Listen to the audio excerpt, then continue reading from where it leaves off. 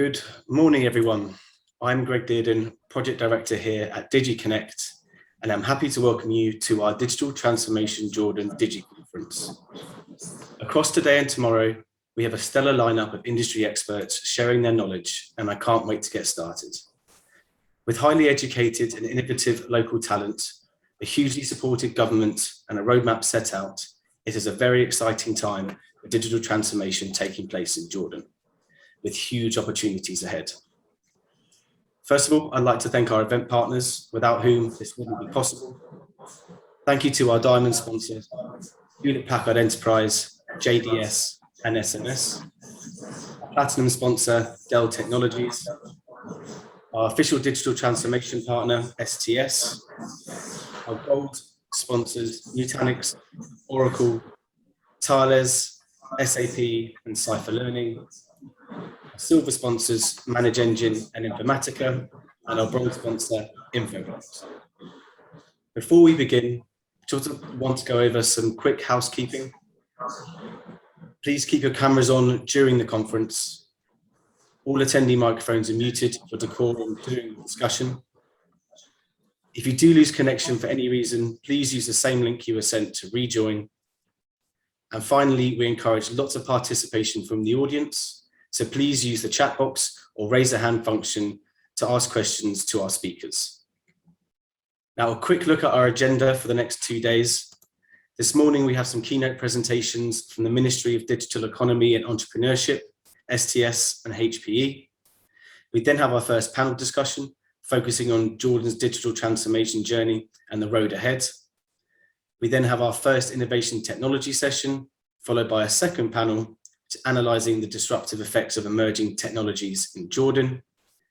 After that is our second innovation technology session before our closing keynote, which is a great digital transformation case study from Wasim at International Airport Group.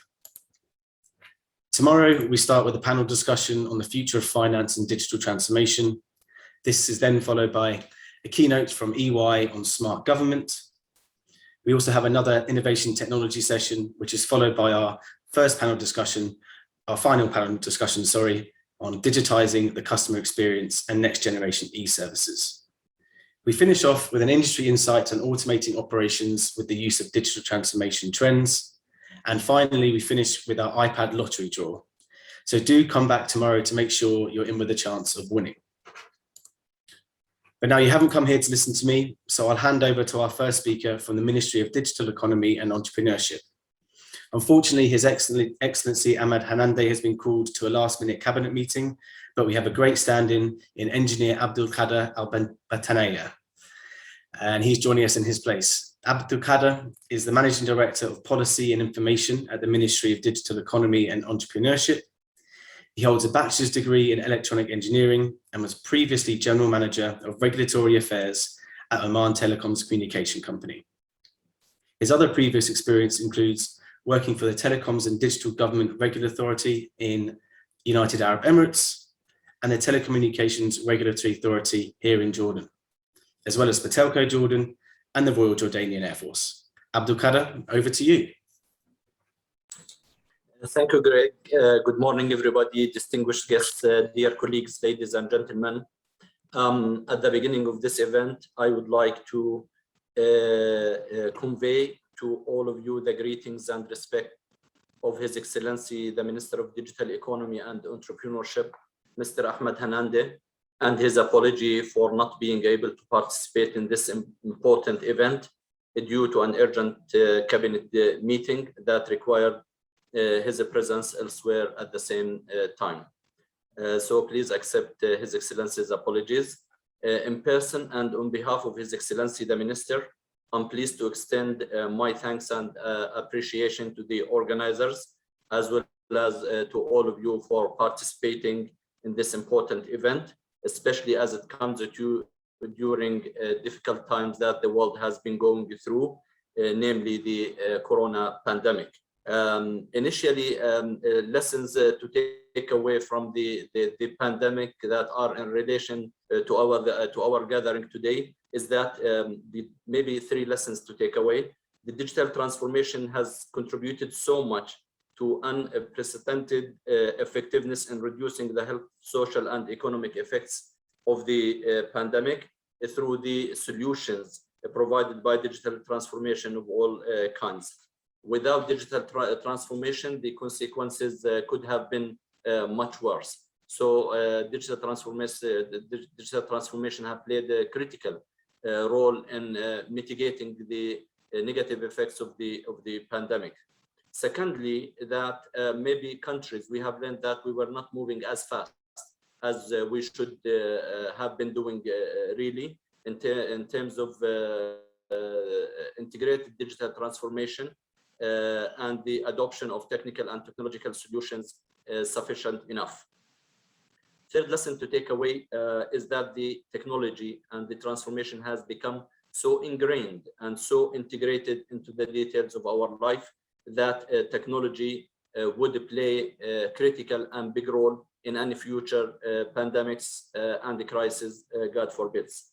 In Jordan, like everyone else in the world, we seek to enable digital transformation in various aspects of our lives and realize integrated digital transformation that brings economic and social benefits to various segments of the society, whether being citizens, residents, business sector, civil society, educational, all segments of the society. In 2019, Jordan has adopted digital transformation as a means to realize and build a robust digital economy in Jordan. Thus, the name and mandate of the Ministry of Information and Communications Technology has changed to become the Ministry of Digital Economy and Entrepreneurship. To this end, we have worked at the ministry with the private sector and all concerned stakeholders to develop our national strategy for digital transformation with an implementation plan for the coming 5 years, building on a set of strategic objectives, initiatives, projects, key performance indicators covering all sectors, whether the public sector, private sector, or other economic and social sectors.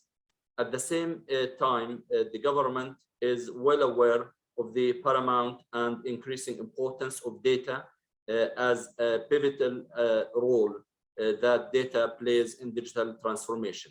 Therefore, the digital transformation engine has got two sub-engines. One is citizen centricity, and the other one is data-driven digital transformation. Therefore, because we know data and its importance to the artificial intelligence and the enabling technologies such as 5G and IoT and other enabling technologies that create huge amounts of big data that are beneficial and contribute to the future of the economy. I do not want to take up too much time, too much of your precious time, and I wish you a conference full of constructive discussions, useful dialogues, and good results. Wassalamu alaikum wa rahmatullahi wa barakatuh. Thank you. Thank you very much, Abdul for that opening. Our next speaker is Mr. Ayman Mazarahe from STS. Ayman graduated with a BS in a degree in electrical engineering from San Diego State University in 1981 and has been active in the field of technology ever since. Ayman co-founded STS, a leading IT solutions provider in Jordan and the region, of which he is today the CEO. More recently, Ayman has been focusing on navigating STS's digital transformation journey, where he is driving STS's strategy to transform how the business operates and delivers value to all stakeholders, proving yet again the importance of solid leadership in delivering change. Ayman, over to you. Good morning, everyone. And thank you, Greg, for this opportunity and for organizing this, what I call a timely event, because it comes at a time when the government is embarking on a new strategy for digital transformation. And the whole country is really taking, for the first time, in my opinion, a serious effort into bringing Jordan into digital economy. And I have to commend His Excellency Ahmed Hanande and the team at the ministry for putting down what I could see a serious strategy with an action plan that is executable. And I think Minister Hernandez is really pushing, and he's been talking about the bureaucracy and the red tape of the government. But for the first time, I'm really hopeful that we are finally going to see the transformation happening at the government level. And we are the private sector. I think we have a role too, to complement the effort of the government to bring digital economy into Jordan. In my short presentation, I'll try to be brief, precise, to the point. And I thought best thing I can do today is really share with you our experience, my experience at STS in doing our own digital transformation. We started our journey in 2018. We're in the middle of it, and I can tell you we're nowhere near the end of it. It's a long journey, but we started it and we're in it. So I thought I'll share with you some of the things that we have seen and we still see, and this could be beneficial, if you wish, to the respected audience who is listening to us today. I had a presentation and I was going to share it with you, but as usual, I do the presentations and I said, put it off, speak your mind, improvise, because it's going to come out better.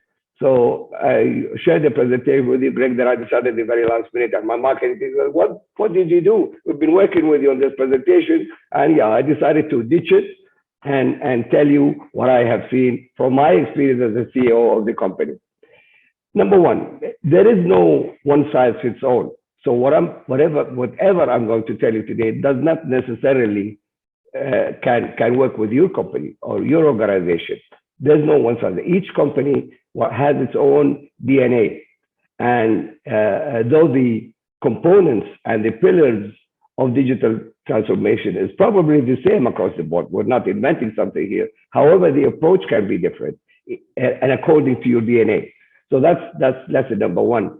You do your transformation in a way that fits with your culture and your DNA as a company or as an organization. Second, we don't have time. We're not going to reinvent the wheel. We don't have time to do trial and error because the world is moving at a very fast pace.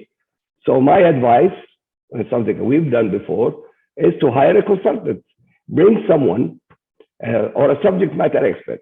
Bring someone on board who has done digital transformation in a place or an organization similar to yours. And I underline similar to yours. He's done it. He's seen the errors. He's seen how things work out. Let him come in. Let him live inside your company. Sit with the staff. Sit with yourself. Develop a plan. And let the staff work with the plan. You don't want a plan landing on top of them because they will not buy into it. If they work with it and they see it progressing and they're part of the plan, you have better chances of them working on it. So this consultant or a subject matter expert, bring him on board, let him understand your DNA, let him understand how you do things, the way you do things in life, and then you go to the next step. And what is the next step? A plan, not a strategy. I hate the word strategy. It scares me. When I hear strategy, I think of piles of books and piles of files, and they often end up on the shelf. Put a plan, a workable plan, milestones, deadlines, clear objectives, not so long, not a 5-year plan. 2 to 3 years is good enough for me because from my experience, after 2 years, you're going to change things as a plan. So don't put a very long-term plan, put what I call a medium-term plan to build your transformation. Okay, so we have a consultant, he's doing the plan. What's next? Budget. And let me say this, you have to do the investment. And technology is expensive. Technology itself is expensive, and the people who run the technology are expensive. Let's face it, digital transformation, the new technologies, all of them, cloud computing, security, artificial intelligence, big data, they're all new. So there are many in this world who have experience in these technologies. So what do we have? Shortage of supply, high demand. What's going to happen? Prices are going to go up. So those resources are expensive. However, if once you made a decision. To build your digital transformation, you have to put the budget, you have to allocate it, and don't cut corners. Please don't cut corners along the way. When you start cutting corners, you start sooner or later you're going to dip in a hole, and then you're going to spend even more to get out of that hole because it was saving costs. And again, once you started, there is no going back. You've already invested, you've already spent money. So keep head on. Though you'll find difficulties, you'll be seeing hurdles, sometimes you don't see the end of the tunnel, keep going and keep investing. Budget is necessary. Plans without budget will not work.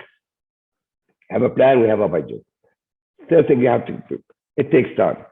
It takes a very long time to get things going. It's changing the way you do work.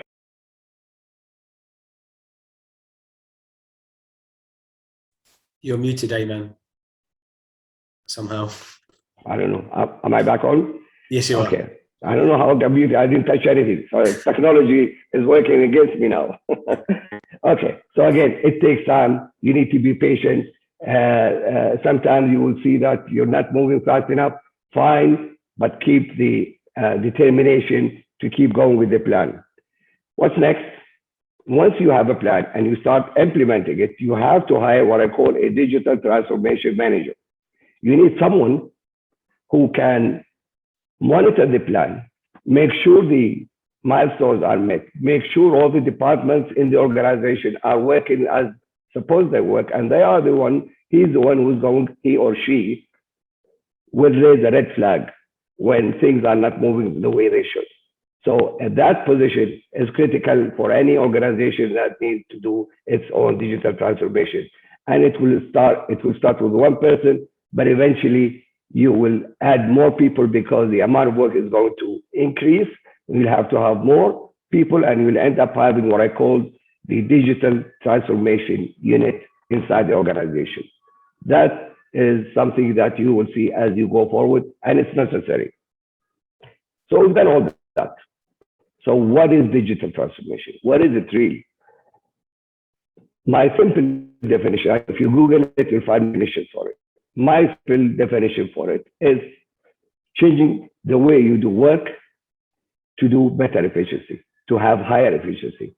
Because when we're more efficient, we'll be doing more business, we're generating more business, we're more profitable. That's from a private sector side. From a government side, you're doing better services to the citizens, and you'll become more efficient, and you have a more competitive. So it's about efficiency. This is what my definition of digital transformation.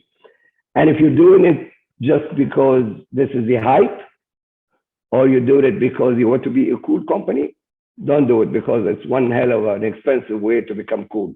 That's not what it is about. It's serious work, and it costs money, and it costs a lot of money.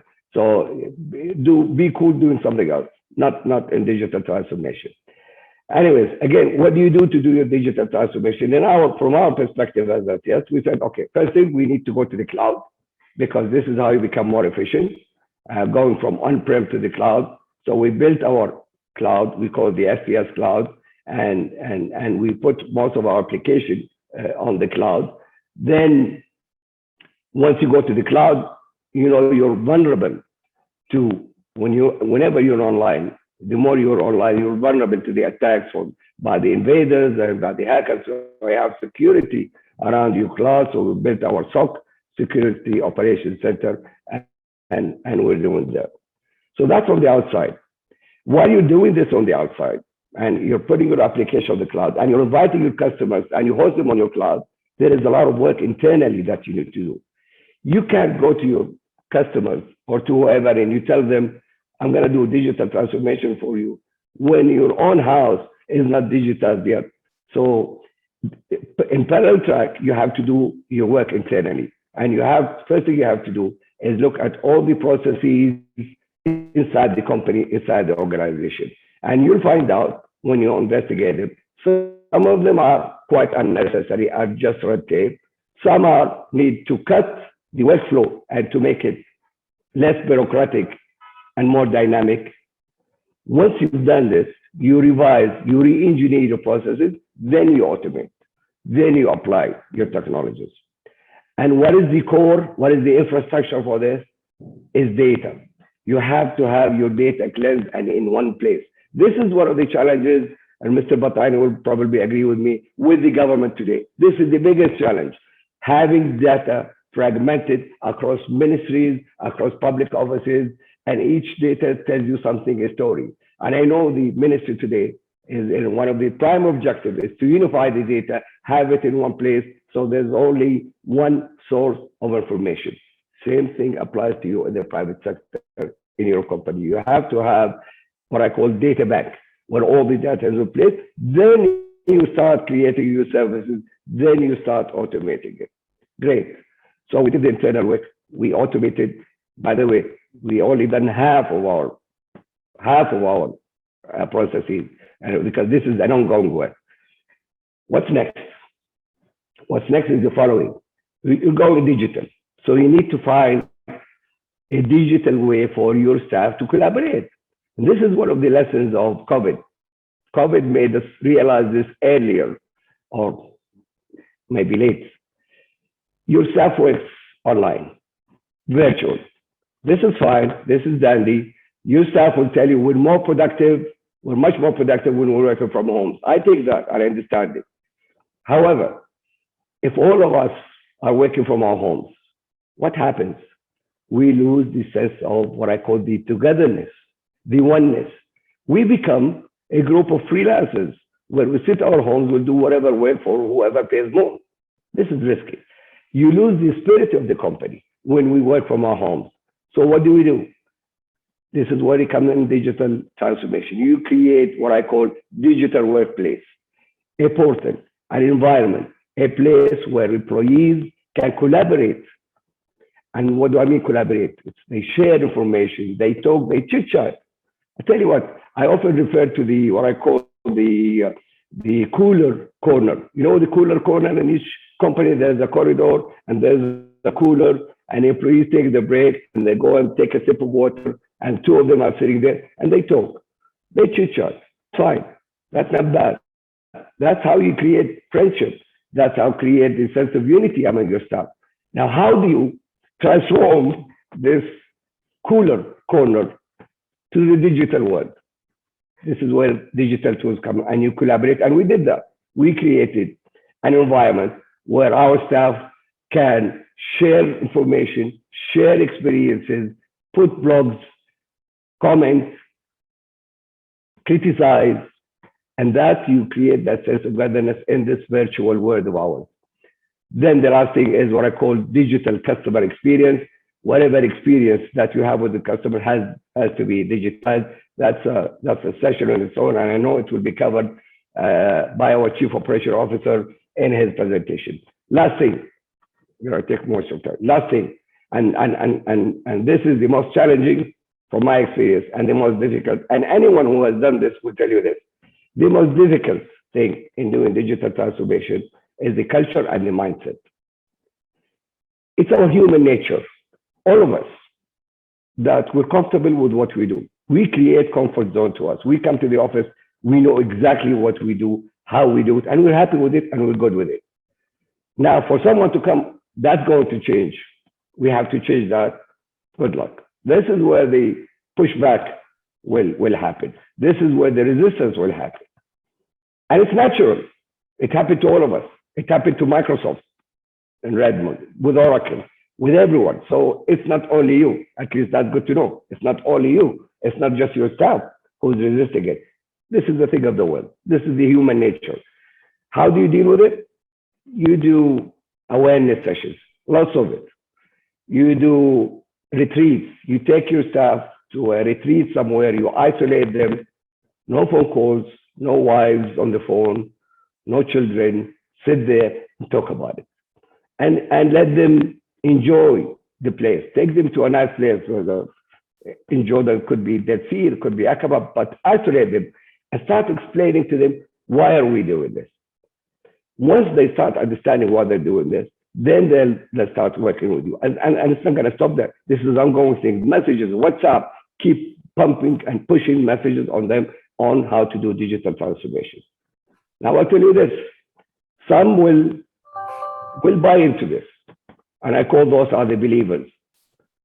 Others will not. No matter how much you've done, no matter how many awareness sessions you've done, they'll just not buy into it. Well, guess what? This is the train, and we're moving, we're leaving the station. Those who are hop in will continue the journey, and those who refuse to hop in will be left behind. That's the reality of things. I'm going to stop here. I hope I gave you what we went through, and I hope I wish you all success in your digital transformation. Like I said, it's not one size fits all. All I can tell you is now, speaking as a country, with the drive that the ministry is pushing for digital transformation, and like I said, I think this is the first time I see a serious push into it.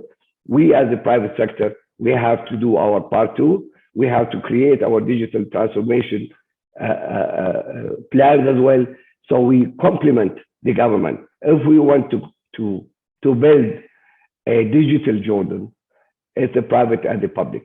We have to collaborate, and I know this is one of the best of times to build this collaboration between us.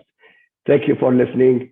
Thank you, Greg, for the invitation, and I wish you a happy conference over the next 2 days. Thank you. Thank you very much, Ayman. That was a great way to sort of set the scene. It was very inspirational. So thank you for that. But moving on, I'd like to introduce our next speaker, Mr. Raif Abu Diab from Hewlett Packard Enterprise. Raif is the Managing Director for HPE for Egypt, Qatar, and the Levant region. In this role, Raif is responsible for assuring strong business growth and excellence of operations across the region, leveraging HPE's globally renowned expertise to meet the aspirations of government bodies and private sector organizations. Embracing the core values of integrity, innovation, and growth, Raif stands at the forefront of the fastest moving technology and digital transformation trends, including artificial intelligence, blockchain, IoT, connected clouds, and customer investments shifting into the information and digital economy. Over to you, Raif. Good morning, everyone. Just a check that you can hear me very well. I can hear you fine. Perfect. And you can see my screen as well? Yes. Perfect. Great. So we're all set. So thank you, Greg, for the introduction. And it is a great pleasure to be with you today. And I'm really pleased to share how HPE and HPE perspective on the ever-changing digital landscape and how we can help you, our customers, and our partners accelerate your digital transformation from edge to cloud. Dr. Ayman had touched the foundations of the digital transformation, talking about being edge-centric, cloud-enabled, and the importance of data in the digital transformation journey. And this is what we're going to cover in my presentation today. To start with, let us shed some light on what we refer to by digital transformation. In one of its articles, McKinsey defines digital transformation as an effort to enable existing business models by integrating advanced technologies. So basically, it allows digital technologies to be integrated into already existing business models to change the way you operate and deliver your solutions and services to your client. From our perspective, it is the process of replacing manual, traditional, and legacy ways of doing business with the latest digital alternatives. This kind of reinvention touches all aspects of business. It is not just a technology, and Ayman had shed some light on this. So, and according to McKinsey, 93% of executives believe that digital is critical to achieving their strategic goals. So we know that every one of you is on digital transformation journey, each at a different stage, looking on how to transform your business using technology, how to accelerate innovation with goals to accelerate revenue, gain speed and agility, improve operational efficiencies, or create a new experience. We highlighted previously that digital transformation is a journey and it touches all aspects of business. It is not just the technology. It is a holistic strategy across technology, people and economics, and definitely with sustainability. So we see organization focusing a lot on the technology and economics aspect of the journey, but it is very crucial not to neglect at all the critical role that people play in the overall process of digital transformation journey. Whilst technology and economics may be the key enablers of business transformation, people are the integral part to the fabric of the digital workplace. It is important to create a culture of continuous change, innovation, and operational excellence. It is very crucial to evolve the skills of the people, your team, adapt automation strategies, and run by taking out the heavy lifting. So according to a often cited study from McKinsey as well, they state that 70% of digital transformation efforts fail. The reasons are many, and not surprisingly, McKinsey lists the lack of management support, poor, non-consistent collaboration across silos, and most importantly, the lack of employee engagement and the accountability as some of the main culprits for digital transformation failures. So why companies are transforming? There are many things happening around us and that they are pushing business to transform. And it is clear that organizations who are well-designed, has well-digital presence, are winning today. Take a look at the restaurants and grocery stores around us. The ones that have online ordering and delivery platform are the winners. And the ones who had no digital presence are trying to rapidly respond. And that is transformational by itself. Telemedicine is another great example of somebody who is in response to COVID-19, very rapidly shifting to providing their services and capabilities online and in a way to their patients while maintaining good quality service. We are seeing all sorts of transformational triggers going on as a result of COVID-19.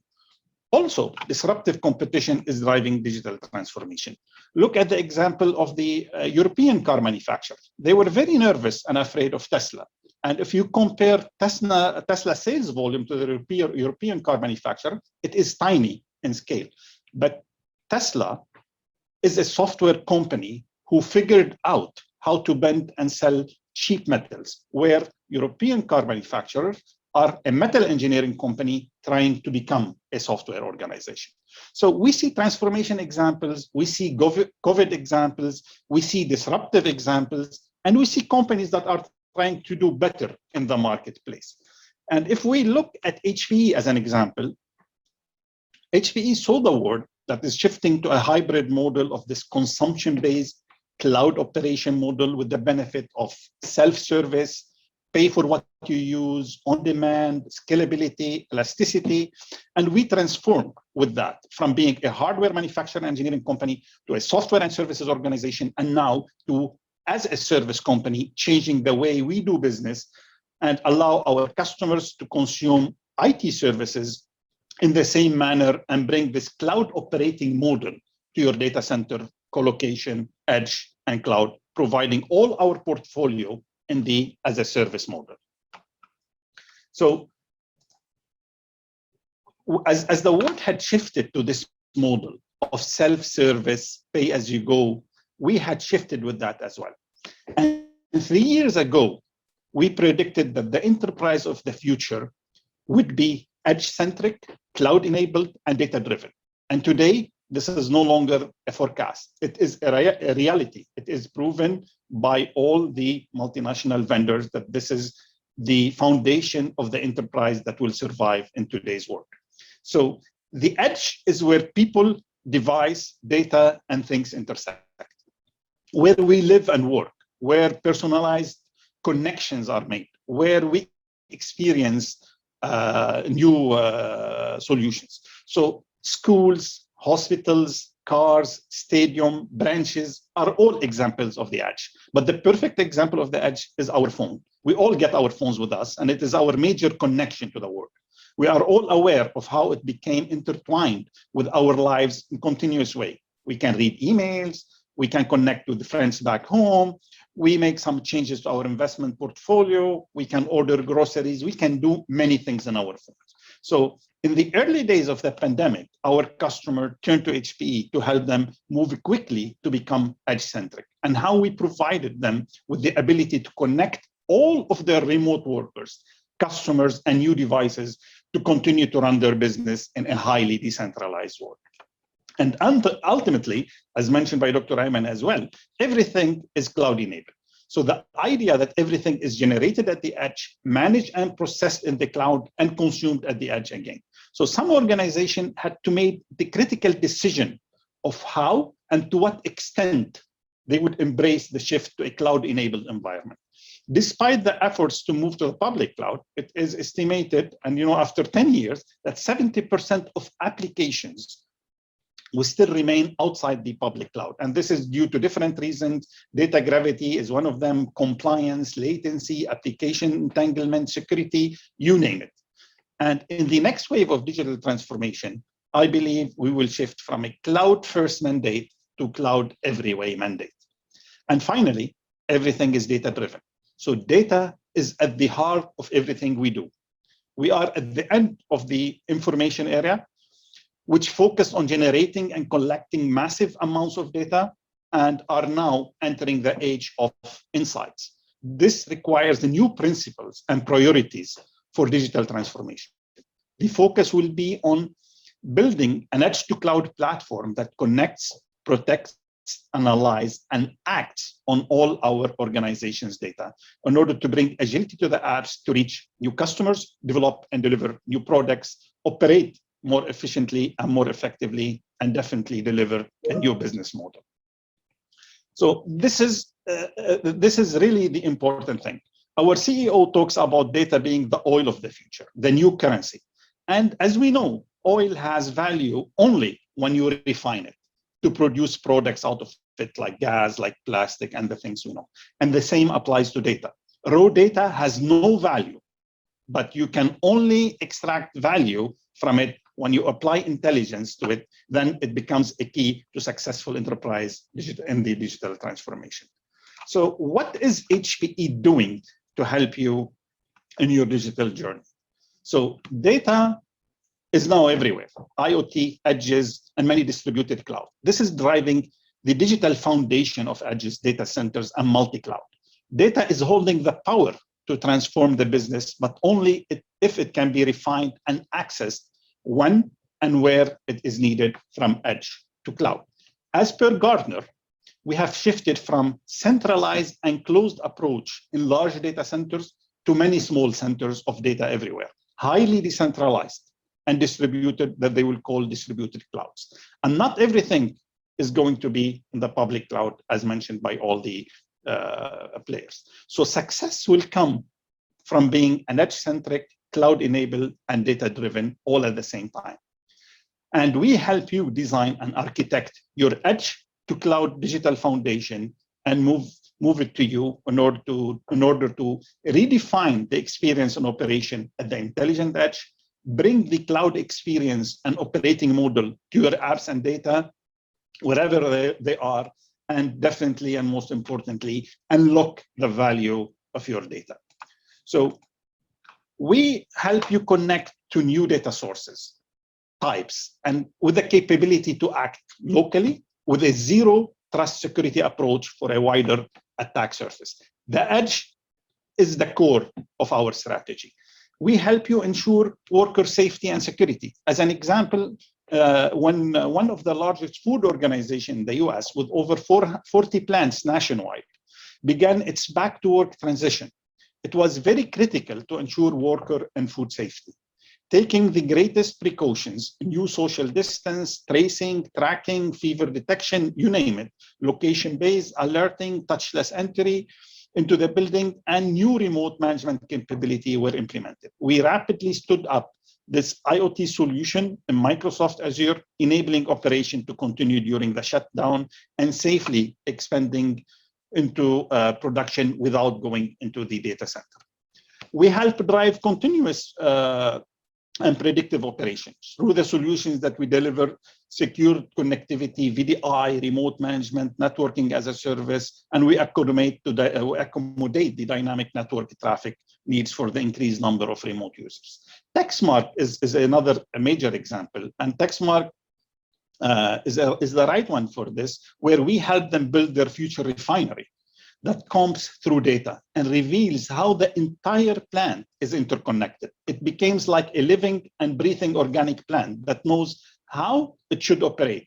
If any part falls out of line, it flags for intervention. So TechSmart had automated work safety, facility condition monitoring with predictive maintenance and video analytics. And this is where they utilize AI and machine learning for predictive maintenance on their pumps and videos and all the equipments that they do have in this one.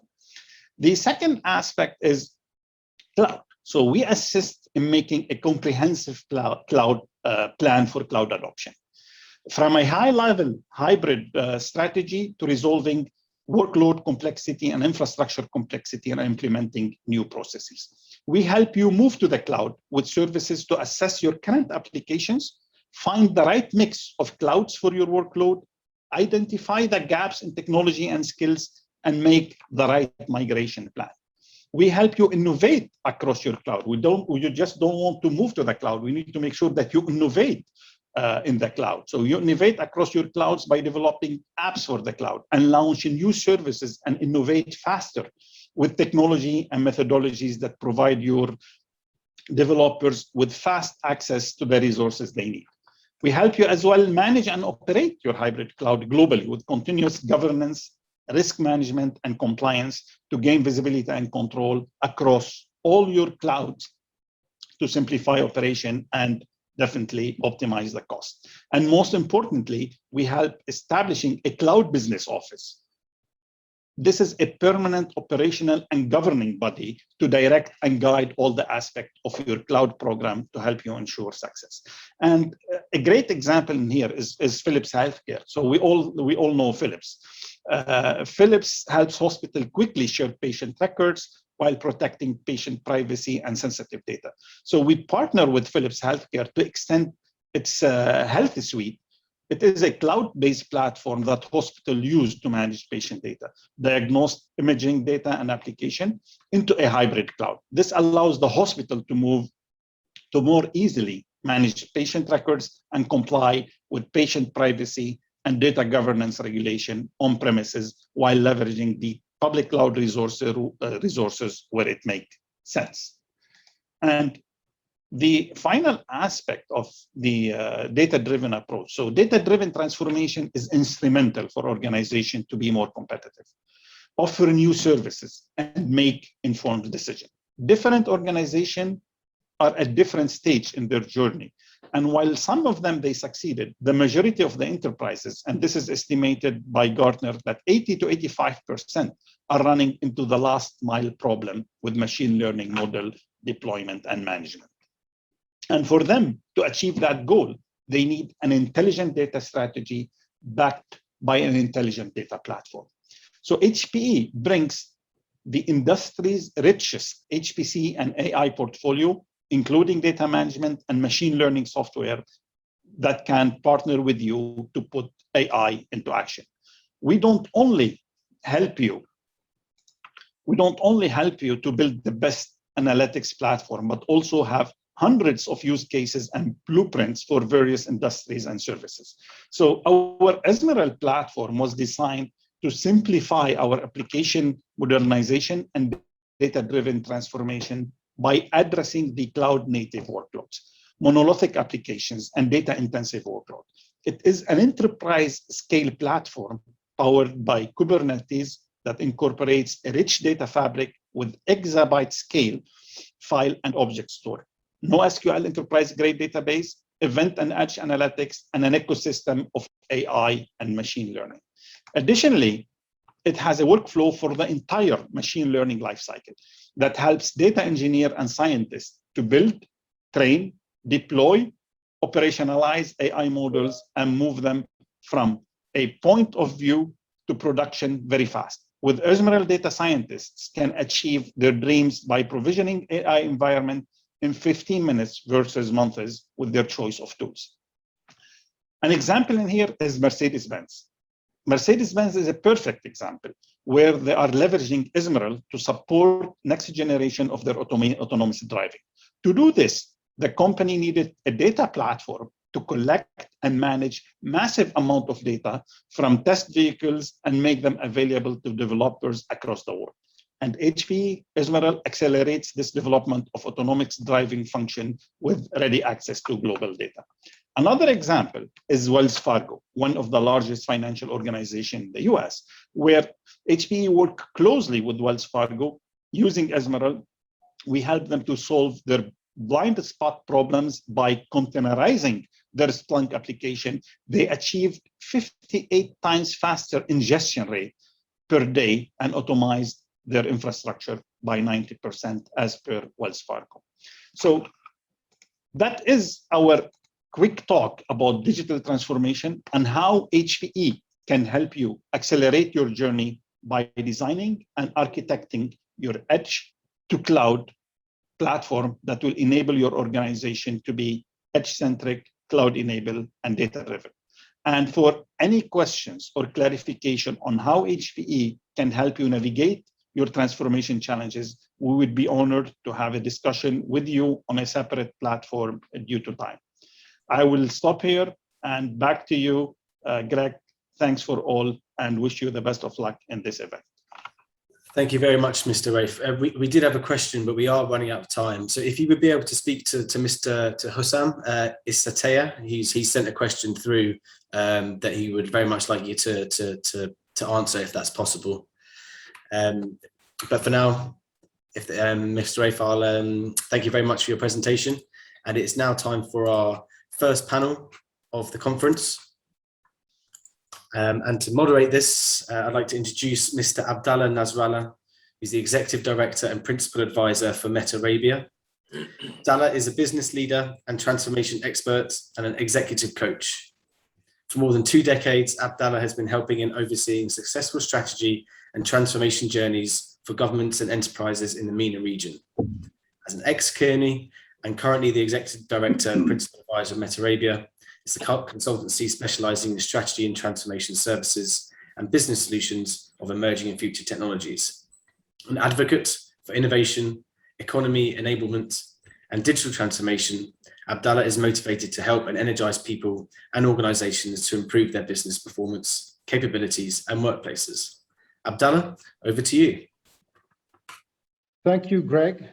Can you hear me well? Can you see me? Yeah, we can hear you. Can't see you just yet, but we will. How about now? Yes, there we go. All right. Good morning, everyone, and thank you, Greg and DigiConnect, for this opportunity. And happy to be here with you in this event. I mean, I can agree more with what Mr. Ayman and Mr. Raif started about the digital transformation and how to start such a journey. And in order to start our panel, as we all know, Jordan has started its digital transformation journey as part of the digital economy. And Jordan is positioned as a regional technology hub, and it's very important for its digital economy to get shape and keep the pace with the new advancements. Our objective of this panel is to actually spark or ignite ideas and listen to our esteemed experts on how to accelerate the Jordanian digital transformation journey for a better digital economy, competitive both regionally and globally. With us today, we have a diverse panel of experts who are coming from different aspects of the digital economy pillars, namely the government, regulation, advisory, and service providers. So I hope you'll find it both enjoyable and insightful as we go through the discussion. Let me start introducing our esteemed panelists. At the beginning, we have His Excellency, Mr. Bilal Hafnawi, who's the Commissioner and Board member of the Jordan Telecommunication Regulatory Commission, TRC. He has more than 19 years of experience in senior roles in technology management and leadership, strategy and regulation. He's he has a very vast experience in multinational vendor and service providers like Huawei, Motorola, Nokia, Samsung, and STC. His main focus, or many of his main areas of focus, are regulatory, management consulting, digital transformation, and entrepreneurship. He's a certified MIT in executive management and leadership of technology. Next on our esteemed panel is Engineer Abdul Qadir Al-Batayne, who's the Director of Policy and Strategy Department at the Ministry of Digital Economy and Entrepreneurship. Mr. Abdul Qadir has a bachelor degree in electronic engineering from the University of Liverpool. He was previously the General Manager of Regulatory Affairs at Oman Telecom Company. Before that, he used to be working with the Regulatory Authority of Digital and Communication in the United Arab Emirates, and the TRC, or the Telecom Regulatory Authority of Jordan, Battleco Jordan, and Royal or Jordanian Air Force. Next in line is Mr. Mohammad Sear, who's a digital government and public sector consulting leader at EY for the MENA region. He's a veteran expert in executive leadership for both government and private sector across the globe. He's an associate partner with Ernst & Young Consulting Services in the AM region. He's actively engaged in crafting and facilitating meaningful and impactful socially conscious results for the government and the public sector. Before joining Ernst & Young in 2014, he's held senior executive roles in both public and private sector organizations, including UK government, telecommunication company, and business consulting. Next is Mr. Muhammad Al Yahya, who is the Chief Operating Officer of STS. Mr. Muhammad has a breadth of international and regional executive experience and has electrical engineering and a Master's of Science in IT and an MBA degree. He is empowered to lead the operating model and transformation business model of STS. And he's also looking at enhancing the quality of services of STS customers. Last but not least is Mr. Munir Bukadidi, who's a principal digital transformation specialist at Oracle with over 20 years of experience supporting mega transformations. He's also a researcher in digital technology and is a faculty member of the University of Antwerp in Belgium. He holds an MBA from the University of Manchester and a Master's of Science in Software Engineering. Welcome, everybody, and I hope that I've not missed anyone in the panel. Let me start by asking some questions to the panel, and we'll also open the doors for some questions. All right. So let me start by like the big question on the digital economy, and since our focus today is the Jordan digital economy, the question would be, what would be your thoughts as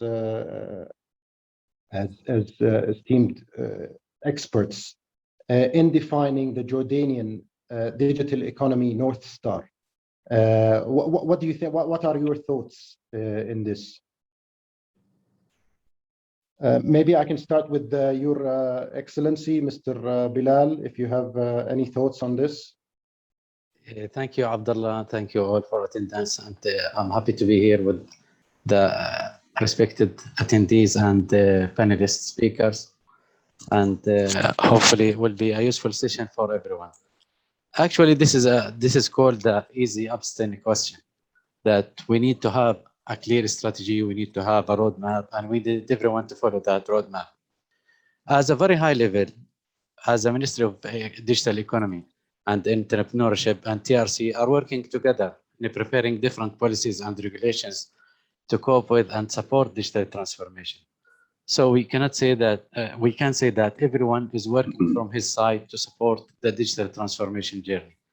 For example, in the ministry, they started with data classification policy, open data policy, cloud computing, government policy, artificial intelligence, and entrepreneurship policies. This is the policy shows the roadmap that what is the government thoughts toward the digital transformation journey.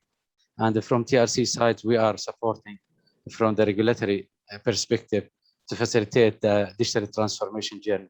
For example, we had different regulations related, for example, to implementing and facilitating IXP, which is Internet Exchange Point. And this, for example, give us a chance to host Google in Aqaba, for example. This is an added value to Jordan that Google cable is passing now from Aqaba due to this a new service provider that we have for the Internet Exchange Point. Also, we prepared the Internet of Things licensing instructions. Also, we have the type approval and entry instructions reviewed to embrace and the new technologies. Also, we have a new numbering plan to consider a new numbering request for the IT devices, for example. And also, we are working and guidelines are being prepared for blockchain and new technologies. Also, we are working with the cloud policy. So this is as a very high level roadmap as a government shared between TRC and Modi. We are working to embrace the new technology and make the roadmap.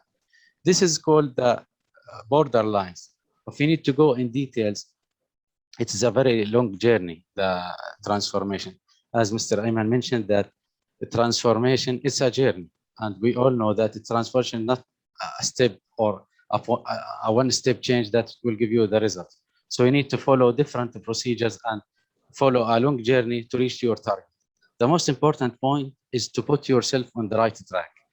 Being on the right track will give you the momentum to follow that track and to reach your the target. However, you should have a very high level plan, a very clear vision.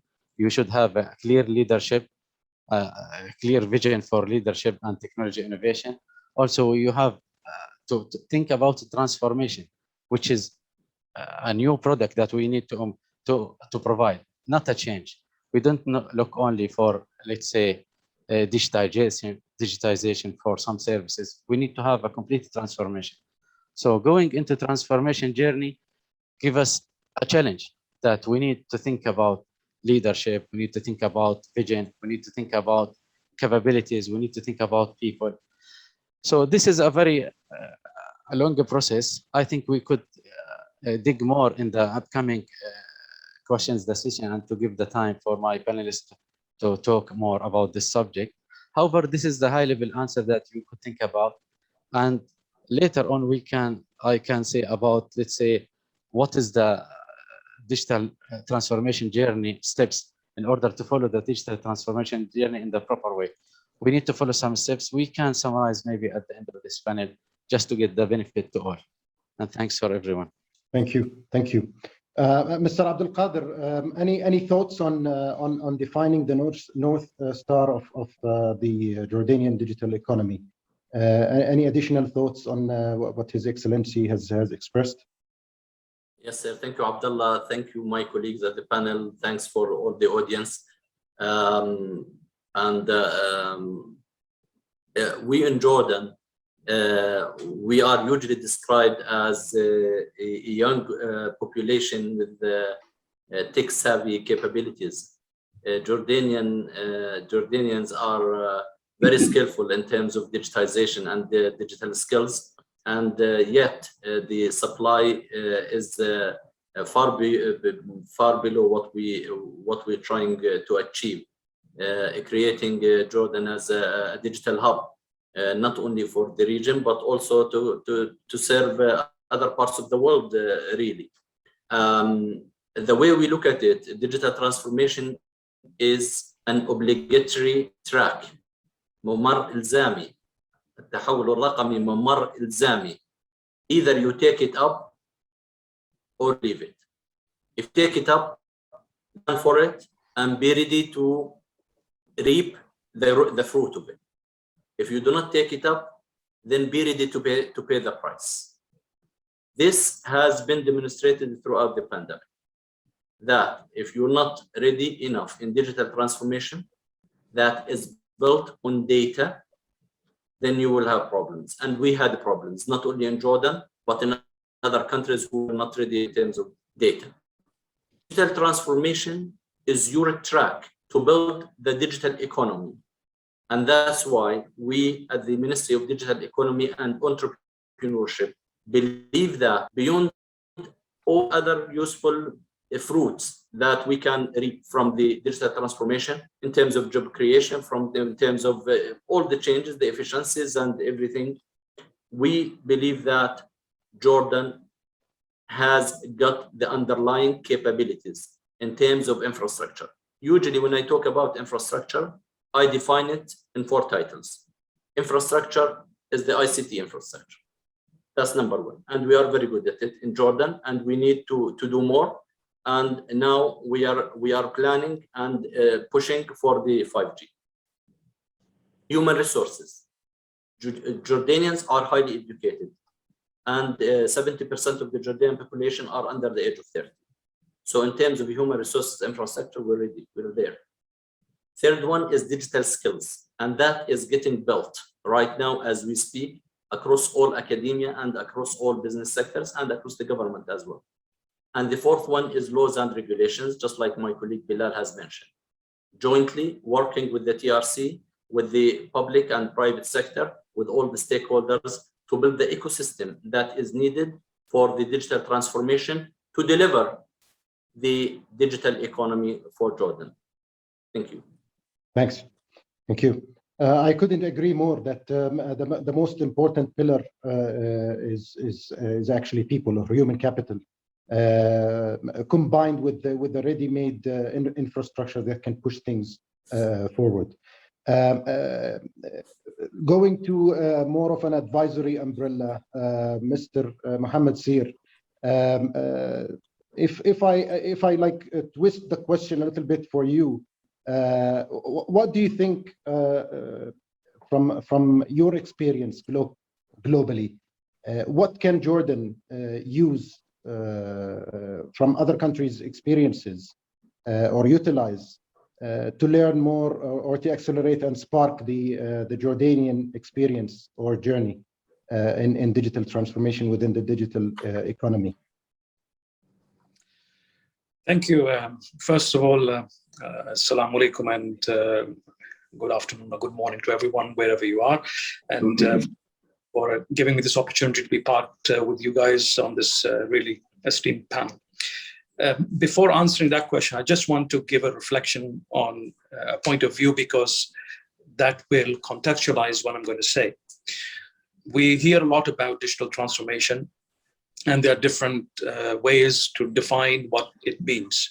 And I'm going to put a definition that I feel it should be used as a way to define what we mean by digital transformation. And this, in my personal view, is about transforming business models that will then enable us to operate more effectively in the digital era. So technology, of course, is at a key enabler of that, but it's digital transformation or digital economy, digital nation is a lot more about change of business models than pure technology play. So that's one important factor to keep in mind. And coming to the question you were asking, and how is this linked, is because those countries which have taken a view of more from a human-centered design approach, in my opinion, have actually achieved the outcomes they're looking to achieve. And for me, 2 countries stand out. There are many countries, but I'm going to pick on 2 countries because they're small, but they're punching above their weight. One of them is Estonia. We all know about the Estonian story. Many say it's too small. It's a very small country that can't be taken as an example for our nation and stuff. But I say Estonia, you look at it as a POC, for example, for bigger countries. And why Estonia is quite a good example to study is because their transformation journey was driven by wanting to make the lives of their citizens better. So they had that at the center. And how can they operate more efficiently, the government? Because they came out of a particular stage and became independent, didn't have much cash, and had to find unique ways of how to actually do what everyone else was doing in a more efficient, effective manner. So that's a very interesting country to explore and have a look at in more depth, because even now they are starting to think more about what's next. And their strategy was built around a vision of building a digital nation, a nation that is going to operate in the digital space as much as possible. So that's why you see even today, they are talking about not technologies, but sectors. How are we going to reimagine the educational sector to be operating in a way that supports the digital world we're living in, where all of our lives are going more and more online, whether it is entertainment, whether it is education, whether it is business, banking, whatever we are doing online. We're moving from the physical to the online space. So that's why the business model change is quite important, because they are reimagining how education will happen in the future, knowing that we have all these capabilities in our hand. The other country would be Singapore, which again, I believe is punching above its weight. And why I particularly like Singapore is because their whole journey is anchored around a smart nation. They want to build themselves as a smart nation. It's not about a government, it's not about an economy, it's about a nation as a complete nation. And they have then started to look at what are the building blocks and enablers that will enable that, whether it's government, whether it is the private sector, etc. So those would be a few things I would mention that could be considered. And the other thing, just to maybe zoom on to, when we talk about digital economy, and every nation, frankly, is talking about them becoming the world leader in this space. And everyone believes they have the capabilities, the capacity, and resources to become that. In reality, everyone can't do everything. And my advice always is focus very clearly on some unique areas where you feel you can become the global leader in that digital economy space, so you have a better chance. And anchor that and build that based on your own core capabilities. When we heard about the demand and supply side, the demand is there. But on the supply side, what do I have as capabilities that I can convert into enriching and enabling the digital economy? So having a clear focus in which technologies, which sectors am I going to really double down and become a global champion and player will help you to be more successful than trying to do everything and every technology. I'll pause there. Thank you, Mr. Mohammed. Back to the umbrella strategy or the roadmap that we've just mentioned. This umbrella strategy or umbrella plan, if we go line in line with Mr. Ayman's thought, as an action plan of doing things rather than just a strategy sitting on the shelf. My question goes to Mr. Mohammed Al Yahya on the inclusiveness of such plans. So when we say an umbrella strategy or a roadmap for a country, provided that government, private sector, and people are involved, how do you think, Mr. Mohammed, the private sector can lead or shape the way with government and people, or pave the way of a highly inclusive effort of a digital transformation? Thank you, Abdullah. Good morning, Abdullah. Good morning, everyone. It's really great to be part of this esteemed panel. Actually, you know, when you're thinking about the inclusiveness of all parties that play a role in the digital transformation, especially that we're not talking about just one sector, we're talking about cross-country, nationwide, across all sectors, from retail to banking to telco and so on. I think that you know, the inclusiveness and the coming together part is really important, where every party plays a role, whether they're a provider or recipient of technology as part of this transformation, and the role that they play in providing these assets. Like us STS service providers, we need to make sure that we provide infrastructure and capability, as well as making sure that you know, that all these pieces come together. A very important aspect of a very successful digital transformation is agility. I think this is one of the things that actually make or break a transformation. You don't know the future, nobody does. And if you start planning 5 years ahead and start doing a transformation that's 5 years long, by the time that you finish, you'd be somewhere completely different than where you should be.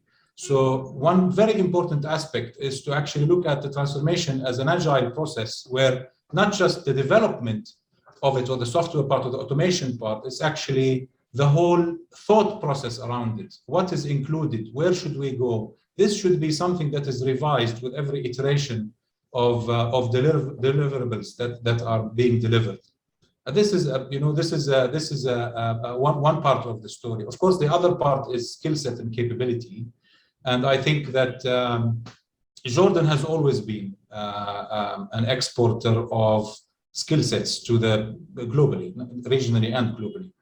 I think it's very important to consider, you know, ways to always upskill, you know, this skill set. And maybe we talk about this maybe a little bit later in more details. But I think that the skill set and what the government does, and what the private sector does, and what the education sector does, has to come hand in hand to make sure that we have a continuous flow of skill set improvement as we go through time, to make sure that we can cater for the challenges that are upcoming, be it technology advancements or be it you know, things that are core to the transformation that we are doing.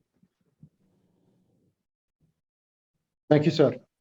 Mr. Munir, adding a little bit of complexity on the same question for you.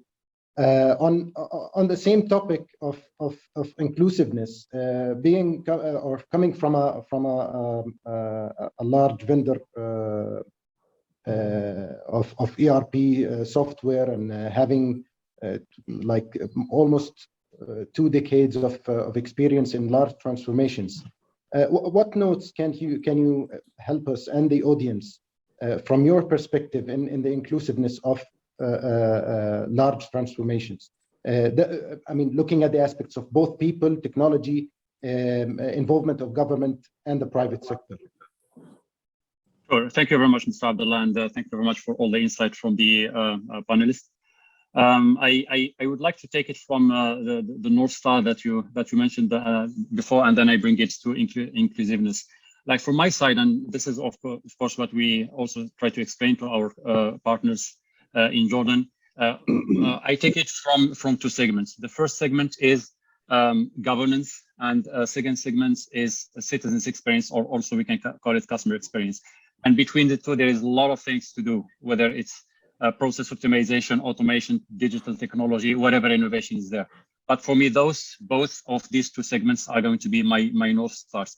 The only question I ask, especially when, you know, before the COVID hit, I used to come to Amman frequently. I really enjoyed discussing with the youth, and you know, I can assure that in terms of skill set, in terms of competence, no one can argue that we have what is required for a full digital transformation of the country.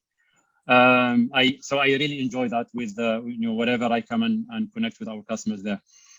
Now, the one question that I give is, what if currently His Majesty call the CEO and he will ask for a full dashboard that brings a full view of the let's say a finance or a healthcare or an education view of the country? Would we be able to collect data in real time from different sectors, from different organizations, from different institutions, and bring that data and collect it in real time and give it to His Majesty for a certain decision? Same goes to, let's say, if His Highness Prime Minister will call, one of the ministers and ask for a full view of what is going on the ground, and he's about to make a very critical decision that may be engaging like a multi-billion-dollar investment for the country. Would we be able to provide that information in real time, and of course with the highest level of quality of data? So these are some of the questions that we need to ask ourselves when it comes to governance, especially not just providing those insights. Are those insights secure? Is the data behind is secure? Is the data behind is of highest quality? Is the data behind is integrated? Are we capable to connect all of the sectors and all of the organizations, whether from private or public? Are we capable of connecting all of these entities and bringing data at a certain point of time as required by business? So those are some of the critical questions that, of course, it can help us identify what would be some of the target. From the other segment, that is the citizen experience, of course, like for me, would be the target that a Jordanian citizen, whatever he wants, a certain service, whether it's a financial service, whether it's a public service, whether it's an education service, for me, he needs to be able to do that from his mobile phone. So he just grab his smartphone and request whatever he wants. We need to be able to identify his identity, his digital identity, and provide that identity to whatever service provider is behind. And then, of course, that service provider needs to provide a digital service experience until the citizen gets his documents or his whatever he wants delivered to his home. So for me, that is also another North Star that will, and of course, between the two, inclusiveness is part of it. I've seen lots of comments about education in the chat. Education is really important, especially that's currently we are talking about Gen Z, Gen Y, Gen Alpha, Gen Delta. So a lot of generations are coming, and those generations, they have higher expectation. And there is a keyword about cost, which means if we want as a country to do all of those improvements, what about the cost? And here I really want to share one experience I've had when one of the leading banks in Jordan, I can mention because I asked authorization to mention it in the conference. That is the Ajib Bank in Jordan. So I had the chance to start the digital transformation journey with the bank, I believe 3 or 4 years back. And with the bank, we have done amazing improvement. And one of them was the implementation of the first blockchain for a financial service in Middle East and Africa. And we need to be proud of those references. And, myself, I'm proud of it. Like whatever, in my job, I support Middle East and Africa. Today, I'm in Burundi, in the capital of Burundi, supporting our customers. And wherever I go to discuss with a bank, I bring that reference and I give it as a reference for improvement. And guess what? What we have done with blockchain with Ajib is instead of doing an international money transfer that takes normally 3 to 4 days, and it costs a lot of money for all the third parties and the switching. Well, the Swifting, sorry. So what we have done is we have done a real-time money transaction with a reduction in cost about 90%. So those are the kind of improvement that we need to bring to Jordan. And of course, as Oracle, we are more than happy to support in that space. I'm having a session right after the panel, and of course, I will be more than happy to provide some insight about how we can do that. Thank you very much, Abdullah. Thank you so much. Thank you so much. Okay, I think we couldn't agree more on the aspect of people, or what we call the syndrome of a brain drain of Jordan. We know that Jordanians are everywhere, helping building other nations, and of course building the Jordanian nation. Looking at the brain drain syndrome, what opportunities can the government seize to benefit the overall economy as we may say a brain exporter, and how can this brain drain be controlled I don't want to say controlled because it might seem harsh on some people. It's how can we utilize the brain drain and make sure that Jordan takes its share of talent. Mr. Your Excellency, if you have any thoughts on this, Mr. Bilal. Yes, thank you, Abdullah. Actually, I want to highlight something that digital transformation is a mean. It's not an end. I mean, and in Arabic I say التحول الرقمي وسيلة وليس غاية. And we are going for this transformation journey to help business entities to change the business models. As a definition, that transformation is a fundamental change in business models, mindsets, governance, capabilities, internal processes, and culture. So we need to establish a new transformation vision, strategy, and roadmap. And the three pillars of the transformation are, as my colleagues mentioned, the people, business, and technology. The most important part, the cornerstone, is the people. Here we need to think about people as individuals and as groups, as individuals working as a skill set for each individual, and as organization structure for people, breaking down the silos, having a new organization, cross-functional teams, change the culture, create culture for innovation and continuous refinement, and insight-driven decisions, and enhanced leadership. This is the most important part to attract people. The following, like business and technology, we will go there. Definitely we'll go there. We will change the business models and we will utilize or use the new technologies. However, we need to focus about people. Here, the most important part are the silos that we have, either between different sectors or between different organizations. And we need to know that the new organization that we have is a cross-functional organization. We no more has a functional organization that it's working separately. For example, we will not have eventually that industry or manufacturing as only industry business without technology, or we don't need consultation that business, how people can be plugged there, how technology can be utilized there. We have, for example, IIoT, which is industrial IoT. As a pure industrial person, he will think about industry. I don't need to invest more. However, if he knows the value of the technology changing the business model industry, he will think in different way that I can utilize technology to enhance my industry. So as we mentioned, nothing is impossible. That going for change is nothing is impossible. However, we need to have more focus by all parties. We need to have all parties agree toward Jordan vision and align plans to achieve that vision. We need to focus on technology leadership and innovation and build and attract leaders. We need to think about people. We need to think about leaders. As you mentioned, Brother Abdullah, that Jordanian expats are there everywhere in the region. And I was there out of these expats before. So everyone having a leading position in an international organization or consultation firm or whatever international operator. The most important or attraction for them is the income. They have income there and they have good benefits.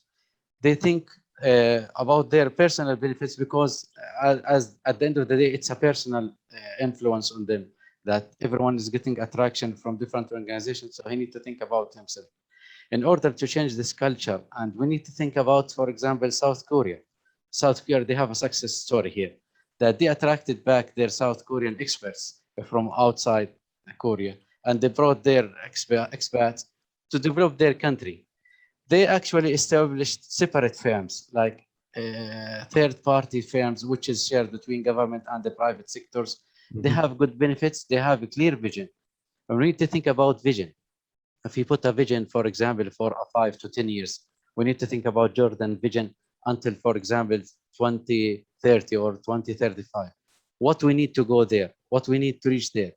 We need to think about ways or tools to reach there. There is a famous English proverb says that put yourself in the right way and you don't care when will you arrive. If you are putting yourself in the right track, the right way, you will arrive there eventually, but you need to take the right tools and the right people with you.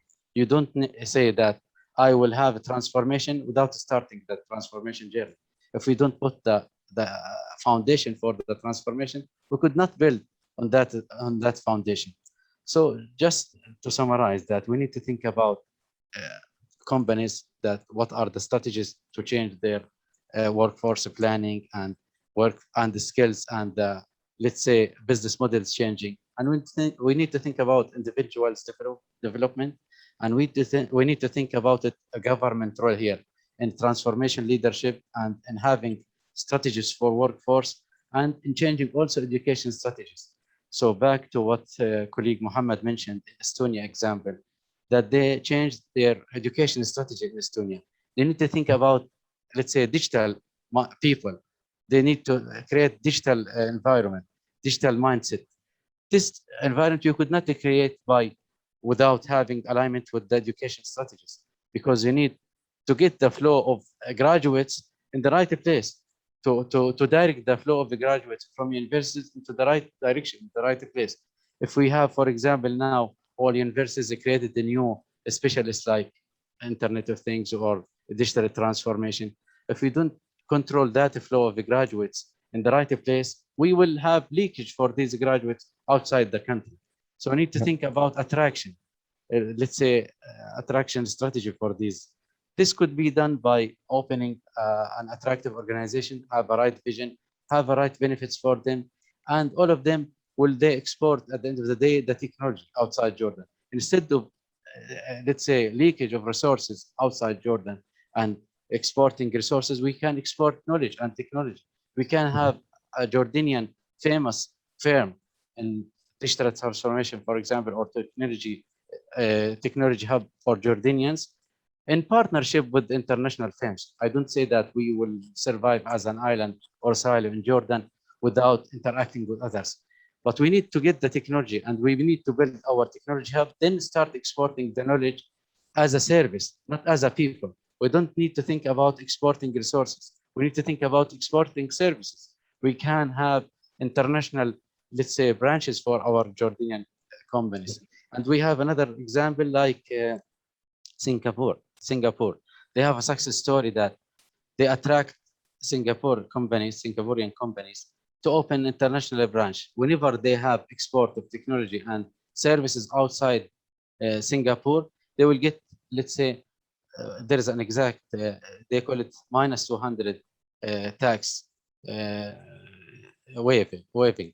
They mean they are getting a waive for the tax minus 200. Means that if you export technology and utilize our resources to export technology outside Singapore, you will get benefits for your company inside Singapore. At that thing, you will utilize your resources and you will utilize your money to update and upgrade your business instead of paying tax to the country. And at the end of the day, the international transfer to the Singaporean companies are coming more and more because they are exporting technology, not people. So this is one attraction policy that we could do. Interesting. May I just ask you another question on this? So could this limit like the innovation or could this add any level of control on people, as you mentioned, expats leaving for their individual interest? Now, nothing coming by force, by the way. There is something called attraction. For example, if anyone Jordanian who working outside, he will not think to get the same salary of that country in Jordan. He think that one third of that salary with some benefits, it will be attractive for him because there are so many expenses outside. The lifestyle, the life cost, it's very expensive compared to Jordan. And at the end of the day, he's Jordanian. He's thinking to come back eventually to Jordan. And coming back with attraction, with good position, with good role in Jordan, he will think about it. Instead of waiting him to get retired and come back to Jordan without getting the benefit of his booming experience at the, let's say, at the young age of that person. So we need to think about attraction. Attraction means opening the technology hub, opening the attractive companies, having a true partnership between private and government sectors, and having also innovation hub for attraction for investment for the foreign companies in Jordan. This will be a win-win for those companies and Jordan. So at that time, we will get the experience, we will build our technology experience and technology hub and start exporting experience. I need to think about exporting experience, not exporting people. We need to focus about this part, because the success here is not to export the people. At the end, is the success was to export experience, or let's say have consultation out of these companies to foreign countries in the region.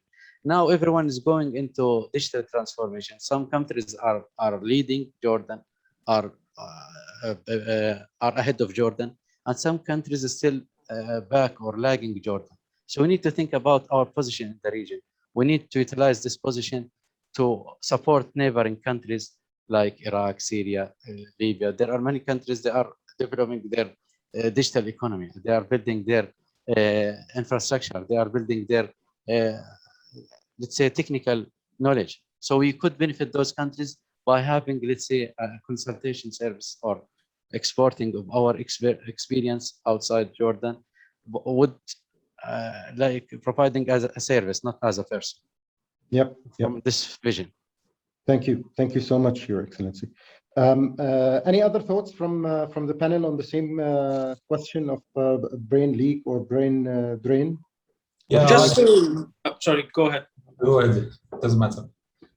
Yeah, I was going to say that, look, firstly, there is, Jordan is blessed with talent. So let's start with that. You have a brain drain because you have talent. So the challenge is, how do we stop that brain drain from going overseas? But how do we bring it back as well?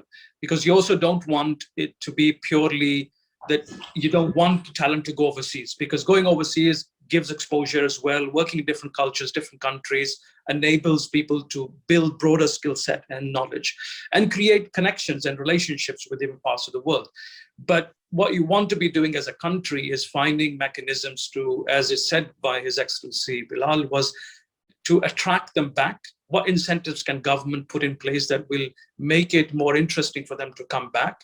And what can the government do to actually create a more vibrant economy that will attract the talent, and especially digital talent?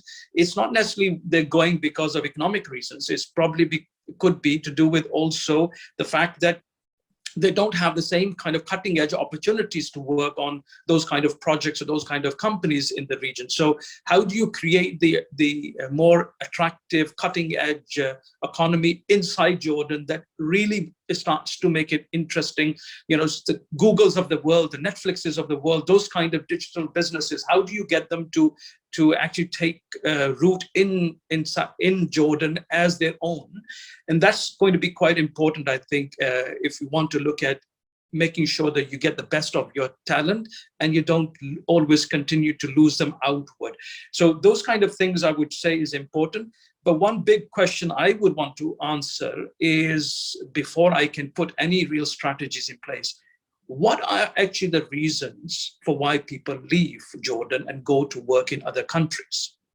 And if we are going to guess at that, then whatever programs we're going to put in place or incentives are going to be not maybe robust. So the one thing I would say as a starting block, if not already done, is the government needs to really invest in understanding the reasons for why people go out of Jordan and don't return. Then you can start to put in place those incentives, because otherwise you're going to be hit and miss. You're shooting the dark. I think they're leaving because of economic reasons, but it could be others. It could be the lifestyle is not what they want to have in Jordan. Maybe they want to work in a different environment, which they don't have today in Jordan. So understanding the root causes will then enable to put in place proper policies and strategies. Yeah. Thank you. I think just in continuation to that point, I think from what I've seen, there's a lot of movement outside because of course, the economics, as His Excellency Mr. Bilal has mentioned, but also for experience. And I think the only way that we can actually address this is to make sure that we have leading roles in technology. At the moment, we are followers of technology in the region generally. So there is nothing that should stop us from becoming leaders in technology, especially in separate areas. The way that you can attract people back is by increasing the value, supply and demand, increasing the value of the skill set that you have in Jordan. and then commercializing it through organizations, as His Excellency Mr. Bilal said. And maybe there's a role the government should play there by, striking government deals with countries in the region that could actually export the service through organizations and facilitate the work and things like the double tax that was mentioned.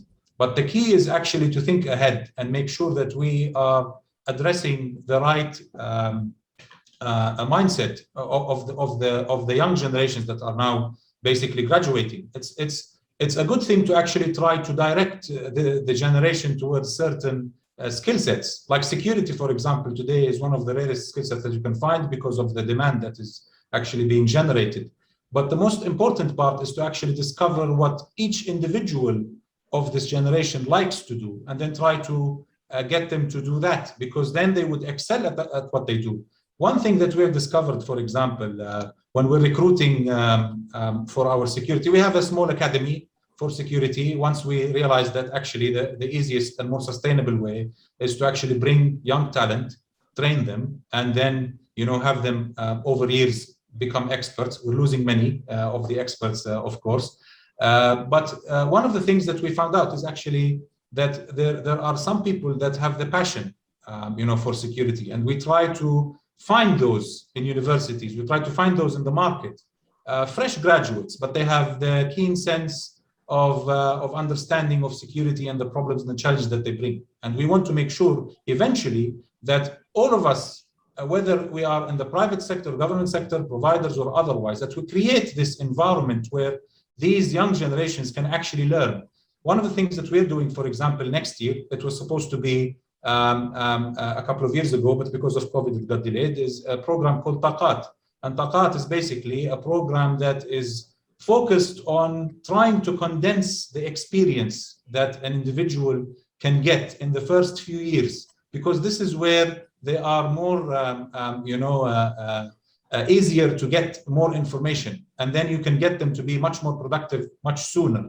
So we want to actually try to summarize the experience of the experts, the ones that have the 15 and 20 and 25 years of experience, to tailor these programs hands-on from university to start to actually get the skill set growing very quickly. I think this will be actually something that will transform, the way that we look at skill set in the region. And I think that we need to come back as number one in the region in terms of the skill set. A lot of Jordanians that are out there today do actually come back to actually try to push Jordan back to the forefront in terms of the technology. And this is what we would like to have, in terms of, as part of this transformation that's happening, to look at that aspect as well. Thank you, Mr. Mohammed. I totally agree. Focusing on the people, attractiveness, and making sure that the people are the cornerstone is considered one of the cornerstone pillars of the digital economy, and put more focus on attracting them is very important. Let's shift gears a little bit on regulations, or let's say modernized regulations. We all know that in any organization, if you don't innovate, then you either imitate or you just lose momentum. So even with the digital economy and digital transformation, if we look at the government and government regulations, the question is a very broad question that I might ask Mr. Abdul Qadir to start commenting on, with regards to because he's part of the Ministry of Digital Economy.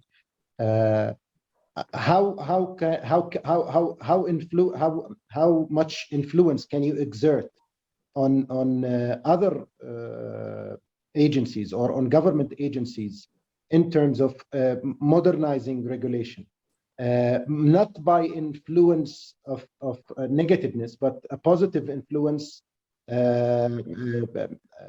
given by probably good benchmarks and good experiences of other countries? What are your thoughts, Mr. Abdul Qadir, on this? Yes, sir. Thank you, Abdullah. Obviously, digital transformation, as far as we are concerned, and this is what I believe in personally, requires minimum regulation. We are used to the type of ex-ante regulation, heavy-handed, bombarded requirements at the beginning of any activity that hinders the activity, and so it does not deliver at the end of the day. And therefore, then we move to the ex-post regulation, which is a transition in a way or another from the ex-ante mentality into the ex-post mentality. And then you do not have the right people and the right entities to handle the situation. And therefore, to get away from ex-ante or departing to ex-post, start with light-handed regulation to give momentum and to lower barriers and to operate openly, really. And there where it comes the issue of transforming the mindset before actually putting in place regulations and papers and strategies and that type of thing. If we're not transformed here, kiss digital transformation goodbye. It doesn't happen.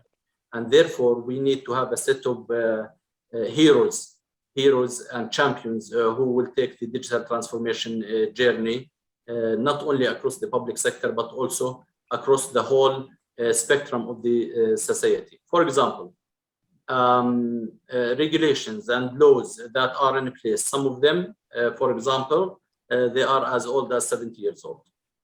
One of them, for example, which handles the confidentiality of documents, it talks about treasuries with keys and 7-digit number, I don't know what, and red table and that type of thing, and it's still in place. Imagine at the time when we talk about cybersecurity, cloud security, and when you come to move from this 70-year-old regime into a newer regime, which takes into consideration the technology aspect of it, you have people who defend the 70-year-old regulation, by the way. We have them, and they're still defending them, and they're causing us a problem with the speed with which we would like to move. Another thing, for example, is that entrepreneurship, for example. Entrepreneurship is the heart of digital transformation.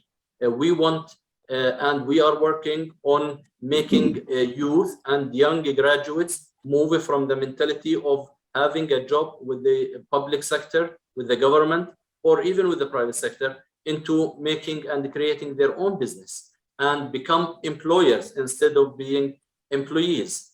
And then there you hit so many laws in your way, whether to do with taxation, whether to do with importation of skills, whether to do with so many things. And you have to work on all of this spectrum. And therefore, the digital transformation journey is not easy. It's not about the strategy and the execution plan at all. No, it's a journey that all of us will need to take. I'll give you one more example. I don't want to take a lot of time. Data, for example. Data, we have decided at the Ministry of Digital Economy and Entrepreneurship to establish what we call a national information system. It's a national data lake, putting together and pulling together all the databases that are available within the public sector. Guess what? People or entities, governmental entities, who collect this data to provide service to the end user. For example, بدك تاخذ جواز سفر, you fill an application, you fill it with data. And that data, some entities, they think they own the data. And therefore, we had to go into firefighting for about 1.5 years to convince, maybe rather to force, certain entities to accept the principle that data is oil and it is a national asset and it should be owned by the state. You do not own it. You host the data. The state, الدولة, is the one which owns the data. And therefore, it's a change management journey, that lightly handed benchmarking and talks and discussions and up to the enforcement and to the top-down type of obligation on certain entities to make the change happen. Thank you, sir. I think we're almost running out of time. So I mean, one observation that I have is that it took us a pandemic to enrich the e-commerce experience in Jordan. So, like, give yourself. I mean, that's not a negative observation. It's rather a positive one. But usually, we don't need a disaster to accelerate such a thing. Anyways. Maybe I can take some questions from the audience if we have. I think I've noticed some interesting questions, or I'll just open the ground for any like 1-2 minutes remarks from the esteemed panelists. If you have any comments before Yeah, I'll take the opportunity of very quickly just maybe sharing a couple of things on what you were talking about earlier. What I've seen around the world, especially when it comes to regulation, so regulatory area, there is a lot of examples around establishing regulatory sandboxes to use as a mechanism to develop the regulations for the future. So rather than as what Mr. Abdul Qadir was saying, there are many unknowns around these technologies and these business models. How to regulate, you can kill the whole industry if you go too harsh. So regulatory sandboxes are a great way of experimenting and figuring out how regulations need to be. And as you go through the journey in the regulatory sandboxes, it could be a year or 18 months or 2 years, your evolution of your regulations also take place. So you become more informed and you create things which are got a good balance between creating and stimulating the economy and the activities of use cases of different technologies, but at the same time protecting the rights of the consumers, etc. So that's one thing to very quickly mention. And one other thing, and it was, I think, mentioned by some people in the chat as well. I think Tahir, if I'm mentioning his name correctly, this is really about a mindset shift. This is more than technology. It is a mindset shift. I used to always have this friendly battle with my CTO and CIO that I used to say there's no such project as a technology project. There are only business projects. Yes, there is a business project that is going to look at re-engineering the processes or the organization, and there's a business project which is about using technology to improve how we deliver something or operate. So if we shift a mindset from technology first or technology-led approaches to experience-led or purpose-led approaches, you will start to open up your mind towards really something more profound and much more impactful. And you start to get into this space what I call reimagining. So reimagining how we operate and live and work is really what we should be doing. And I'll use a very simple example and then pause. Most governments, when they're looking at digital transformation, they say, okay, for example, passport, we want to create a digital passport and digitize that. Great. But if you take the different mindset approach, which is the human-centered or experience-led mindset or purpose-led mindset approach, you will start first ask the question, why is passport required? What solution or problem is it solving? What's its purpose really of existence? And then you come to this realization that actually passports exist to enable travel. That's all it's doing. And then you start thinking, okay, how can I enable travel with the world I'm living in today and the technologies I have at my disposal? And you start to think, actually, I've become the passport because facial recognition, biometrics could enable me to travel without even having a document, a physical document. It just requires protocols between nations to share, exchange data so that you can verify this person is actually Mohammad Sear and he is a British national and therefore has a right to enter the country. So that reimagining mindset will really change and bring true value to the citizens and the beneficiaries, but at the same time, bring down cost of operations drastically, because all of a sudden you don't need maybe a passport office, so to speak, But Yeah. would be my final parting remarks. Thank you so much, Mr. Mohammed. Greg, do we have can we take a question? Or we've got one here which we can do finally, but then we do have to move on because we are running slightly behind time. But there is one that says, how does digital intelligence contribute to digital transformation? That one's come from Reham. And sort of what is everyone's thoughts on that? Intelligence as in which intelligence? There are. So how does digital intelligence contribute to digital transformation? I would like here to add a point. So it's the question. If you allow me, Greg. Sure.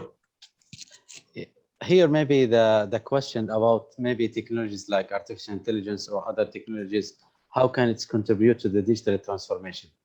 We will go back to the subject of the definition of digital transformation. We here think about utilizing technology to change the business models, to change the user experience. So here, there is a spectrum of technologies that could be used in transformation, and it will get the benefit for each organization according to the need. The most important point here, I need to highlight that transformation is something tailored to the size of the organization. You could not say that one size fits all. And I have an example which is very famous about Indian paints or Asian paints. This is a very good example. Happened in India. There were 8 factories separate, and they have just ERP system for the supply chain and for the quality assurance and for the protection and customer request. They changed the productivity of Asian paints, and they doubled the revenue within less than 4 years, and they reduced the operation costs. This was the solution. Maybe Munir know this example about the ERP system. This is only an ERP system that has changed the equation for the company. It's an Asian paints company. It is the main purpose is the industry of paints, which is, we don't think that transformation will help there. And it helped much to double the revenue of that company. And we can think about medium solution that, for example, some organizations need automation for some services, or some industry need automation, any basic automation, and some advanced technologies that could be used like artificial intelligence, like machine learning or robotics or natural language processing. It could help the organization. It depends on the organization. Now, there is one important statement says that we don't need to see drones flying in the room to see that we have digital transformation. We don't need the drones flying everywhere that to feel that we have digital transformation. It depends on the case. So, for example, telecom companies could benefit from the artificial intelligence, from the machine learning to automate their processes, they learn from failures, they enhance the operation. And artificial intelligence is a very big topic that could be interact with different industries. We couldn't say that we have intelligence transformation. We have digital transformation. We have, let's say, they call it digital transformation pillars, or that elements of digital transformation, the key elements that could help the businesses to change their environment. Okay, so I think it's time to wrap up our discussion today. I really want to thank you for allowing me the opportunity to be with you, esteemed members, and with DigiConnect. Thank you so much, and we'll see you on the next one. Thank you. Thank you, everyone. A pleasure to be there. Thank you very much. Thanks. Thank you very much, everybody. Bye-bye. Yeah, so moving on, unfortunately, Munir, who was on the panel discussion, is no longer able to give his solo presentation. He's got to rush off to a meeting. But I would like to introduce our next insight, which comes from Mr. Ahmad Abdullah, Regional Sales Director for Saudi Arabia, Levant at Thales. Ahmad is an accomplished IT and cybersecurity professional with more than 16 years of successful experience in these domains. Currently based in Riyadh, Ahmad serves as Regional Sales Director with Thales. Ahmad supervises Thales' sales and marketing operations in Saudi Arabia, Levant, Yemen, and Sudan, while managing $2 million accounts. Before assuming his present role, Ahmad held senior management positions with Gemalto, SafeNet Inc., and a few other large firms in the same industry. Ahmad, over to you. I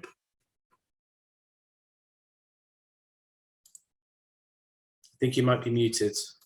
Thank you, Greg. Thanks, everyone. And thank you for having me today. Thanks for everything shared in the first panel. Actually, what I would like to focus on today is the threat models in this era of digital transformation. And maybe we're going to discuss the same business aspects, but in the cybersecurity threats model. Let me start saying, like, this is like a common thing that the information security became embedded with the organization business continuity management systems. So there's no difference between IT security now and business. They're so engaged. In the very, let's say, very near past, these two domains used to be separate, but the changes in IT and cyber threats created that alert to the approach. An easy definition of business continuity, and we all know this, it's about maintaining the critical functions, not during disaster or crisis, but afterwards as well. The traditional business continuity, which we used to hear about in the past years, and especially when it comes to plans, these plans consider the potential disruption, such as natural disasters, fires, diseases outbreak, like what happened in the pandemic last year, and cyber attacks at the same time. However, I can see the trend towards digital transformation and the increasing reliance on IT for either critical business functions and data. Cybersecurity or cyber attacks are or became a real threat to business continuity. And cyber threats also tend to feed off such crises. At this era of a very accelerated digital transformation, it is the time to rethink about business and cybersecurity at the same time. Here is results of the data threat report we released this year.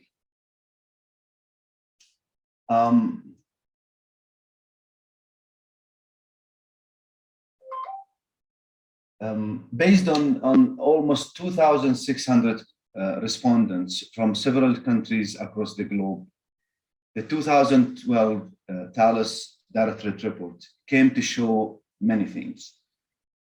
A very important aspect, I would say, only 1/5 of these correspondents indicated that their security infrastructure or infrastructures was very prepared to deal with disruption caused by the shift to remote work.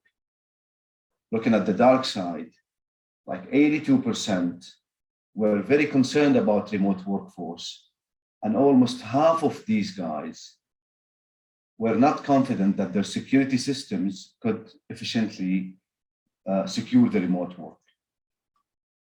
The next aspect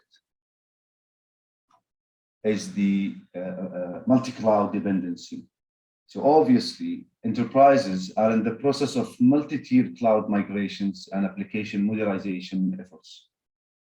And while the heart of digital transformation is mission-critical applications, the multi-cloud became a momentum. Many organizations are already using multiple providers for infrastructure as a service, such as Microsoft Azure, Google Cloud, IBM Cloud, Alibaba. When looking at leveraging the platform as a service providers, it's even more measured. And at the most cases, enterprises use more than just one provider.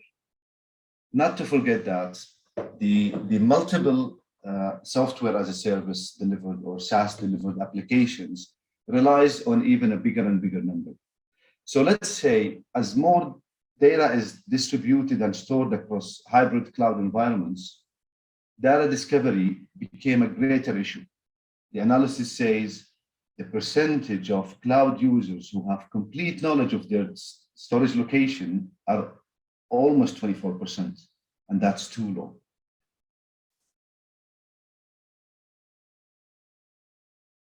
So the multi-cloud consumption raises concerns about the operational complexity of successfully managing both encryption itself and the corresponding keys across multiple providers. Think about this.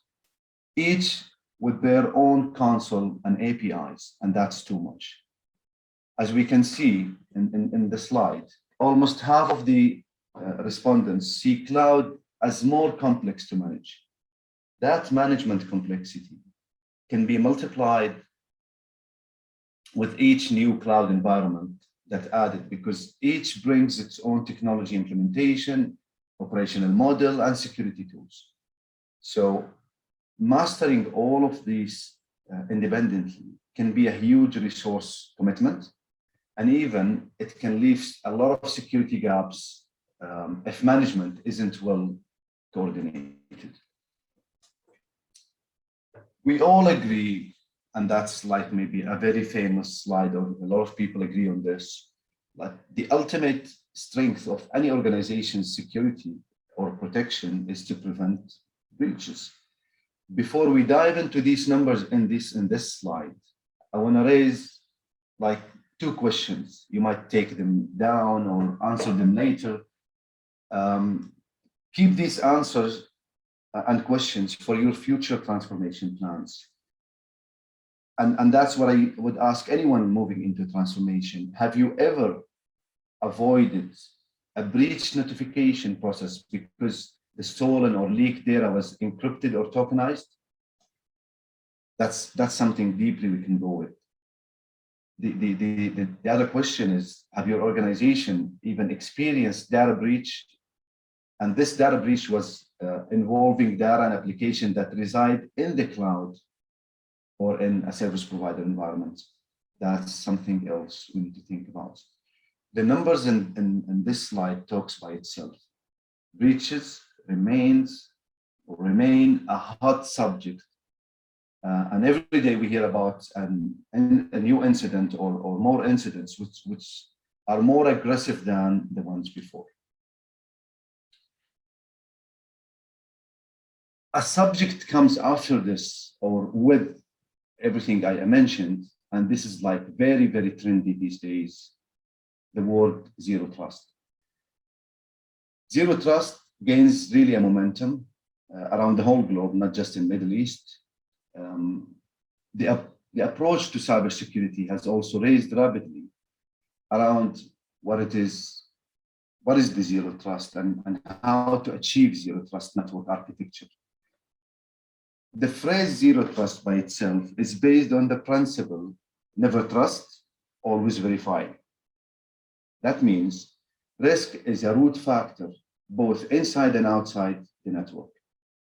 In short, it's not a matter if an attack will happen, the matter is when it can happen.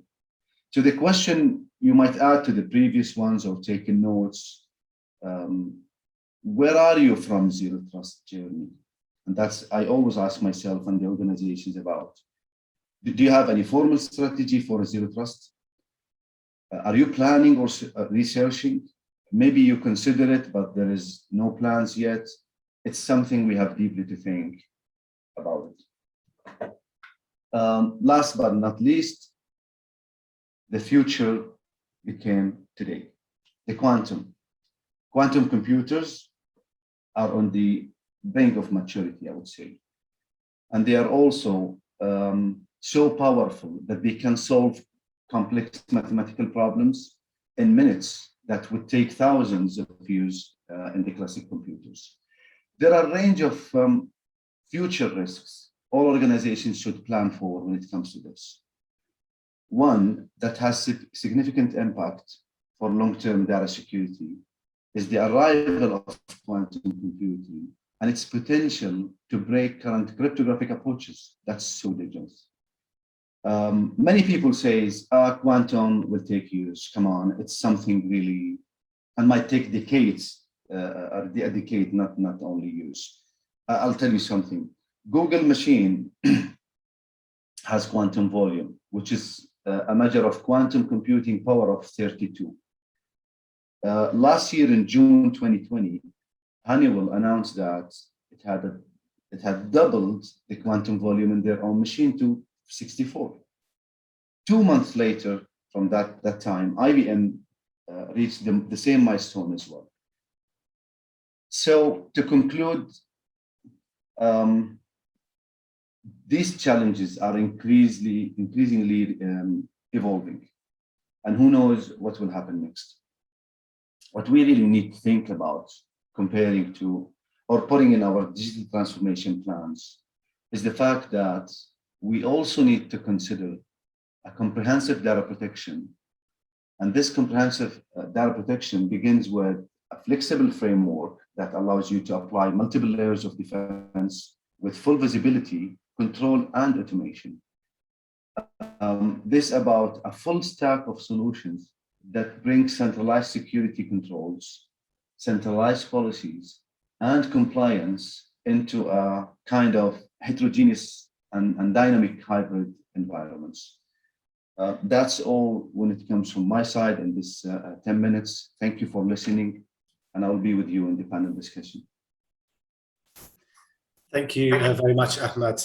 Yes, you are sticking around for the panel, so if there's any questions from the audience, please do direct them to Ahmad in the discussion coming up in about 10 to 15 minutes.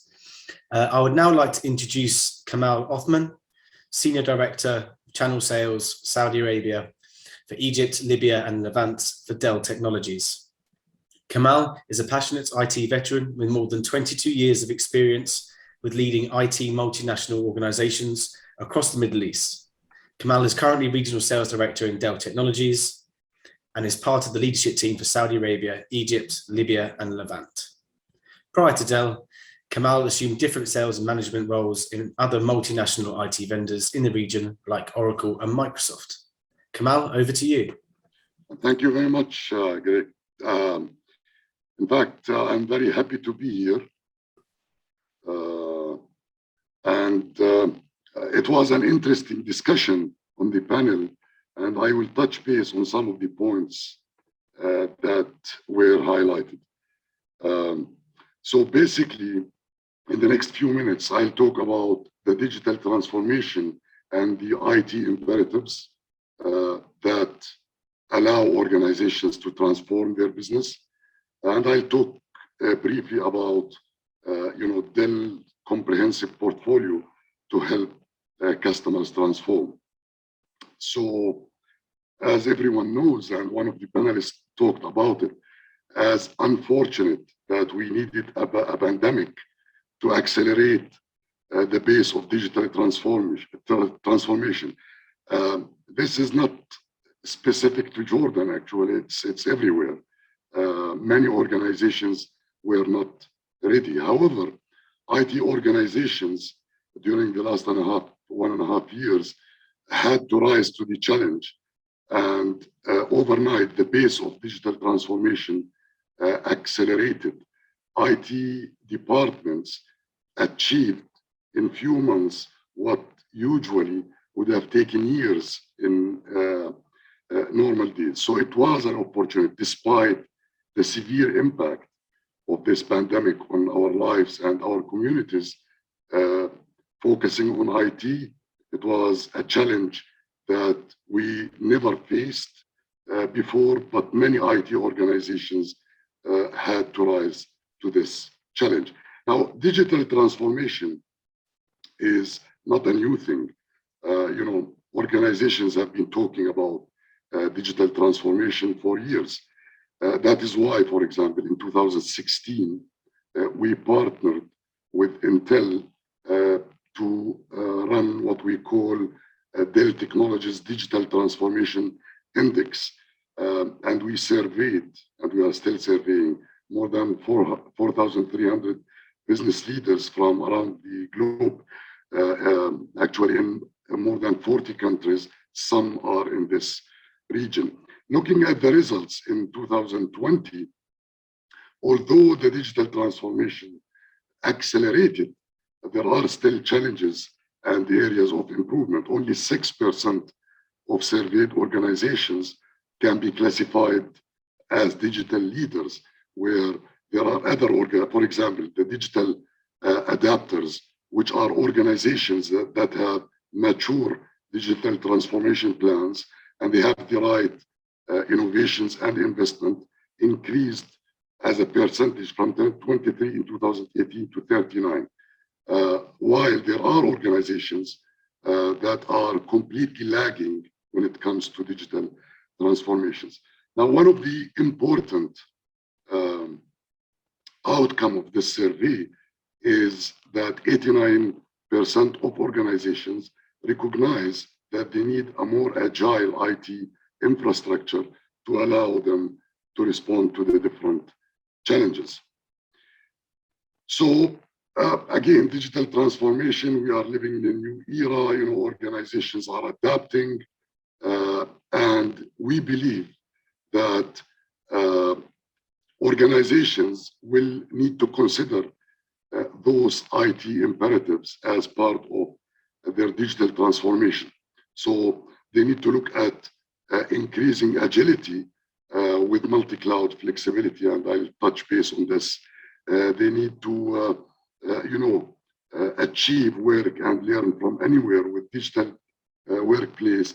And one of the panelists talked about the data as the most important asset, and managing the data and creating new value from the data, and using the data to create opportunities is very important when it comes to as part of the digital transformation journey altogether, and achieve cyber resilience with full and comprehensive security. So if I want to talk a couple of minutes on this, increase agility, multi-cloud, investment on cloud is accelerating, and this is happening in Jordan and in the region.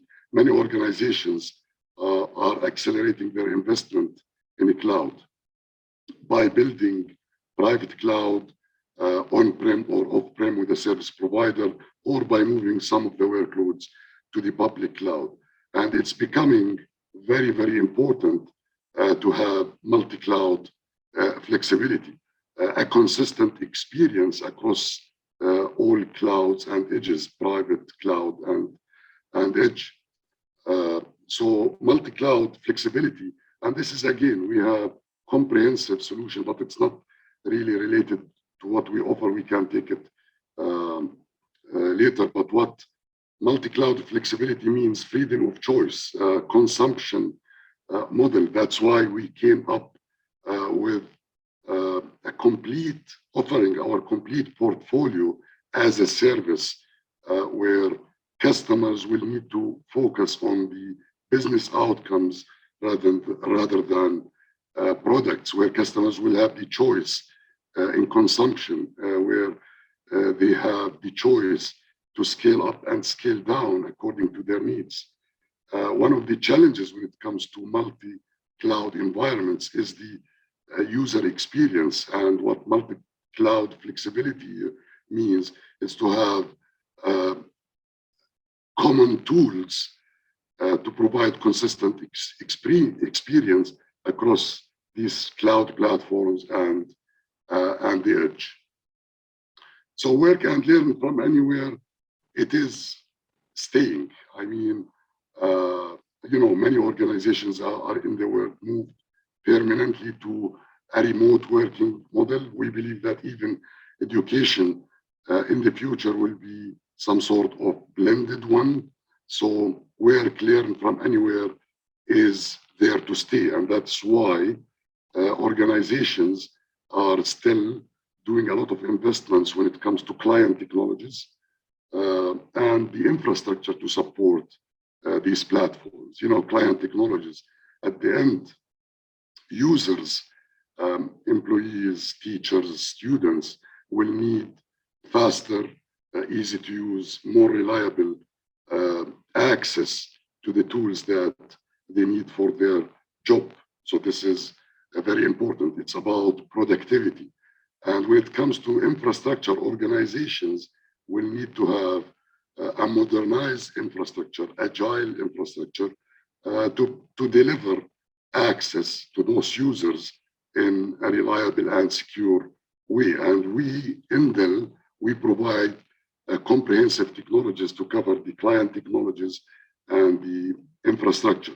When it comes to data, you know, we heard it in the panel, it's all about data and the massive growth of data that we are seeing these days. So organizations will need to effectively manage this huge data and convert them into opportunities. They need to create new values out of this data and innovate and be more competitive with these data. Now in Dell, we have comprehensive, again, data is at the core of what we do every day, I mean. So we have comprehensive platforms to help organizations manage the data effectively and get the best out of the data, create a competitive edge, and create new opportunities with the data. So we believe that, of course, digital transformation is covers many areas, but those IT imperatives are prerequisite for any digital transformation plan. And in Dell, we help organizations, and we helped actually organizations in the region and in Jordan specifically to transform their business. So that is all from my side. It's few minutes. I am available, of course, and our teams here are available. Again, glad to be here, and I wish everyone to have a great and fruitful day. Thank you, Greg. Thank you very much, Kamal. That was great. And if you do stick around, if anyone's got any questions, then please do direct them to Kamal in the chat. Before we go on to our next panel discussion, we just have a quick message from our partner, Informatica. What does true digital transformation look like? Over the last decade, it has been all about modernizing in the cloud, focused on infrastructure, database, applications, business intelligence, and data warehouse and lake. What's the critical missing piece? To truly achieve and accelerate your digital transformation, it is how you manage your data that matters most. Data is your most critical asset and the only thing that you really own. How you manage it will determine your success. True digital transformation requires a data management cloud to put data at the center of your digital transformation. The wait is finally over. Introducing Informatica's Intelligent Data Management Cloud, the industry's first and most comprehensive cloud-native and AI-powered data management platform, designed to help you manage and innovate with your data on any platform, any cloud, multi-cloud, and multi-hybrid. At over 17 trillion transactions per month, the Intelligent Data Management Cloud delivers the scale you need. And with over 200 cloud-native intelligent data services, you can catalog, ingest, integrate, prep, cleanse, master, and share all of your data wherever it is. Process it in any way you want. Ensure it's trusted and democratized on a foundation of governance while delivering intelligent insights with a 360-degree view of your business. Informatica's Intelligent Data Management Cloud. Every cloud-native intelligent data service you will ever need for data management at scale and in the cloud in a single platform. Informatica.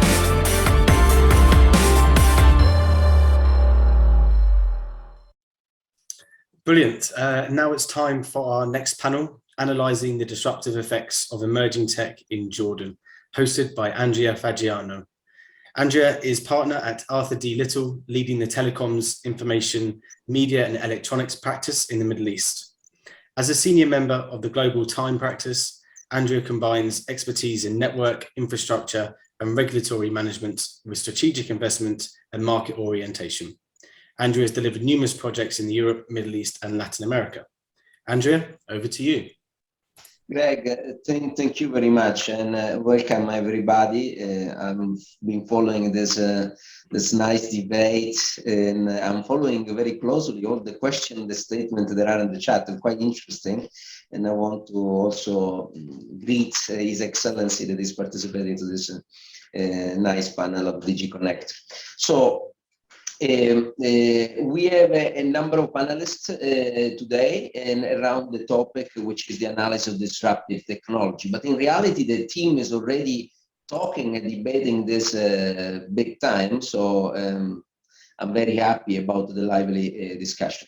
Today, we want to, in this panel, we want to stress again some concepts that are already been presented by previous speaker, and mainly how to foster an artificial ecosystem, or how to accelerate the 5G IoT support, or how to expand the capture of data, big data analytics, or expand the support of the cybersecurity measure, and integrating the emerging tech in the society in Jordan, in the economy in Jordan, so to drive organizational change. All of this has emerged in the previous debate. We want to have other opinion. For this, we have a team of 4. We were supposed to have a 5th participant, but unfortunately, we had a problem with Vakas Ahmed, which is the digital transformation advisor in KSA. So with us today, we have Wasim Al-Rusam.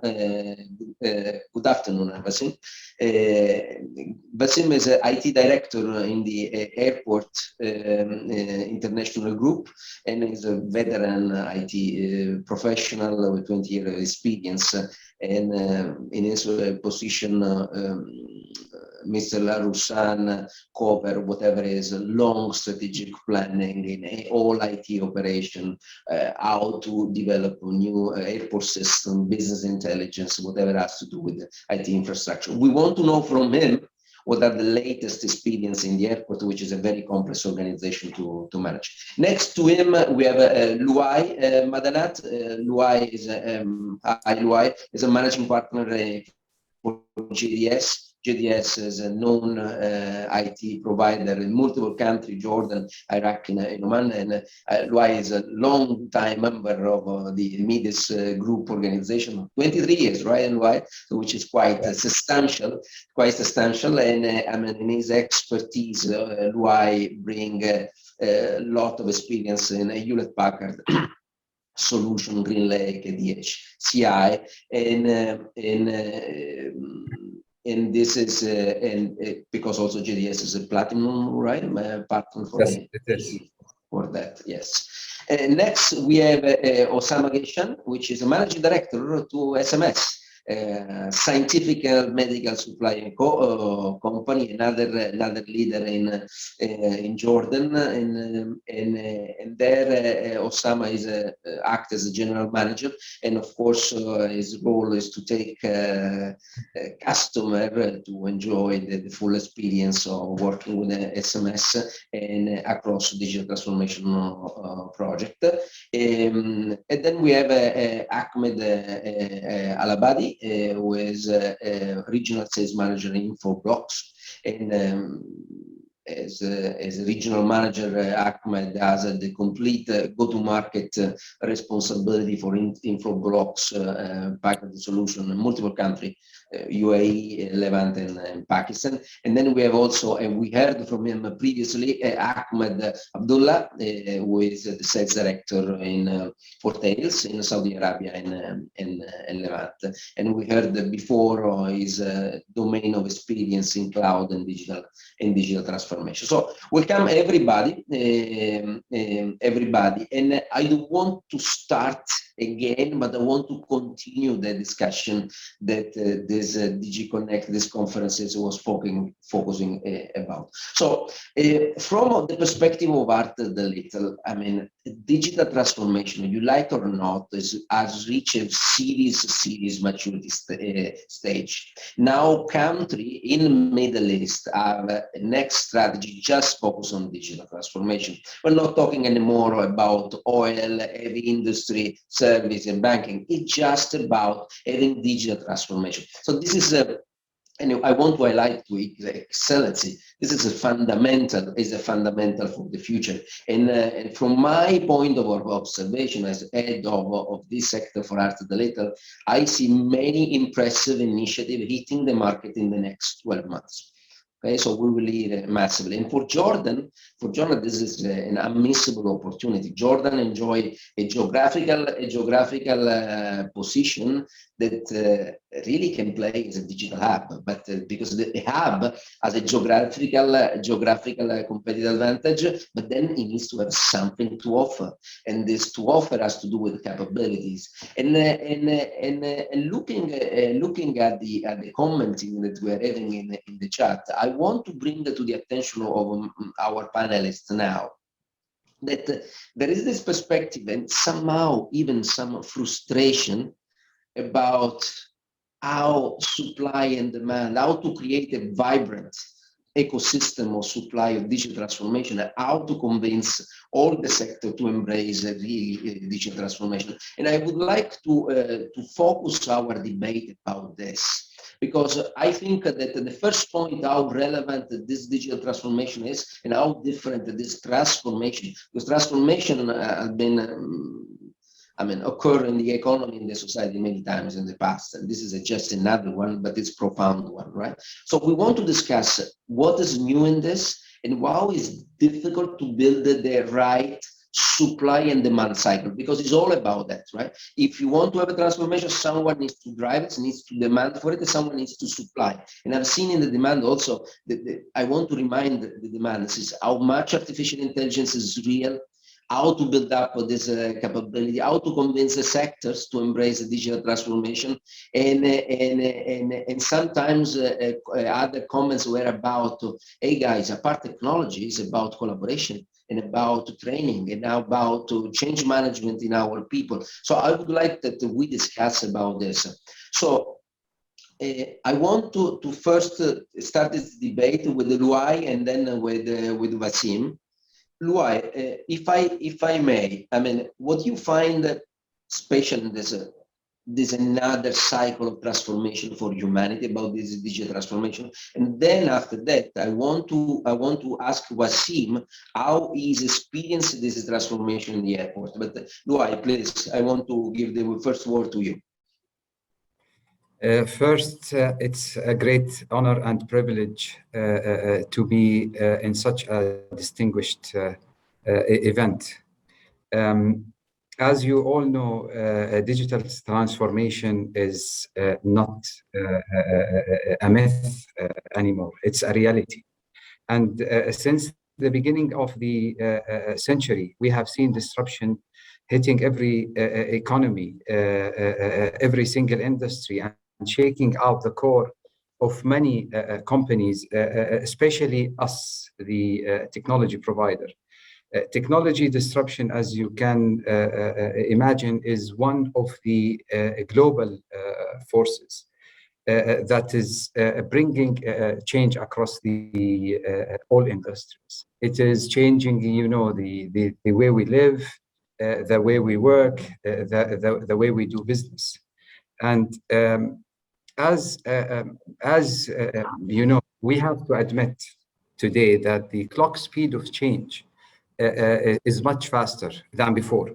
That means the rule of the game has to be changed. For example, and I will refer that example in particular to Jordan. And Jordan has been historically known in certain key sectors where we were strong in that sector, which is, for example, the education sector and the banking sector. I believe in the coming few years, 2 billion people will be having their first mobile experience on their smartphones. Imagine what will happen to the banking structure and what will happen to the branches. And you can see a lot of fintech companies coming to the picture, and they are a serious, I would say, threat to the banking industry, because at some point of time they will start competing with banks, and this will disrupt the banking sector big time. And the second sector, which I believe in Jordan, where we are really strong, is the education industry. What we have seen during COVID and the way the online learning, this remote learning, I believe it was in some good schools very successful. And I have seen it with my kids. However, the pressure was extremely high on the parents, but it was successful if we want to capitalize on that. And I believe most of you have heard about this new platform, which is the open free courses, where you can get all your courses free of charge. And if you want to get the certification on that courses, you will get it only for a $100 compared to $1,000 to do the same many years ago. So, Anna, I believe, in my opinion, we have to think about digital transformation seriously, because, Anna, I believe universities will be changed, even the whole education experience will be changed. This is what I can say, and I can see from my point of view. Thank you, Luai. I agree with you. I mean, Jordan has been a big donor of talents in the Middle East, around the world. I mean, I've seen many nationals, Jordanian national, in top position in many industry, also in the digital industry. And you are right in this sense. But now the competition is global, right? So many countries are betting big effort, a big amount of money in creating the next society, which will be digital. And now I want to ask Wasim, how real is a digital transformation in your experience? You are a consumer of a digital transformation. You are leading a digital transformation in an organization that provide essential services and facility to the Jordanian economy and society. So what is your experience in the bad and in the good? Thank you, Andrea. First, today, if you look at the in the market and different industry, today transformation is not an accessory. Today, digital transformation is a necessity to survive with the different challenges we are seeing, whether it's the pandemic and the way it's disruptive, the way we perform, the way we operate, whether it's the economical pressures and organizations started to look for unorthodox type of solution from the traditional way of doing business, because the traditional way of doing business will not survive the current situations. Today, if you look at the aviation industry in general, whether it's airlines, whether it's airports, whether it's the booking and all the different industry and services around it, it has been really hit in the bone over the last year.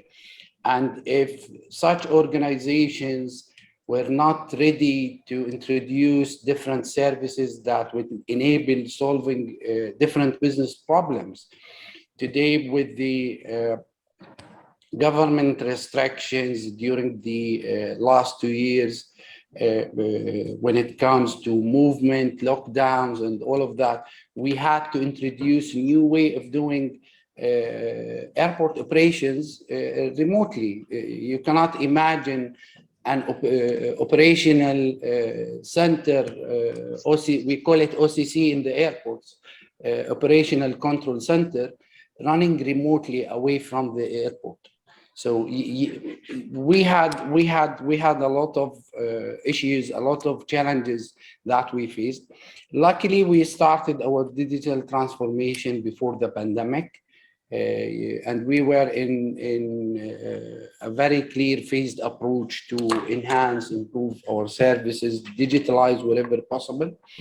And one of the main achievements we were lucky to do, which I will be talking about today in showing case the airport digital transformation use cases, is that during the pandemic, we were in the middle of a multi-million-dollar project implementation to move airport services to the cloud. And imagine in March last year, where we were surprised that there is the traffic, aviation traffic was locked. It was only for repatriation flights. So we are in the middle of a project, a multi-million-dollar project, a very strict deadlines and commitments and financial commitments. And yet we had to finish our project by June. So imagine that, what we had to do. Without the readiness of digital transformation, without the readiness of digital collaboration with our vendors, we could not do that. With our partners, we could not do that, whether internally or externally.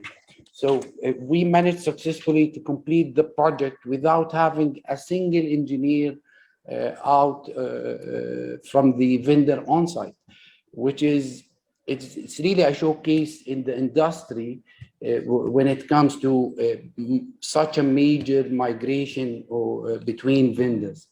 So coming back to digital transformation, I need to be funny about it, but you know that we are on a fast track of digital transformation.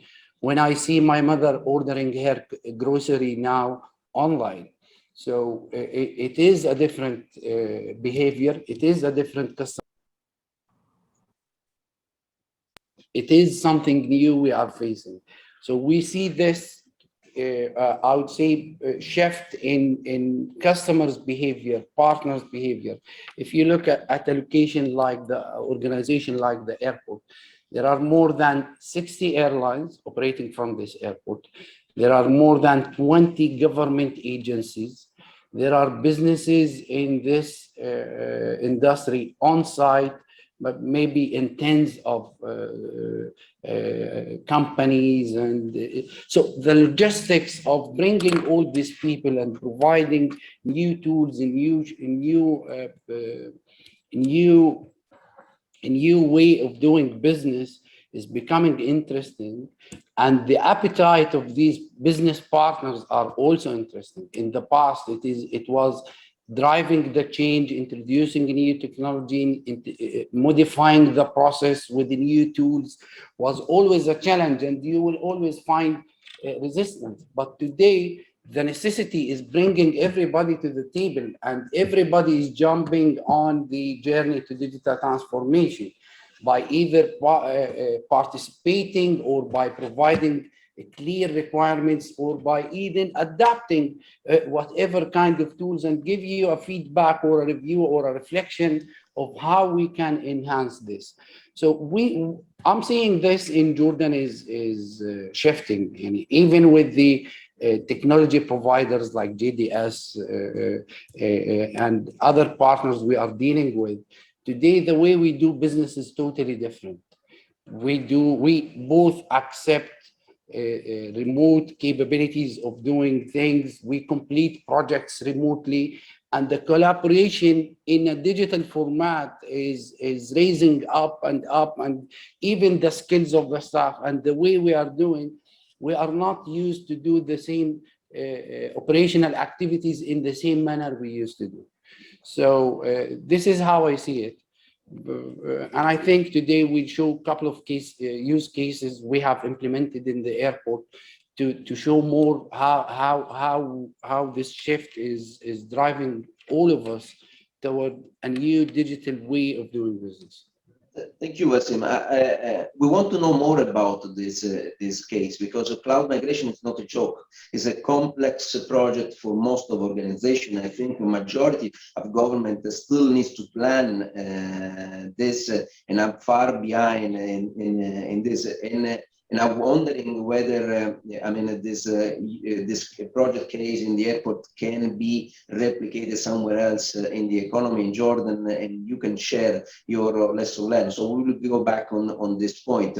Ahmed, what do you think? I mean, Infoblox is bringing a piece of the cake, is covering a specific part of digital transformation that has to do a lot with networking, cybersecurity, and secure solution. So what is your experience in Jordan? I mean, how common is the case that Wasim is highlighting in Jordan? How easy is to migrate or convince the customers to migrate? What is your perception on this? Thank you, Andrea. First of all, for having me here. It's utmost pleasure for me to be here. I'm humbled. I'm honored to be among my esteemed colleagues from the panel and the rest of the audience. Perhaps, Andrea, with my answer, I wouldn't be the best to shed light on Jordan specific, as this is for me a newly kind of territory that I started to look after the operation for Infoblox in. But maybe I can share my experience coming from, working in this industry for 15 years, most of it in the UAE. However, Andrea, I cannot help but also to, touch base on the things that were discussed before about, digital transformation in general and in Jordan, from what I've heard from the other panel, and also, the questions and the chat was very interesting. Digital transformation is not changing only the, the shape of the business around the world. It is reshaping how things are happening for all of us as individuals as well. And organizations, individuals, and people that keep ignoring that will definitely struggle and will rapidly be losing customers and market shares. And this applies for governments, it applies for organizations, and applies also for individuals. And I was surprised to hear from Mr. I think Abdul Qadir earlier that some governmental entities are still kind of fighting the change, are still in denial of the need and necessity to actually embrace this digital transformation. From our experience as Infoblox, this transition that is happening, this journey has introduced many technologies. One thing that we unfortunately see common among them is they're more kind of network centric technologies rather than being security centric. And for us, we believe digital transformation cannot successfully happen without security being at the forefront of the mindset. And security does not have to be a bottleneck in this case. It has to be able to be deployed in a quick and hassle-free manner. It has to be flexible, and it has to have the proper intelligence and mitigation techniques. Now, in our opinion, and the successful journeys that we have seen happening around the world is for customers who have put security at the center of their thoughts and processes as they're moving towards digital. And in my humble opinion as well, I think that if your digital services are not secured, you might as well not offer them. And I think this was also shared before in the first speaking slot. This is not something you do to be cool. It's something that you do to sustain, to compete, and to maintain and grow your market share. And so security has to be at the forefront of this. And this is what I have to share, Andrea, at this point. In Osama, if we can hear from you and the Jordanian market, and continuing on the sequence of comments they were making about making digital transformation happening, cloud migration project happening. What is your experience in opportunities and challenges, in Jordan? Well, good afternoon. Thank you for giving me the opportunity to be with the panel. I think Jordan were not really, a lot of customers were not ready for the transformation a couple years ago. I think COVID hit many organizations quite badly. There is very few organizations were ready for working from home, working online. And during the COVID issue, then there was a much faster adaptation toward digital transformation. A lot of the projects were speeded up because of the COVID-19 issue.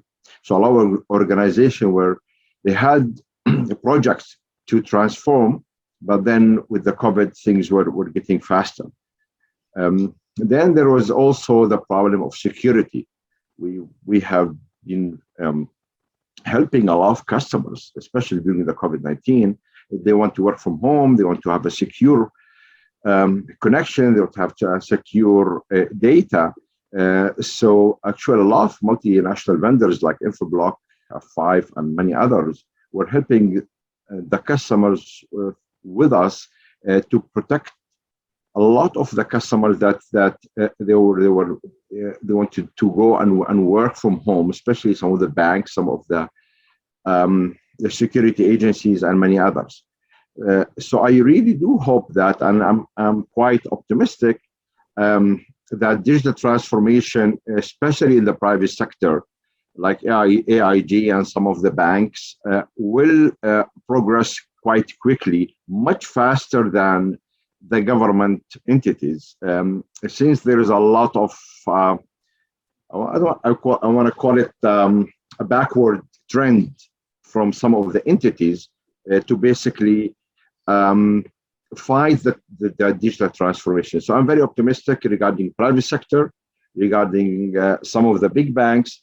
They will speed up the digital transformation with the working from home experience and being transformed in a very professional way with the issue that we had with COVID-19, that it seems it's going to get longer and longer, you see.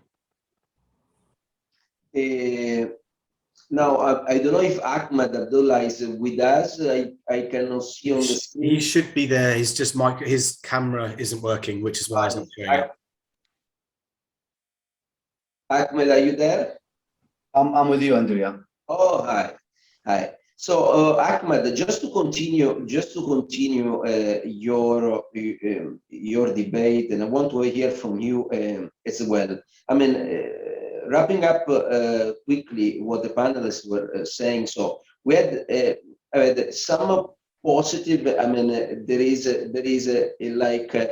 the necessity to do it. The airport did it, and we heard that there is some traction in private sector. I mean, how do you see it in Jordan? Because after this round, I want to ask all of you if you can make a proposal on how to improve it, to accelerate it, because I think that the audience is looking for this kind of recommendation from you guys. So how do you see after the experience?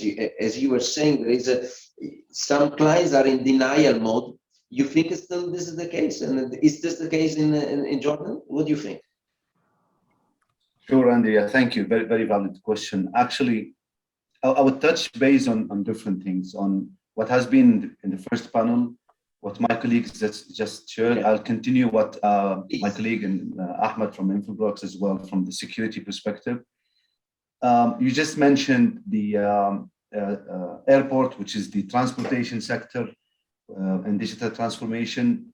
Let me take it quickly into a high level when it comes to digital transformation or digital economy. But before that, I saw many of the comments in the chat. I will also try to cover it in quick. Some of the audience say like we are forced to use the digital transformation, we might not be ready for it. Some of them raised an important subject, which is the risk of cyber attacks combined with this fast or rapid move to digitalization. Some people mentioned as well the success stories, like do we have success stories to overcome the challenges? Great. Let's take it like in quick into three parts. I would say the first part, it's not just the airport or transportation sector. It's a part of any digital economy in any country. There are like, I would say, I might not be 100% accurate, but I would say there are like 7 to 8 sectors plays the big role in digital economy. Healthcare is a major one, education, energy, clean technology, transportation, as we mentioned, finance and telecom. So, and I would say the last one now, and this is booming, this is new, this is like, I would say a new sector by itself, security. Talking about all of the, what I mentioned, we are talking about different technologies and aspects to move or pave the way to this transformation. We're talking about IoT, big data, sensors, 5G networks. All of those should be combined to ensure the secure, let's say, secure digital communication for two things. I'm now listing them down: the national security itself and businesses and business continuity. So touching let's say the citizens and the country, and touching businesses as well. So we are talking about, and here where I want to wrap up my discussion. My opinion is to set up or to ensure that in Jordan there is a clear cybersecurity practice regulation, which so far is, let's say, it's developing. It became more clear month after month. Maybe the COVID-19 impact, let's say, slow down a little bit of these businesses, but this is one important aspect: the regulation of cybersecurity, best practices, etc. I'd close and say, in Jordan, to conclude everything I said, it's all about paving the way for a secure infrastructure, for smart digital economy, and maybe and as well the same expression in let's say flooring the way to new technologies, especially I'm talking about 5G technologies and big data technologies. That's from my perspective. I don't want the subject is too huge. We can take days talking about it. That's like my opinion so far. I'm happy to receive any question or comments. So you are hinting to the possibility to create a sort of cybersecurity authority in Jordan to coordinate, and if I'm getting right? So, or in an entity that has a coordination role in the country for overcoming this feeling of lack of trust in the digital technology. And this take me exactly to the next phase of our debate. If digital transformation is more or less mature and is a necessity, and there are steps and there are sectors more or less ready to doing it, what would be your recommendation for institutions, for ourselves, for accelerating the digital transformation in Jordan, and helping maybe even to the Jordan dream to establish the country as a digital hub for the region? So who wants to start on? Yeah, I can start. Basim, yes, I suspected that you are in the position to start this. Yes. Okay. In Jordan, we always see the frequent change of regulations. So I believe for a proper digital transformation across the nation, not to be success stories led by private sector organizations, there is a huge potential of flourishing, or as mentioned by my colleague, paving the way for a faster track. One is the regulations, having the concept of open API, open sharing data, open data from governments with private organizations, and as well between private organizations.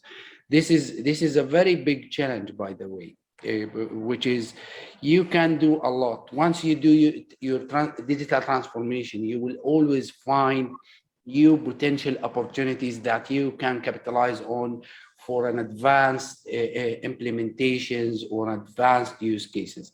However, sometimes you are limited with the response of other parties. So it's either by regulations, or there is no governing regulations that can protect everybody, protect data. But if you look today, at a place like the airport. So we have airlines, we have 60 airlines, we have government agencies, we have border control, we have customs, we have a lot of institutions. However, sharing the data between those organizations is really difficult. So it's always a one way of communication in terms of sharing data. They will receive, but they will not be willing, or it's not easy, or the decision maker cannot make this decision a real-time scenario. However, we started to change the mindset so that people join us in this journey. We started to give people data or tools without even asking, that really helps them in doing their jobs better. So I will show you today, for example, for passenger flow management. So today we share the passengers flow within the airport by applying IoT, AI, and machine learning, so that other stakeholders within the airport can plan their resources within and predict and forecast what they need in terms of resources on site ahead of time. So people are, this is interesting. So they start to come with you with tiny requirements here or additional here. Then you start saying it's a bargain. You need to share with me this in order to give you that. We are seeing this kind of mind shift changing in a way, in a very, I don't think there's a place in Jordan with this number of different stakeholders in one place, between public sector, between airlines, Jordanian companies, international small companies. ecosystem. So you are, it's a sort of laboratory where you are showing what an open API environment can work. This is very nice. Yeah, it is. So this is one part. The second part I will always recommend is, in order to make digital transformation not in a big bang approach, is to find problems and focus on them. So we find one major problem, we focus on it, we resolve, then we move to the next phase or to the next part. This way we could create some kind of, I would say in marketing terms, teasers for everybody to join, because once they see the value, once they see the benefit, you will start, people will start coming with specific problems that require specific solutions, and you start focus. And of course, without the regulations, without the open API, without the data sharing regulations, this will always be challenging. So having regulation to force some more open environment of data and marketing properly the achievement, so that we sustain the momentum of transformation. Who wants to be next in this listing? So we have a cybersecurity authority, we have an open data regulation, we have a process for celebrating victories and maintain the momentum. What next? Osama, Luai, Ahmed. If you allow me, Andrea, this is Ahmed with Infoblogs. I think one of the core elements that we require at this stage, perhaps in a country also like Jordan, is education and is awareness for the people, because this requires the buy-in from everyone. And we need to learn our lesson, not only from when the pandemic hit. These things happened even before that. Like one example that is relevant to Jordan, when the likes of, as it's called, the application commute or taxis that came in and affected the local yellow taxi, for example, in Jordan, because it wasn't ready to meet the demand of the consumers. To have a taxi order at the finger, at the tips of your finger, for example. And like my colleague here, Luai, mentioned before, this digital transformation reach, and demand is gonna become way beyond the borders of your country. So, for example, banks could be established globally that could have your, local people as their customers, rather than, so you're gonna be competing with businesses and organizations that operate from a completely different part of the world. So the reach is becoming global, the demand is becoming global. There's no more borders anymore for the competition, And that kind of awareness and education must be, spread. And one platform like this and one event is not enough. This is a continuous education and continuous efforts between, public sector and the private sector working together to bring that kind of awareness, so we can prepare ourselves for what's coming next. And if you want to address things like, we touch a lot on the expertise being export and leaving the country and working outside. Technologies like 5G are going to enable many things and many professions to be done remotely. Like a surgeon could literally do a surgery while sitting in his place in a certain country, operating on a patient in another country. So embracing these technologies in a country like Jordan might be an answer in the modern world of how we can maintain our expertise and people inside the country while providing their services globally. So it's not one thing. There's so many things that could be done, but it's a journey, like everyone agrees on, and this is what I would share. So you pointed to education, but education has a requirement, which is time. So educational cycle is 5 years at minimum to make it happen. So this will require real planning from this point of view. What more, Osama? You are working in the healthcare segment, right? That before Ahmed was saying was one of the main recipients of digital transformation, that people can feel it, right? So if healthcare embraces, what is your point of view in this respect? What would you recommend? You are on mute, Osama. I think we really need a lot of efforts, not just from the private sector. I think also there need to be a lot of efforts from the government. Okay, I think I've seen some of the questions or some of the comments from the audience saying that the regulations should be addressed to the government representative here, because there's a lot of things that need to be addressed and need to be able to do the digital transformation, to have the people to basically understand and to move ahead with the transformation for the government and private. We need to have an easier regulations from the government, okay, to basically push or help organizations through simpler regulations. I think this is quite important. We've seen that a lot of people, they adopt to technology if it's easy and if the regulations are easy. We've seen during the pandemic how retail has moved in, especially delivery, and a lot of applications were really extremely successful. I don't want to mention some of these, but I mean, like, well, one of them is basket. It's becoming a very well-known application in Jordan. So we cannot say that Jordanians will not adopt to transformation. Definitely, if you bring them nice regulations or easy regulations, you make things smoother for them, and you have the needs or the necessity for it, definitely, okay, they will adopt. And I don't want to say everybody, but you'll have a good percentage of people they will adopt, and things will move quicker than what we thought before. So we need a change. We need a very fast change. I don't want to say revolution. I want to say we really need a private and government, okay, to go ahead and push these stuff, because we cannot just wait. I remember that the Jordan government set a digital agenda a few years ago.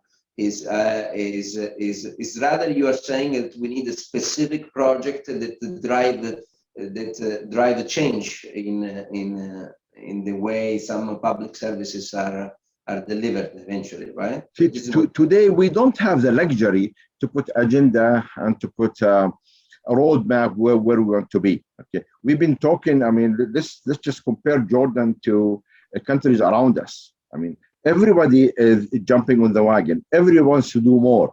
Okay, so basically, even if you start doing digital transformation, there's a lot of countries around you. I'm not saying Europe or the US. I'm talking about countries around us in the Middle East. Okay, they are moving in a much faster pace than what we do in Jordan. If I may, please do, Asim. Yes. Go ahead. Yeah.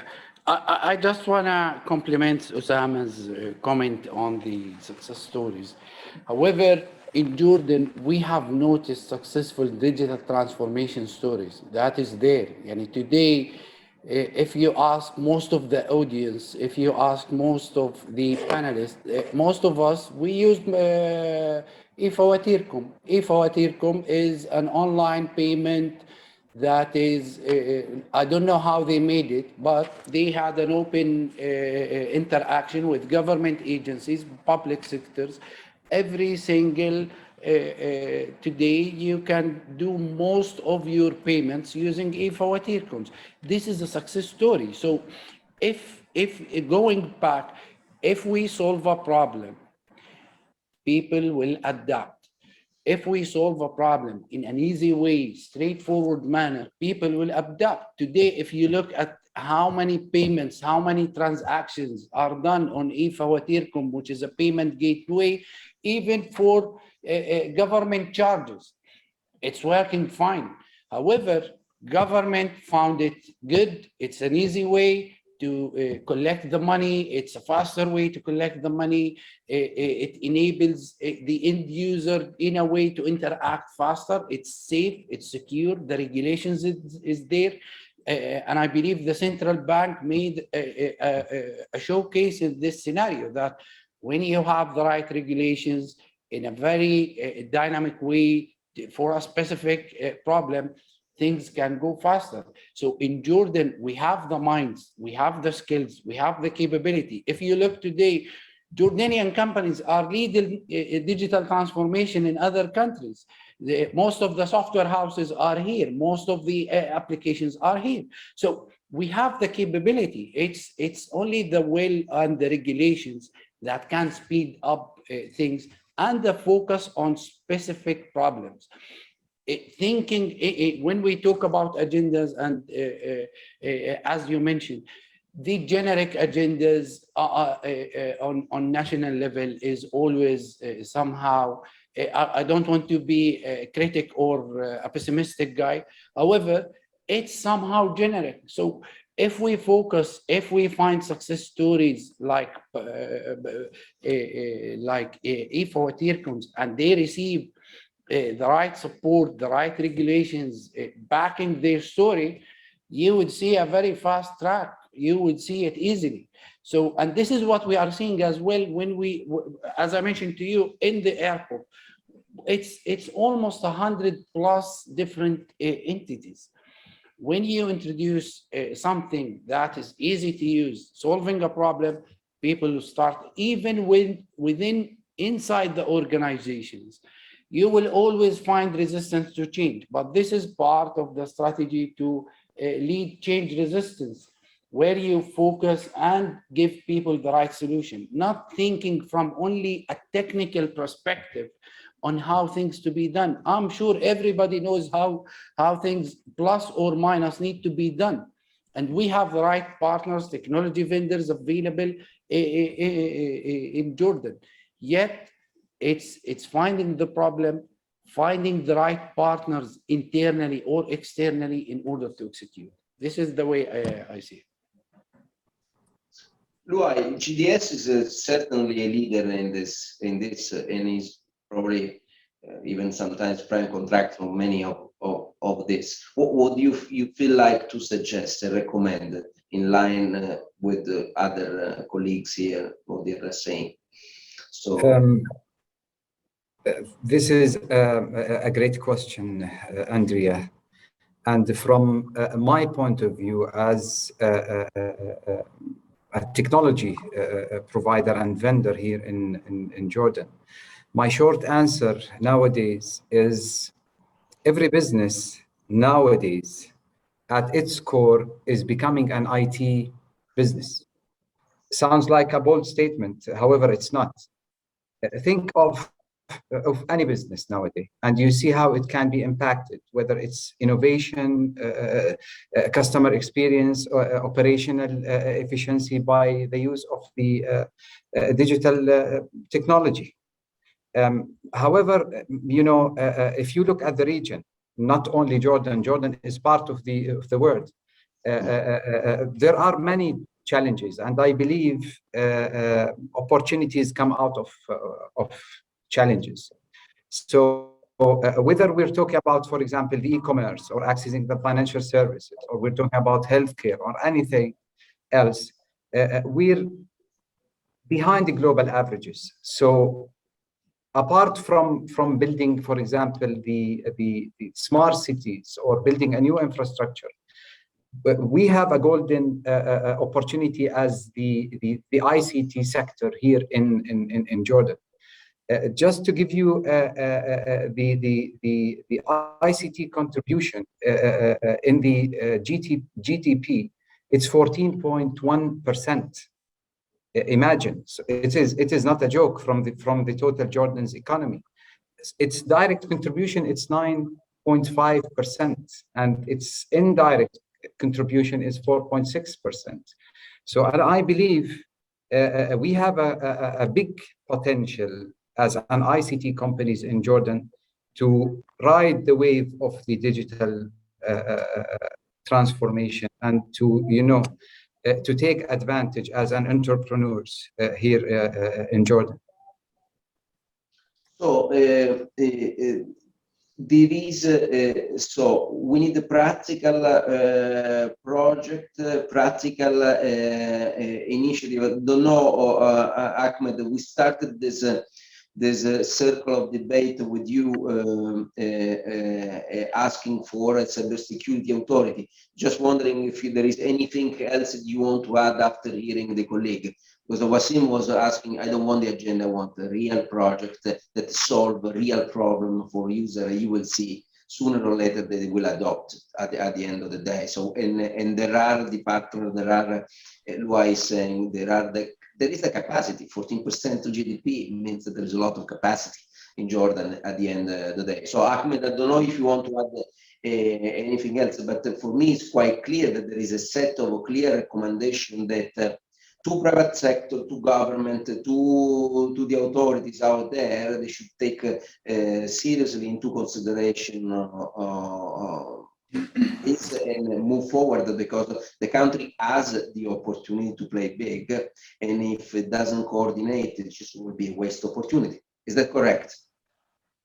Yes, I can emphasize what my colleagues just mentioned, and I will stress on the point Wasim also mentioned is the rapid move and the successful implementation of some projects in Jordan, like the invoice or the invoicing, the automated invoice. But I also want to mention, because maybe some people got me didn't get the full image from what I mentioned when I emphasized and I stressed on the point of regulation. This is a practical project I'm gonna mention now, and it's on because the Jordanian government already recognizes the importance of having that effective cybersecurity ecosystem, and the proof of that is what they have issued recently, what they call it the National Security Strategy, and it's not a day or two or a year strategy. It's a strategy started in 2018, targeted to be up running, let's say, set it up by 2023. And that strategy is a set of policies related to the national cybersecurity. It targets both, by the way, the public sector, the private sector, and the people, okay, using this digital transformation, or IoT or AI platforms. So the project is there, yeah, and practically it's happening from the cybersecurity perspective. Not to mention that the government also enabled the AI policy in 2020. I'm just trying to remember what type of projects the government added in the past couple of years. So it is up and running. What I can ask, I will ask two types of questions. I'll ask first the individuals. They have to, like what's going on in the whole Middle East and in the whole world as well. They have to accept the change, adapt to the change, and help as well in these changes.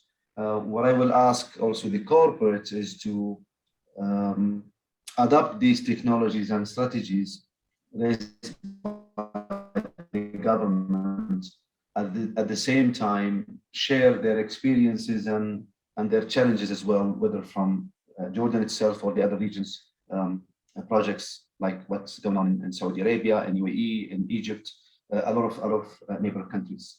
So that's so far my comment. I know it's not an easy journey. It's a long journey, as Ahmed Abadi mentioned. It's a journey. It's not just an action to do and that's it. It's a journey, might not be long because it's rapidly and it's fast movement. I can see this is a dream to become true, and that's happening soon. But also as I was saying, with 14% GDP capacity in Jordan, this is realistic that can happen. And so all eyes should be on this. And now I want to ask to the audience if there is any question from panelists. And while you can write the question in the chat, I want to engage again with the panelists on something. Most of the time, people think that application like artificial intelligence, machine learning are science fiction. I mean, can you comfort the audience that we are beyond that point? This is applied every day in most of applications. So this is a point. And do you believe that good artificial intelligence scientists and developers can be resident in Jordan for the future? So, and for the rest, I would like to ask the audience if there is any question. Otherwise, I will close it after this. So, anybody there? Yeah, can I start on this? Yeah. Well, yes, please, go ahead. I always believed in one thing: is when it comes in IT. If you cannot measure it, you cannot manage it. So when we talk about data analytics, AI, machine learning, data science, it's not anymore just buzzwords or industry buzzwords. And you need to go to different industries today in Jordan who really utilizing this. If you go to the telecom today, they are doing a lot of data analytics. You know, I didn't leave that industry that long, but 4 years ago, we completed our 9th data analytics project, and the use cases they came up becomes integrated in the day-to-day operations. It becomes part of the DNA of the company because they start seeing different business insights. So between data capture and how important it is to most of the organizations, and most of organizations have lots of data, lots of operational challenges. So the more you have customer data, you have operational data, you have technical data, you have financial data. So in order to make better decisions and to make smarter decisions and to make something more automated, more digital, you need to utilize what you have in terms of data. So today when we speak in what I say, I can give you scenarios of industries and other aviation industry, for example. If you want to make decisions better and you want to enhance your customer service, you want to enhance or reduce operational costs, or you want to improve your services, or you want to increase your revenues, you need to start thinking seriously of utilizing data analytics, artificial intelligence, and machine learning. Today, you have technologies like RPA that can replicate every single transaction done on a computer by a human being, up to writing emails. So the use cases are there, the scenarios are there. So if having the right data at the right time, in the right place, with the right technology will always give you a different business insight. It will always give you a competitive edge over competition. It will always give you opportunities you have never seen before. And we need to think in this in a collaborative way. Sometimes organizations spend a lot of time, a lot of money, or taking a lot of effort because they want to do it themselves. Sometimes you might out of the shelf ready-made applications that can integrate with your applications. And this is where the role of technology vendors in Jordan or international vendors can play a major role. So I will give you a lot of examples, but today I will be talking about this in specific in I think in 30 minutes or something. So in the airport, we managed to reduce, I will tell you a case study. The process, the process in the aviation industry haven't changed since ages. So you go, you have a boarding pass, you check in, you put your luggage, then you go for border control, you stamp your passport, then you go for security inspection, then you go either duty free, you eat, you do whatever you do, then you go on board. So it's the process, we're all familiar with it. So if you know that every minute saved on check-in counters equal $1 in the duty free, what will you do as a use case? You will do whatever it takes to save time for the passengers on check-in counters by introducing kiosks, self-service kiosks, by introducing mobile check-in, by introducing self-drop baggage, by introducing, I would say, biometric border control. So there is a solution. And when we talk about these, this is a very simple example. Today, if you look at weather forecast today, it's based on data science, machine learning, and artificial intelligence, IoT. Today, we can predict, forecast, operational, scheduling, delays in the airports.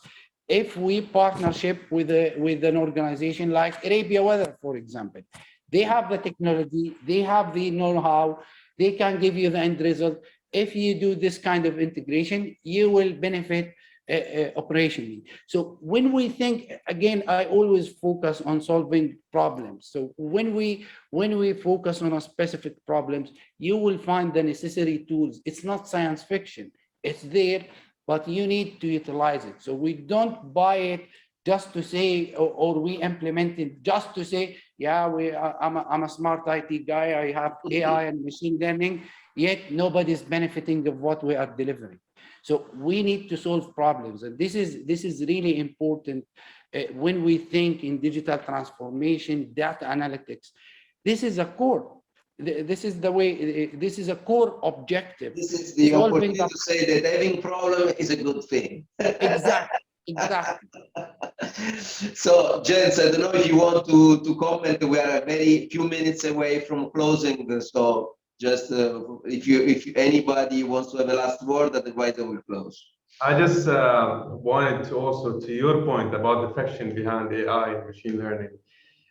If you think in a digital world where the threat landscape is going to be massive, if you think that you can protect against that without leveraging AI and machine learning, that is the fiction, to be honest. That is what the fiction is. Not having is the fiction. Yes, it's not reality. In fact, for us at Infoblox, many of the attacks that we help organizations around the world protect against today is all based on machine learning and artificial intelligence. Because traditional ways of knowing what's bad, what is not bad based on reputation is obsolete.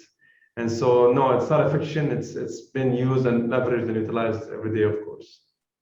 Clear. So, gents, I think that it's time that we close. I think it was a very lively discussion. We had a recommendation with analysis of situation. We had give a practical idea to the audience and hopefully to the institution, our institutional audience. So I want to thank you really, really much for all this. for the candid way you express your opinion and your recommendation based on your professional experience and your role, of course, in your organization. I want to give back the word to our organizer, and thank you, DigiConnect, for this opportunity to discuss about this. Thank you so much. Greg, the word is to you. Thank you very much, Andrea, Wasim, Loai, Osama, Ahmad, and Ahmad. Great discussion there. Wasim, we'll see you in about half an hour. But for now, I'd like to move on to our second innovation technology session. And I'd like to introduce Mr. Tamer Rial. Tamer is Nutanix Regional Manager for North Gulf, Levant, Egypt at Nutanix, whom he joined 7 years back. Prior to joining Nutanix, he worked as regional manager for a couple of international companies such as Cisco and HPE. Tamer earned his BSc from Near East University in Turkey. He loves traveling, spending personal time with his wife and 2 daughters. Tamer, over to you. Thanks, Greg. Do you see my screen? Yes. Okay, thank you very much, and thanks for the invitation. Hello, everyone. My name is Tamer Rial. I'm Nutanix North Gulf and Levant Region Manager. It's my pleasure actually to be with you today, and hopefully next year we will be together face to face. I believe all of us miss that. As Greg mentioned, I like traveling, and I was traveling 2 times a week, and unfortunately since 1.5 years I didn't travel. So it's really everything changed in the world since the pandemic. Now in a couple of minutes I will share our view regarding digital transformation and the cloud journey, and I will keep really enough time for Q&As. I was checking the chat and there are really nice questions and nice concerns which we would like to address if we have really enough time. Now, no doubt that the pandemic globally changed the way we work. Now, how we work and from where we work, to be honest. And for example, in US alone, 70% of full-time workers moved to work from home. And there are hundreds of businesses that temporarily close down, and hopefully it's temporary, to be honest. That's why digital transformation became mandatory for most of the companies in different sectors. Technology became lifeline between consumers and between business owners. And maybe Mr. Wasim, when he talked about Ifawatiirkum, this is really a very good example here in Jordan. What we see that most of the companies wanted to move to digital transformation fast. However, the IT did find really challenges which really prevented them from moving or did slow them from moving fast. I'm going to list and talk about some of them, and maybe the main one, and everyone would agree with me on that, is the complexity. Now, complex to manage silos infrastructure with manual workflows, it's really critical. It makes it really difficult for business to pursue new markets, develop advanced products, tackle strategic initiatives such as digital transformation. This is one of the points. Unable to provision and deploy applications in timely manner. This is really important. Struggle to keep applications and data secure. Difficult to scale. I would say, for example, unpredictable operations causing definitely extra cost and downtime. No enough time, no enough resources, budget, and name it. There are many challenges actually, and these are challenges, you can call it serious challenges, preventing companies from moving fast forward toward digital transformation. Now, and this is really important, and maybe with the Q&A, if I found time, I will elaborate more on that. What we need is actually a cloud-like solution. Maybe mainly everyone will talk about cloud, and I saw in the chat even, they talk, okay, public cloud, it's security, and they start talking about that. In fact, what people is looking for is cloud-like solution. Is easy to manage, easy to install, you can provision VM fast, you can have extra time for innovation. So we call it enterprise cloud. And at the same time, you should be able to move to hybrid cloud, then to multi-cloud. Now, this definitely will help you toward fast digital transformation. Now, the cloud journey is easy. However, I'm listing them here. It might take really long time to have the journey done, but I'm listing some of the points here. Yeah, for example, you need to start really with the right infrastructure. Then you should be able to, you should have the automation in place. Integration, private and public cloud is going to be mandatory in the near future. And then unifying hybrid and multi-cloud operations. Now, to start with, it's very important that you ask yourself what success means. Is it cost saving? Is it fast time to market? Is it better end user experience? Each company might have one of these or combination of these. So it's very important to sit with yourself, and mainly company CEOs, they sit and they know that these are the criteria they are looking for. Now, once we have the direction, you can start with the journey. And in all cases, you will understand that simplicity, flexibility, and choice of technology are critical for allowing you to tailor your cloud approach. Now, that's why we really suggest you to start with the right technology. We really suggest you to start with technology which enables you choice. It should not be a locked up technology. Should not look you up at all. There should not be any kind of restrictions. It should be ready to take you to enterprise cloud experience, then hybrid cloud, then multi-cloud, as we mentioned, which you will see it more and more in the near future. That's key. So if you start with the right technology, next steps will be really easy. Saying easy, it's not like in one day, it's a journey. However, it will help you to move faster. Now, also the platform should be unified for all environments. Such platform will eliminate the silos of legacy infrastructure. And by the way, legacy infrastructure was bringing actually the real pain for the IT team. Now, should be a scalable foundation. You need to enhance your existing applications on any cloud of your choice. This is really interesting slide, and I will share it with you. You can ping me. It's giving a summarize on what exactly you need for your journey. I'm going to highlight some points here.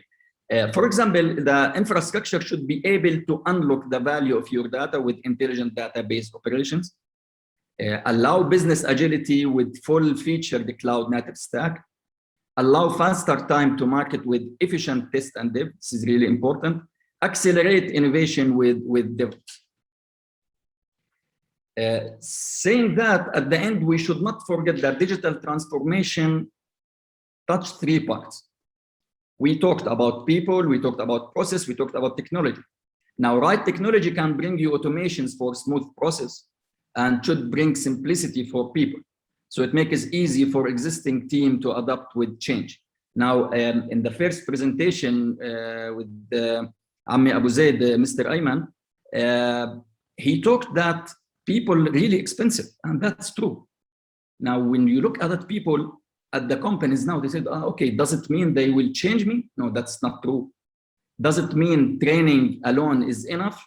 Can be, but there should be a kind of investment on the people. However, that cannot be done without simply having a really simple technology. So simplicity is really key for this journey. It's very important to make it easy for the existing team to adapt with the change. Now, last thing we need is to change the existing people with new people, and I don't think anyone would like to have that. So that's why we need to keep that.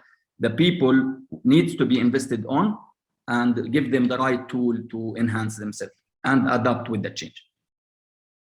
Now, thousands of our customers did acquire Nutanix for different workloads and for different reasons, but I can tell you that simplicity was really the main factor. I tried to move really fast because I believe it's very important to keep time for Q&As. I'm available in Jordan. Thanks God we have, and we help many companies in Jordan. I believe we have 70 plus companies. They work with them and big names actually.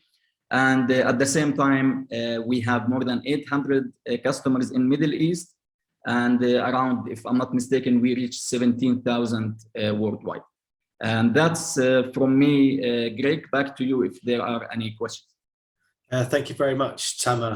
Yeah, one was sent through to me. It was said that you mentioned something about enterprise cloud and hybrid clouds, and if you could perhaps elaborate more on the difference of those.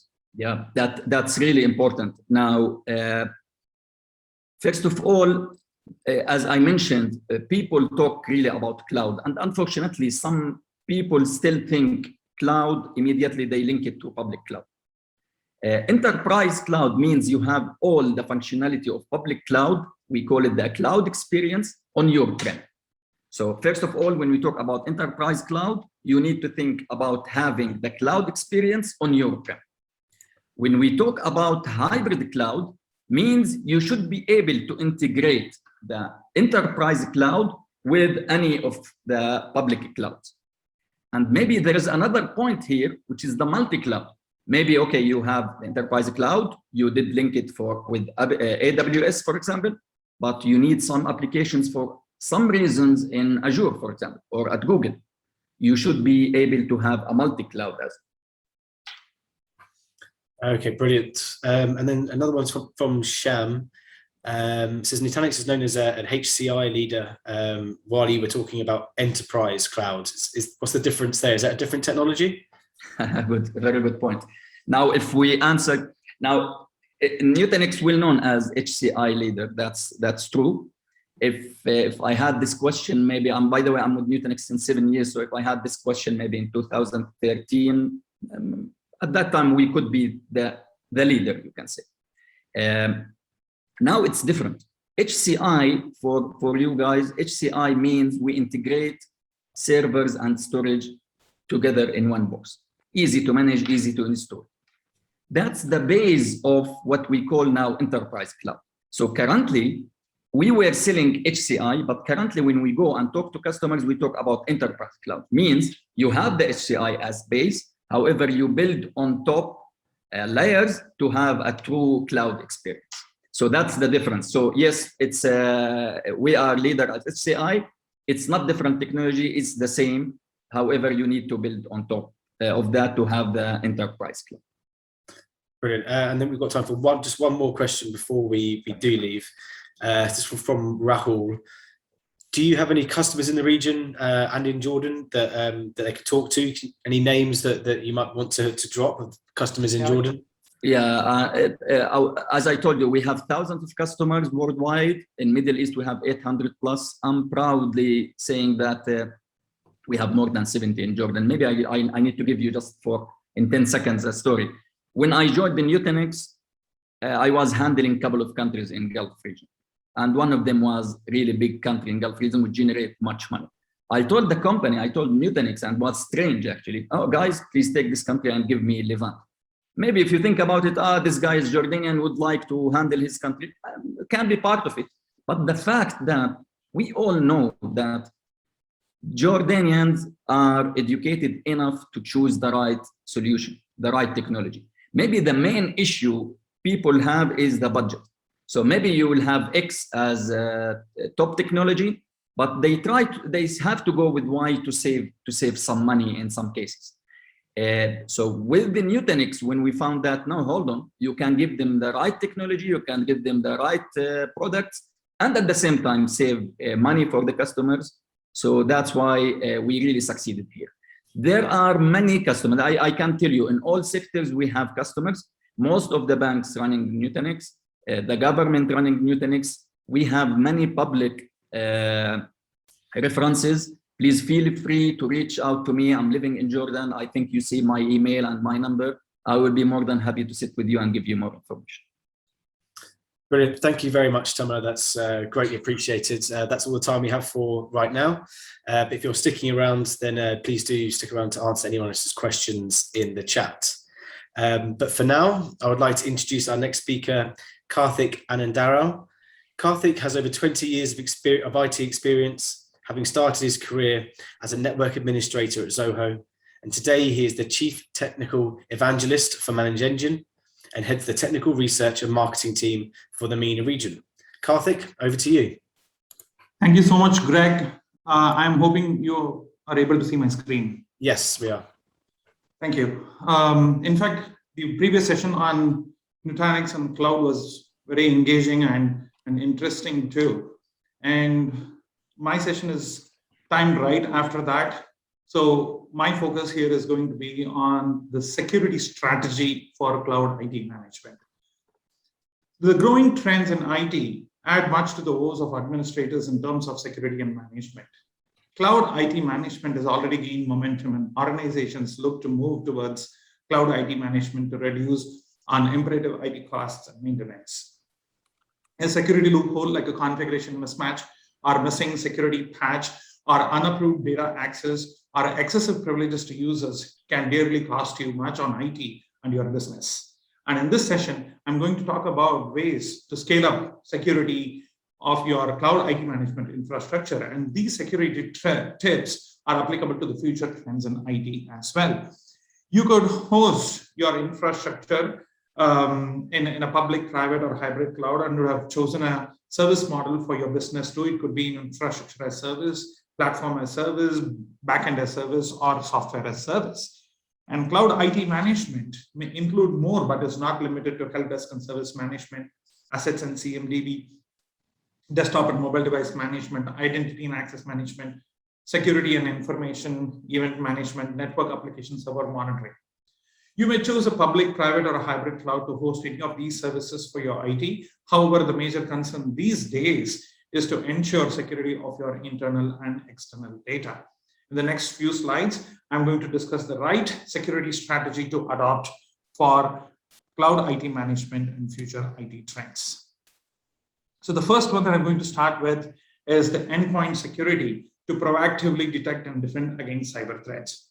Why is vulnerability an area of grave concern to organizations? The major challenge of growing organizations these days is the increasing number of endpoints. With steep increase in endpoints, traditional antivirus, file scanning, and security solutions are no match to the security loopholes that these devices pose to the network.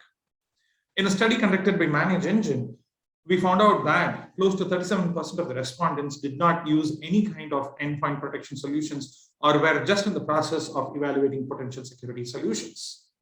The same study had around 33% say that their biggest challenge with endpoint security solutions lay in its complexity of deploying, managing, and using these solutions. When it comes to vulnerability assessment, you have to scan your endpoints regularly to detect vulnerabilities and mitigate them immediately using patches or alternate fixes. Early identification of exploitable threats that require little or no user intervention. You have to put the vulnerabilities in context to understand their priority, urgency, and impact. You have to prioritize the response, such as patching or mitigation workarounds. You should also avoid hefty fines for not conforming to standards for security compliance standards and regulations like HIPAA, PCI DSS, and much more. And you also have to finally understand that patching might interfere with the ongoing operations of the business.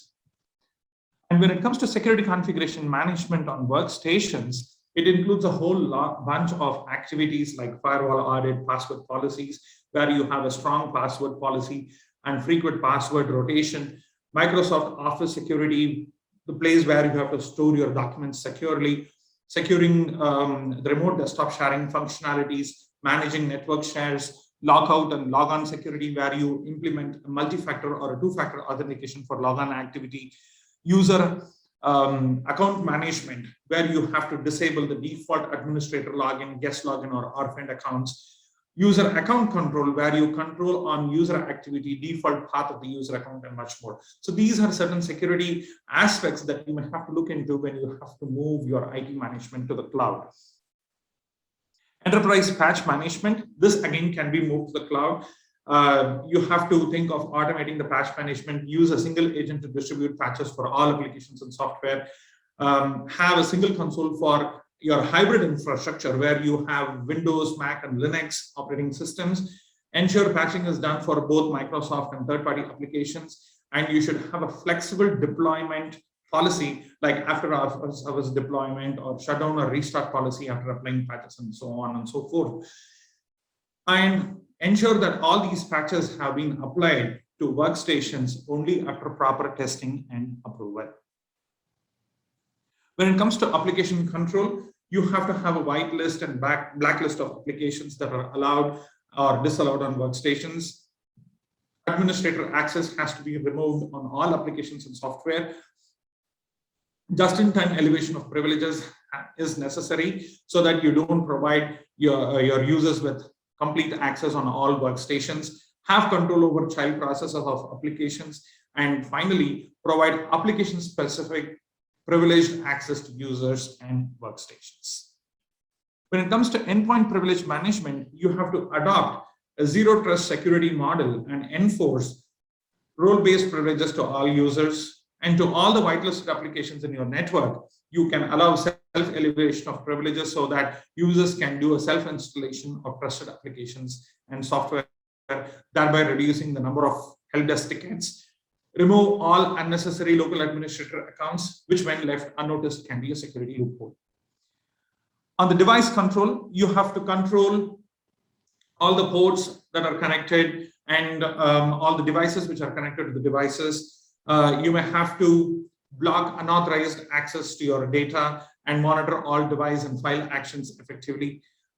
You have to set read-only permissions for critical files, and you can also limit file transfers by setting maximum file size and type of file. You can create an exclusive access for devices to access your computer by adding them to the trusted device list. Effectively secure files involved in data transfer operations by creating and storing mirror copies in password protected shares. You can also monitor the file actions in real time, record details such as file name, location, along with computers, devices, and users involved, and from where to which device it has been copied. File shadowing, or data mirroring as it can be called. How do you prevent data loss, or what are the benefits of having a file shadow policy? By reviewing the file, by reviewing the shared folder with copied data, the actual content of the stolen file can be identified. And this is the first step in a quick and cost-effective recovery. When a network failure caused by malware injection leads to corruption of original files, the business critical data, which has been frequently accessed by remote users, should be restored from file shadow remote share folder quite soon and effectively. Since you have all information about the file and endpoints, users and devices, and since these details are being documented, the impacted users can be warned to change their passwords and encrypt their intellectual property as and when you think there is a data breach or data leakage. You may also want to manage all your browsers from one console. You want to gain complete visibility of the browsers present in your network. Now, mandate the use of trusted or approved browsers in the network. You want to keep track of all the browser extensions and plugins and add-ons installed onto the devices. And you want to assign specific Java versions to web applications based on requirements. Control access to the internet by providing or denying access to specific sites. When it comes to mobile device management, security is at the top of the pyramid. So the corporate owned mobile devices, in case if it is lost or stolen, you want to remotely wipe off the data, either personal or corporate, or depending on the use case. You may also want to detect and report on high risk and non-compliant devices that do not conform to your organizational standards and policies. You may want to allow only enterprise apps to run on mobile devices so as to ensure optimal performance of these mobile devices. Separate the corporate apps from personal ones and ensure these corporate apps cannot be accessed using the 4G or 5G network so as to prevent data theft. You also want to keep the personal apps a step away from using your corporate network. Say you can disable, for example, you can disable Facebook or other social media websites to access the corporate network. Ensure all these mobile devices are compliant with specific policies that you have defined for your organization, like the Wi-Fi password or the VPN or the background and things like that. When it comes to SIEM, you want to cut down on the log storage spending by ensuring security of log data collected from various devices. You want to audit security events and understand the event correlation and generate compliance requirements like PCI DSS, GDPR, or much more. Access and manage the log data from anywhere so as to understand your user entity behavior analytics. And you want to scale up your network architecture without worrying about the log volume. Finally, you may also want to include analytics into this data analytics into your cloud IT management. So you want to look in for a software or a cloud vendor which can provide you with augmented and predictive analytics of the data. You may have data from all verticals like service desk, network server application, availability and performance monitoring, user management, desktop configuration, patch management. You want to generate reports based on the data and share these reports to your peers and stakeholders so as to transfer data to information, to knowledge, to wisdom. And you also want to receive alerts when data breach happens or when a data breaches a threshold in the patterns that you identify. When it comes to privileged access management, you may also want to think in these lines as well, where you want to store your passwords in a centralized vault, secure remote access to IT resources as and when needed. Privileges can be escalated as and when it is needed. So you have to start with minimum privileges for all the technicians. Keep monitoring the activities of privileged users and ensure password and active session management is protected for your DevOps resources as well. Maintain the application and database passwords in the centralized vault and reiterate them frequently as you do for other IT resources too. UEBA, as I mentioned earlier, which is user entity behavior analytics. You want to record the user entity behavior through log collection from various sources like workstation servers, domain controllers, network resources. So you want to allow a grace time for the behavioral patterns to be identified and recorded and check for any deviation. It could be time, count, or a pattern anomaly. And any deviation in this pattern is associated with a risk factor, which will help you to identify incident threats or account compromise or data exploitation. And data security, that's going to be the last one before I actually touch upon the compliances. So you may have to first discover the data, identify the PII, personally identifiable information, which is stored in files, folders, or shares. Audit the file servers, who access these files, when and how and why, and analyze the storage as well. Analyze and identify redundant, outdated, and trivial data to declutter your file servers and cut down on storage costs. When it comes to the compliance, you may want to follow the one which relates to your industry. So it could be PCI DSS for banks and financial institutions, GDPR, the widely used General Data Protection Regulation, and ISO 27001 for security standards, and much more. And now it's time for a discussion. If you have any questions, please let me know. Thank you very much, Karthik. Unfortunately, we're pretty pressed for time at the moment, but if you're sticking around, then please do ask Karthik any questions in the chat box. And I'm sure, are we able to share this presentation with the audience as well, Karthik? Of course, you can. Fantastic. Now, a quick change to the agenda. So Munir from Oracle wasn't able to speak earlier, but he has joined us again now. So I'd like to introduce Munir, who has over 20 years experience supporting mega transformation with extensive knowledge in driving large transformations across EMEA. Munir is a researcher in digital technology and is a faculty member of the University of Antwerp in Belgium. He holds an MBA from the University of Manchester, a master's in software engineering, and a bachelor's in information technologies. Munir, over to you. Thank you. Thank you very much, Greg. And thank you everyone for all the insights that has been shared so far. And thank you, Greg, for the flexibility. So the session today from Oracle will have the title From the New to the Next Normal, How to Master the Change. So we'll just see some of the factors that characterize the big change, of course, of the COVID that, impose a new normal for all of us, and then how we are going to transform into the next normal. and of course, some of the initiatives that we as Oracle we do to support our customers in that regard.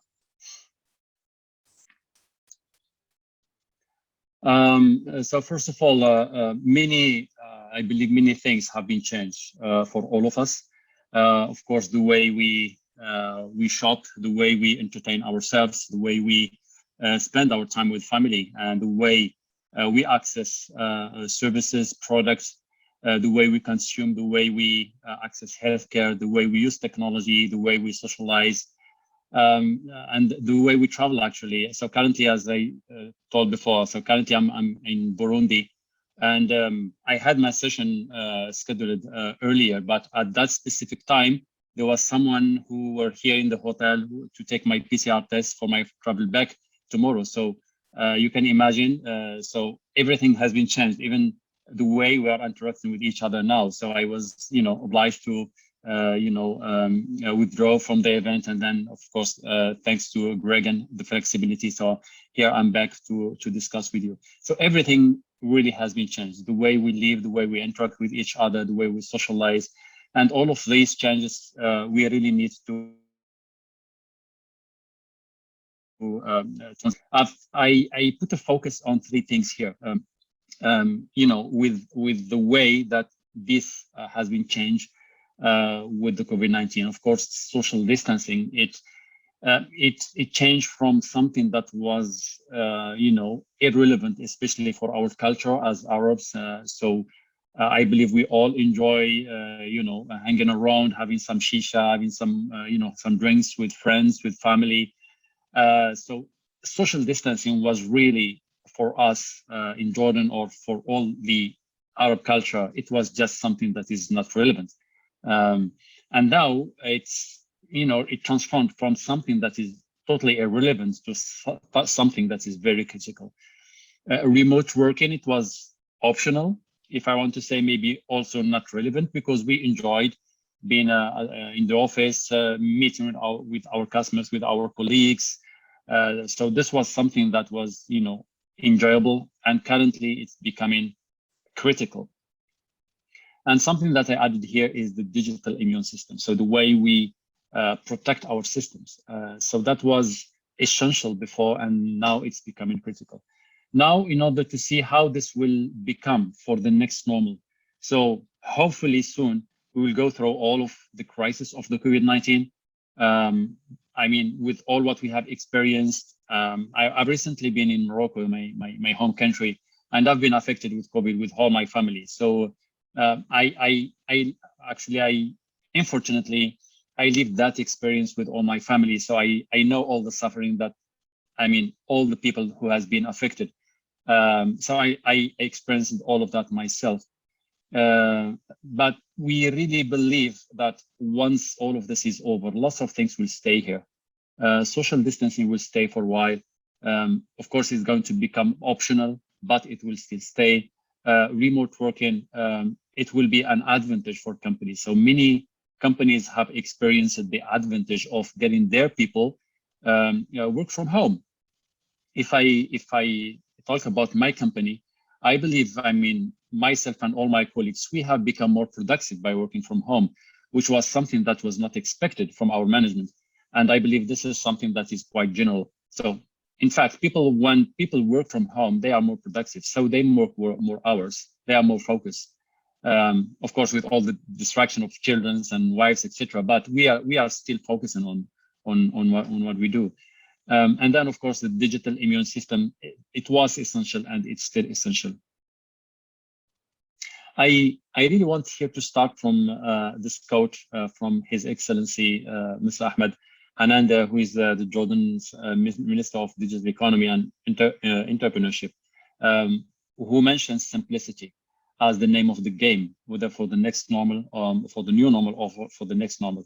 And this is so true, because with simplicity, when we look at the social distancing, and of course reducing contact trace by by adopting some of the measures, how this will impact and how this will push us to rethink the way we do business. So we need to rethink the way we interact with our customers. So all the touch points that are relevant for customers, touch points that are relevant for suppliers, touch point of employees, and the way we monitor and ensure compliance. So all of these aspects are to be considered for social distancing. And then remote working, making it more efficient and a positive experience. So as we are all connected now, so I believe in the morning we were 268 attendee. We are currently at around 150.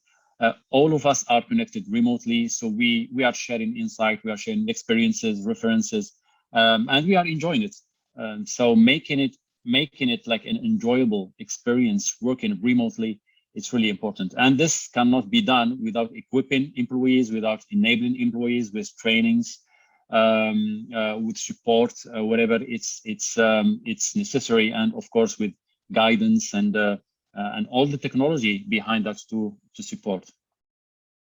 And then what I call digital immune system, because what does it mean that we are more working online? It means that our systems are becoming more vulnerable. So we are generating more data, we are and systems are being more vulnerable. So we really need to take care of that, especially when it comes to data. In relation to data, there has been some statistics that says 84% of vulnerability of systems, it really doesn't come from outside the organization, it's coming from inside the organization. So making sure that all of even the employees who are connected for their work remotely, they just have access to just enough data. Okay, so whatever there is something that is not necessarily, so it's really at a need basis, which means it brings us to, building an immune system that starts from the core inside of the organization, going outside of the organization. And the way we treat this as Oracle is, what we pitch to our partners and customers is, with maybe 5% or 10% of the security budget, you can really cover more than 84% of your security breaches. And we do that from inside out, which means starting from where the data is stored, and then we secure that we put what we call the maximum security. So many layers of protection, many layers of defense to protect the data inside the organization. And then, of course, by doing that, we are protecting inside and outside. And of course, there are other layers of security that requires attention as well. Now, the big question is how to execute in an actionable and pragmatic way. Of course, as Oracle, we have so many initiatives. So we support startups, we support universities, we support education, we support communities globally. Of course, lots of documentation is out there.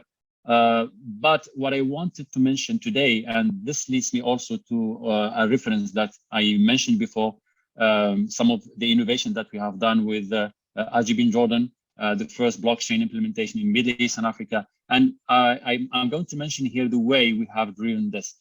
However, it's really important to understand that really baby steps count. Small steps are going to lead to big results. And here I mention what I call the belief cycle. The transformation really needs to go through the belief cycle, which means we have been discussing all the morning, and I believe that in all the event we are discussing about the potential, which means we all see the potential. There is big potential when we talk about digital transformation. There's potential for the economy, there's potential for businesses, there is potential for organizations, for citizens, for customers, for everyone. However, we need to start with something, just start with something. And that is the belief. So, if we look at the belief cycle here, so on the top left corner, we start with the belief. So I believe on a potential, and then I see the potential, and then I put an action. And that action can really be a very small improvement. That could be maybe just moving from, putting my data in an Excel file to a database, okay, or maybe just acquire an ERP or an application, or just a small, improvement. And once I have that action done, I will get result. That will be a small result. However, that small result will give me more belief. So I will believe more in the potential. And then we go throughout the circle. Okay, so the transformation needs to go through this same approach. And then, of course, the way we take it as Oracle, of course, starting from a corporate and business strategy. So corporate is, of course, the strategy for growth, and the business strategy is the strategy to sell. And so every organization has a strategy. And in order to deliver that strategy, we need business models. And that is, orchestrating the ecosystem. And then if we want to deliver business models, execute them, then we need business processes, and those are operations. And then if we need to automate business processes, then we need technology. Okay, and to be honest, in this model, technology is my latest concern. Technology is here. It is available. We have a lot of options. My concern is how we drive the transformation.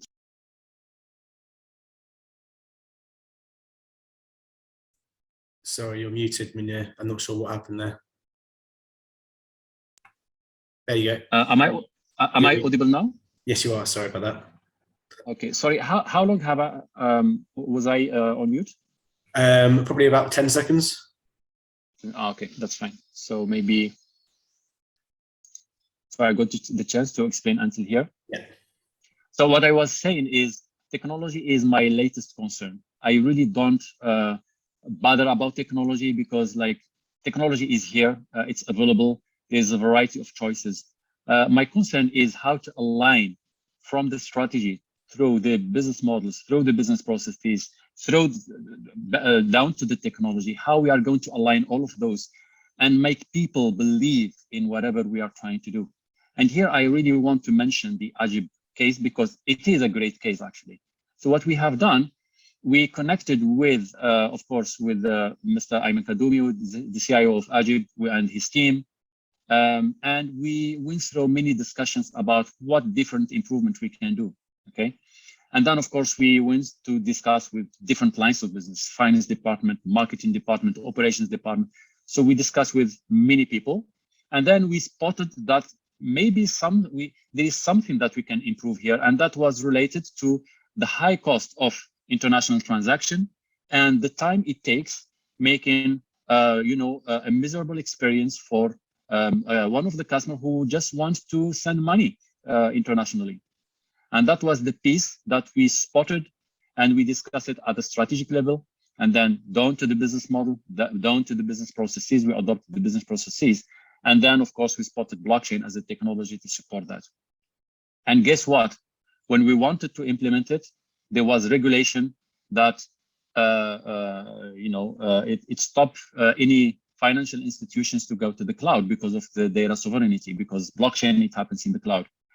So what we have done, we have onboarded the regulation with us. So we have discussed with the regulation. There has been a lot of sessions that has been organized by the bank. And then of course, we have written a letter asking for exception to regulation. And guess what? After 2 months, we got an exception. And that was really, really good. And to be honest, I was surprised and I was impressed because what happened then is that request for to do this implementation, it opened door for all the financial services in Jordan to do cloud business. And that was a game changer. And I believe this is what we need to do. And if we go back to the belief cycle, this is exactly what we have done. We spotted the potential, we put some actions, and then we went through some rounds and it happened. Now, the way we do it in a pragmatic way as Oracle, and we do it as quickly as possible, is, of course, we try to analyze what is the as is, which means where are we now? And then we try to identify the to be, where do we want to get? And then we identify the gaps that needs to be considered. And then we put an architecture and a roadmap. And this is exactly what we have done with Ajib, and we've got very good results actually. Of course, just to go back to this approach, if anyone in the audience is interested to go through this approach, I will leave the contact of our territory managers in Jordan.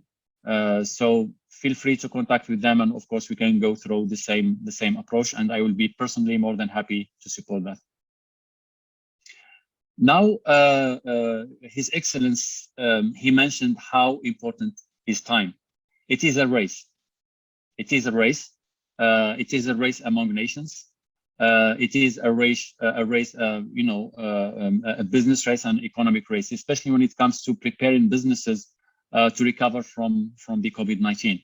So lots of businesses they lost revenue. Lots of businesses they lost their compass actually, and we need to help them. We need to support them get back to the race and recover from the COVID-19.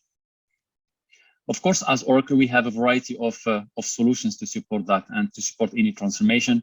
We are proudly covering all needs when it comes to digital innovation, starting from the applications to the data management, to the analytics, to the infrastructure, to the way we support developers and governance and security, to the way of hosting technology, whether it's on-premise, hybrid, or in the cloud. So just to spot here some of the building blocks that we support. The most important in all of that is data is in the core. We really need to take care of data. Something that is really important, like wherever I discuss with any of our enterprise customers is, what do we really need to do with data? Do I need just to store that data and maybe get it back wherever I need? Is this what I really need? The question for enterprises, of course, is no. This is not what we need. We need to drive. We need to have data driving business, driving performance, driving improvement, driving growth, driving optimization.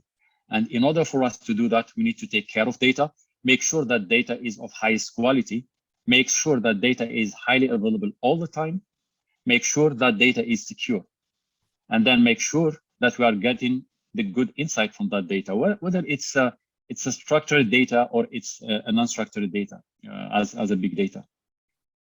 And in order for us to do that, of course, we need to take it from the application, how the different applications are connected, and how this is impacting the quality of data in terms of redundancy, in terms of corruption of data.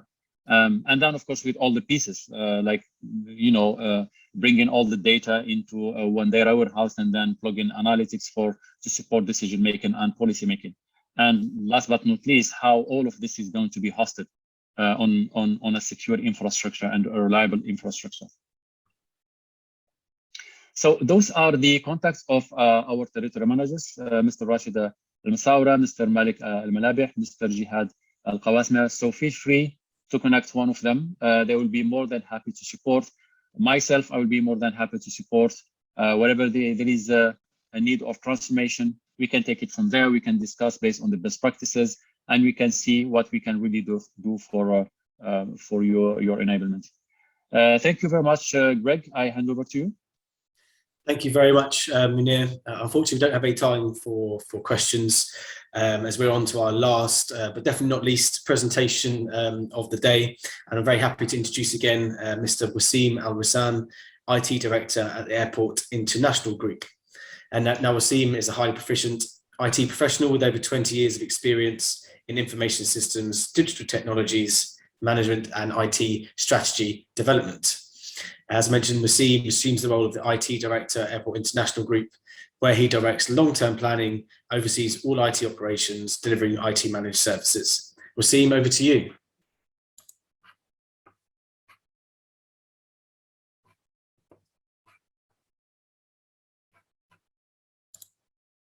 I can't hear you, Wasim, if you're speaking. I think you're on mute still.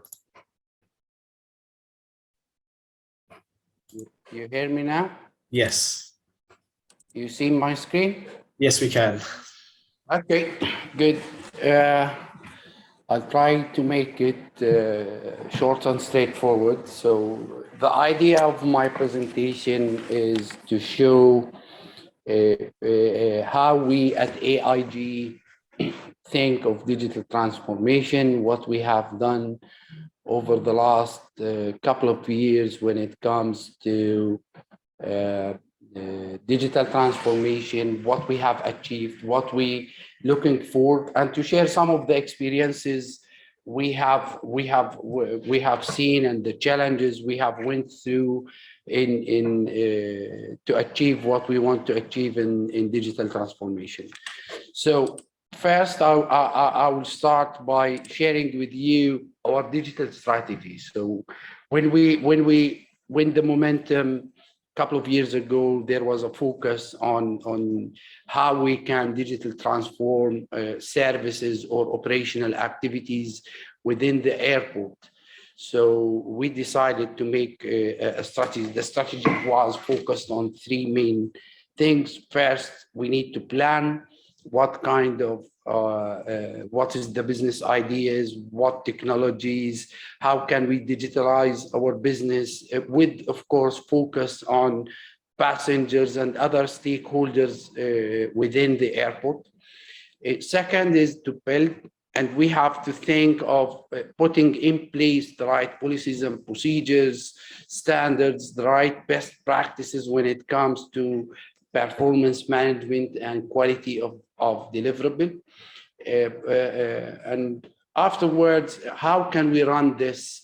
And a couple of sessions ago, we're focused on how can you manage in such a complicated environment when you are considering hyper-converged infrastructures, on-premise, on-cloud services, and how you can operate and keep business up and running with such complexity.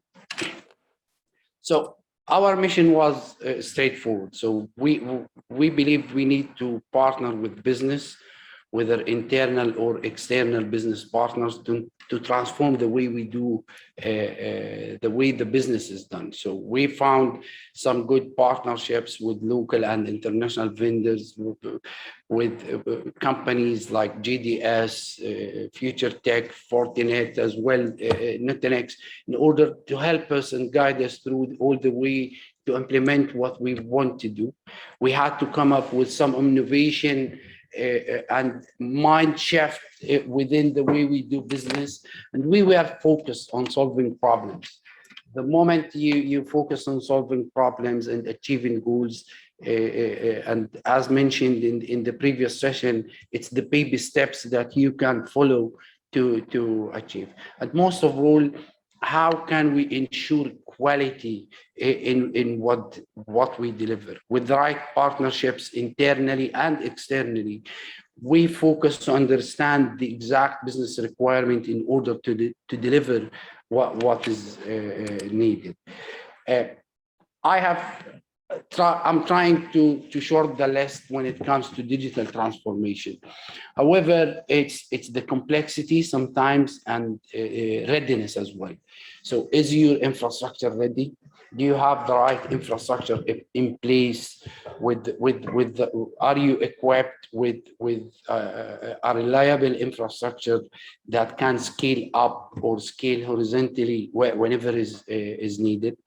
Business continuity is an important factor in digital transformation, guys. If you want to give people digital transformation and you want them to use technology, you want them to change the way they do business. Business continuity is a crucial part because we are asking people to depend on technology. And so if the technology is not available, people will start running away back to the way they used to do business. With such complexity, information security is a very important fact. You need to have the right cybersecurity technologies, policies, procedures in place, and of course, cost. If you have a bulldog CFO or you have an aggressive CFO, you need to always come back to them with either a new technology to purchase or new changes you might think of. But it's not always about purchasing. It's what you can save whenever you introduce digital transformation? What kind of tangible, intangible efficiencies? Sometimes as IT, we face these challenges. We say we will deliver 30% or 40% of efficiency or enhanced productivity. How can you measure this? So as an IT, we need to focus, or digital transformation leaders, we need to focus on measuring the achievements so that in the journey, we walk the talk, and what we want to deliver is there. And one of the most important factors or challenges in digital transformation is people, whether inside, outside, different stakeholders, different organizations. You need to bring everybody to the table. You need to bring everybody on this journey. So it is challenging. So you can see as IT, our role is not only technical. It's we need to market what we want to do. We need to be good in finance in order to measure and give forecast of what we can achieve. We need to be smart in marketing, smart in negotiation with people, smart in getting the yes in order to proceed. And most of the also the challenges, yes, technology comes at the end, but technology trends and the disruptive changes in technology is a very important factor. Another key challenge is how can we utilize data analytics properly in order to solve problems? We have data that is scattered everywhere. You have your customers' data, you have your operational data, you have your technical data, you have social media data, which might have an impact on what you are trying to do. And over the last year is COVID-19 and the way how this disruptive pandemic created unprecedented challenges and even opportunities. I would mention quickly a story. Over my career, we have done many times risk management and risk assessment for businesses. And when you do these kind of exercises with consultants, they will always give you a list of potential risks. You would say storms, rainstorms, snow, power cut, wars, earthquakes, and always there was always something pandemic. And this is the first time I was aware of it as a risk. Pandemic, and when we discuss it, no. This is, yeah, it might have a high impact, but no, it's low in probability to happen, and it happened.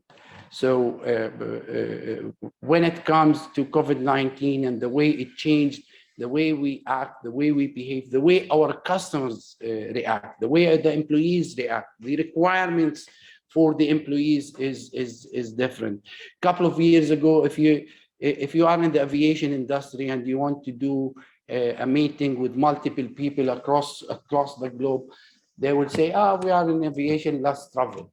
And when we introduce video conferencing, no, we'll go, we'll travel, we'll have our plane next day and we'll meet.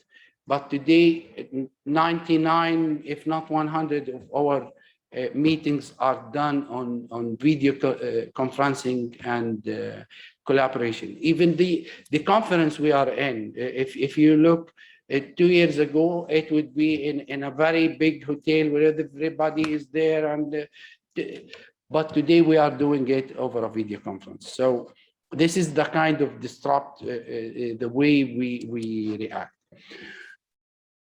I would like to share with you our digital transformation approach. So the objective is we want to create different personal computing for either end users, business users, partners.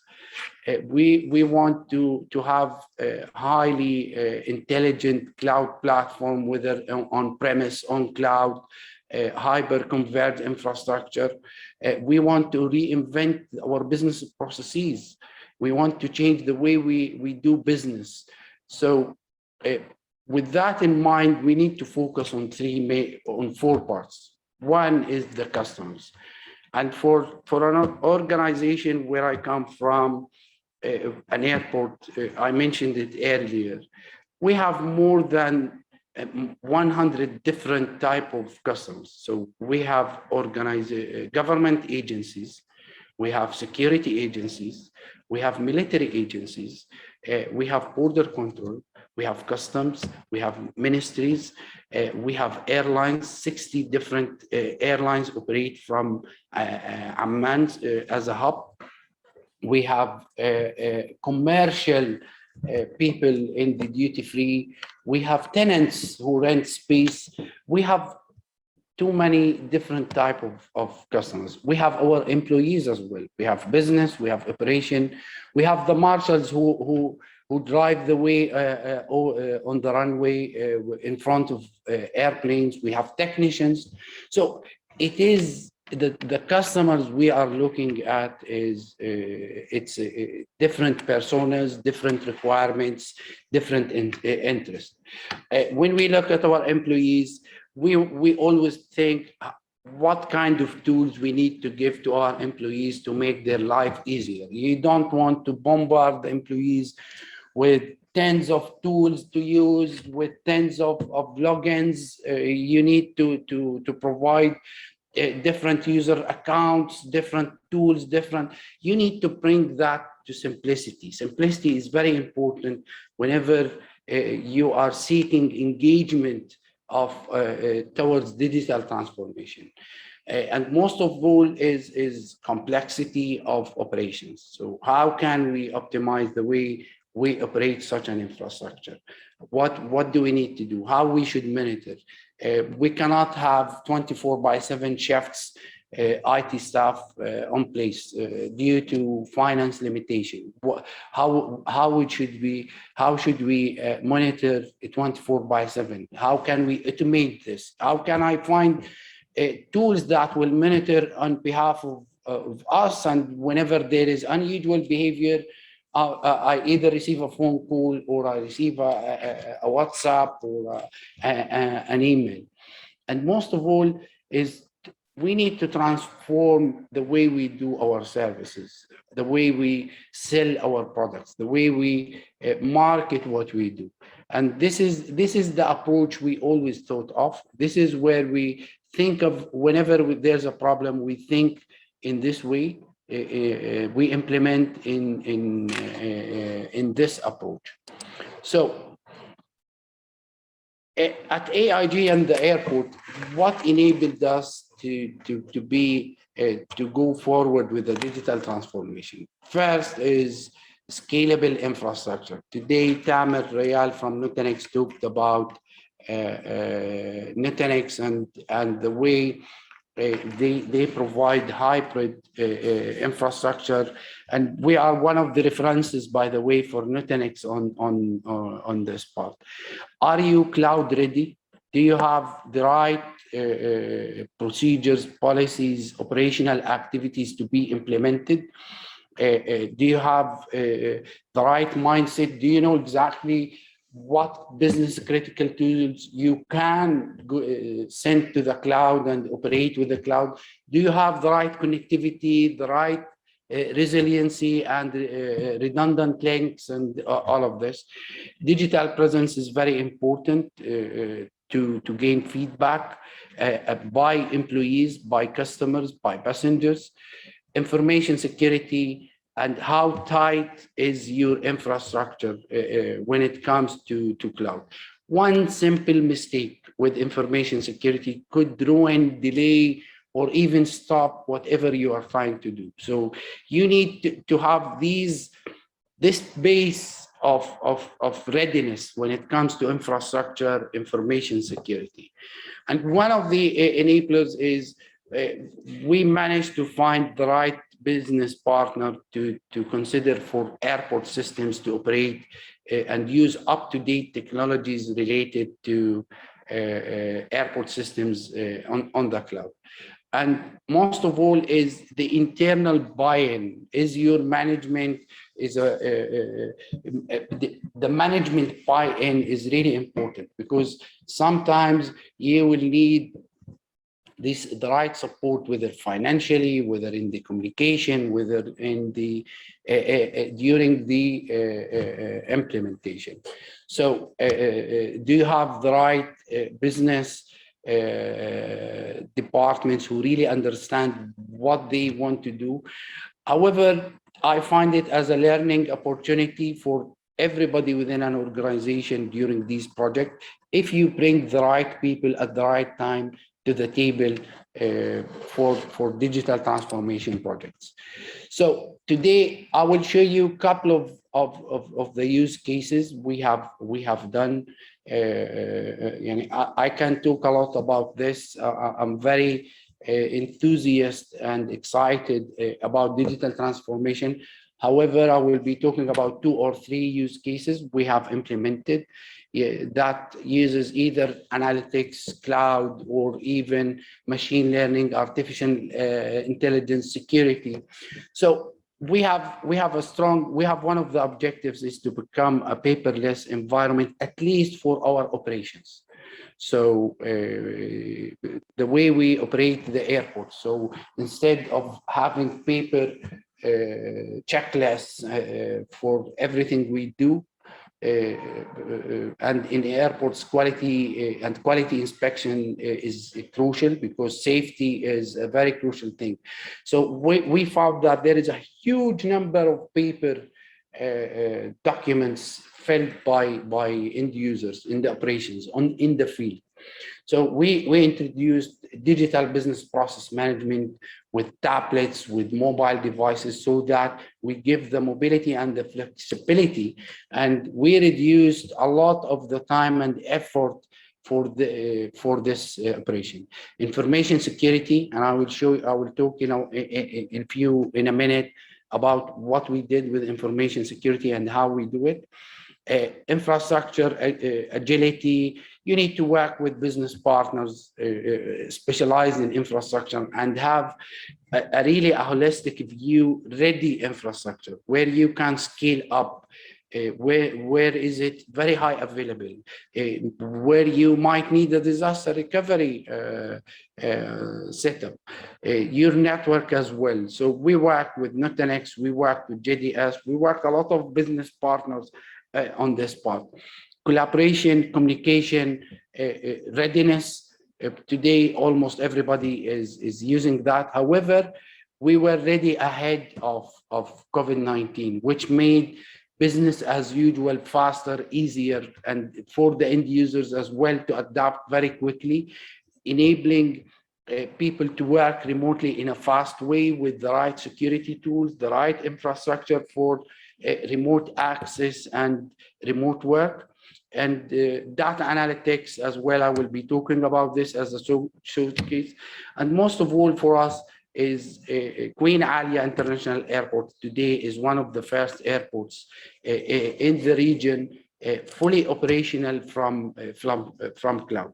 Today, if you look at an airport, the logistics, the coordination behind airport operation is really complex.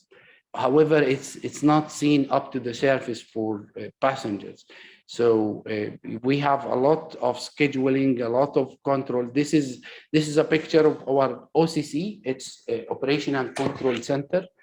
That is the brain of an airport. This is where you control which check-in counters, which gates, what time, scheduling, what kind of resources you need to make available for a specific flight. Is very critical, business critical actually, operation in this center. So what we did during 2019, we were in the final stage of finalizing a major project related to airport systems and airport management solution. And the implementation started late Q1 2020. So February, we started this project, and suddenly after 1 month time, there is the pandemic, there is the ban of travel, Nobody from the vendor was on site. We could not take the risk of quarantining the expat or the experts or the consultants on site. So everybody had to leave. Especially, I remember the date that I won't forget that date, which is 16th of March, when the government decided to close the borders. So all the consultants, all the engineers, they had to leave.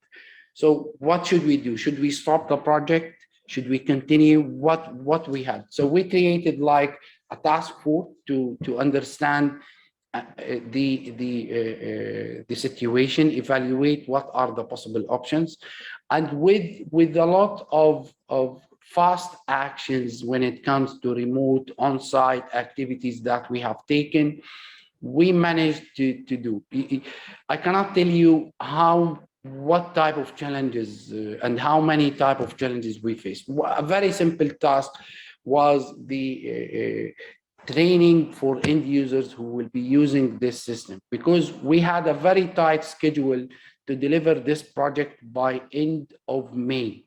So you can imagine the complexity and the situation and the deadline and the potential losses, financial losses, if any delays happen.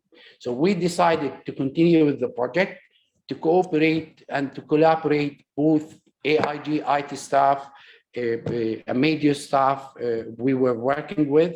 So in this process, we needed the support of too many external vendors. For example, we needed the support of Nutanix to establish the VDI infrastructure in order to enable training, which was one of the biggest challenges. We asked for help from different local companies, and they were really supportive, whether remotely or providing whatever necessary support during that period of time. So today, when you go and travel, just for you to know, when you check in the check-in counter, you are connected to cloud. When you board to your airplane, you are connected to cloud. Your baggage and the way it's transformed, we are connected to cloud. So all of this, and if I go back one step here, all of this complicated screens, business critical screens, are fully operational from cloud.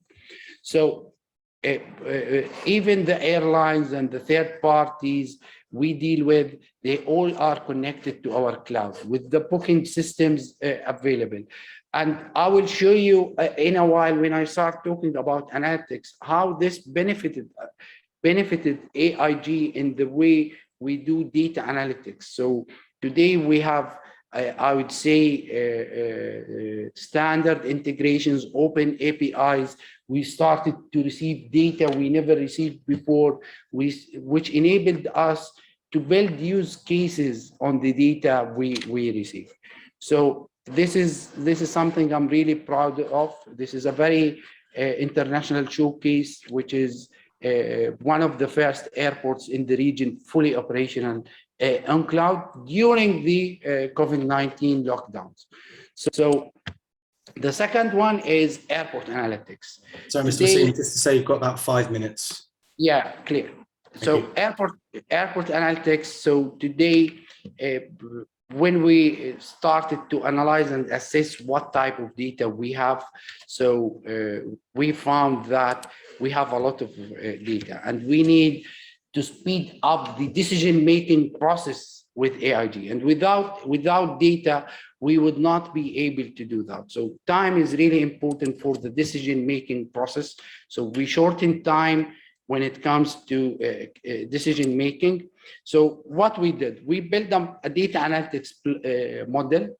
So we have passengers data, we have airlines data, origin, destination, traffic, movement, type of aircraft, count of passengers.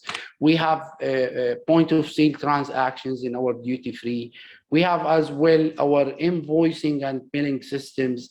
All of these data were the base of what we wanted to do. So we built models related to PAX prediction, passengers prediction, how many passengers we will arrive tomorrow or within a week, so that we coordinate with all stakeholders to have the right staff on place. So we don't have spikes, unprecedented spikes. We enhanced our revenue analysis and credit and collection. We improved in many operational activities in what we do. So with that said, I will go to AI and IoT and machine learning. This is where we implemented IoT sensors in the airport. So this is in real life, these dots are passengers. So these sensors monitor every passenger on their check-in counters so that we calculate waiting time per specific flight or per specific airlines. So that's why you will see different colors between the passengers. So these passengers are going through a specific flight for a specific destination. So we measure average waiting time. Every minute we save at check-in counters is equal to money spent in the duty-free. So with this use case, we managed to understand exactly how can we enhance revenue. We also managed to help our operations and facility team to know exactly, when we created heat maps, what facilities are mostly used, where are the crowded areas. For example, this is the checking area, this is the security inspection, this is the duty-free, this is where people are on their way to their gates. So we knew exactly where are the spikes, what are the behavior, so that our operations is streamlined and aware of what is happening on the ground.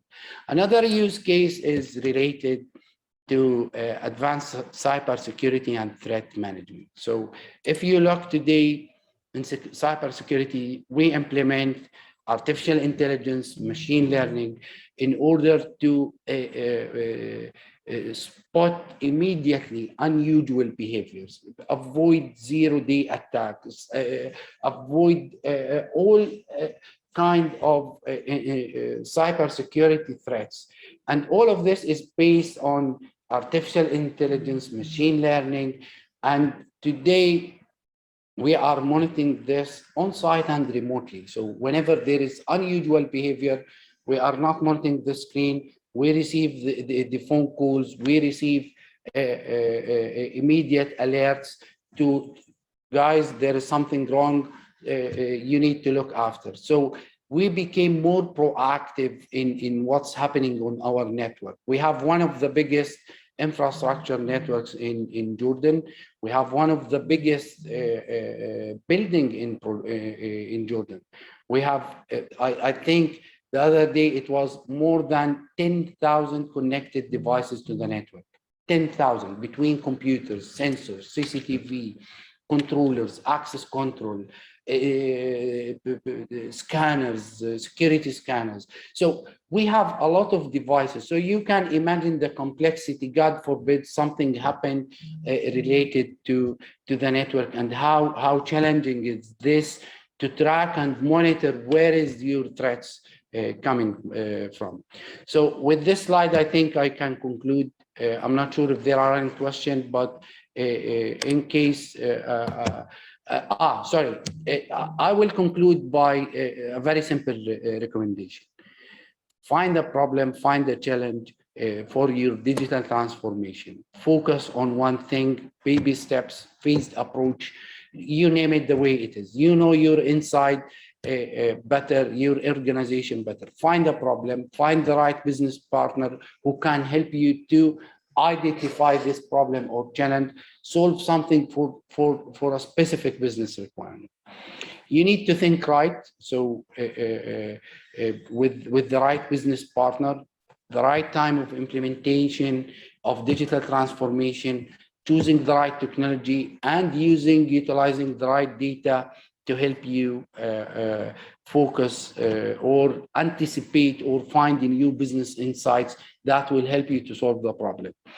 The more you understand your data, the more you understand your business. So you need to think of data analytics as a key player in the digital transformation, whether for integration, whether for analytics, whether it's for opportunities. So this is the way we see it. This is my recommendation for you.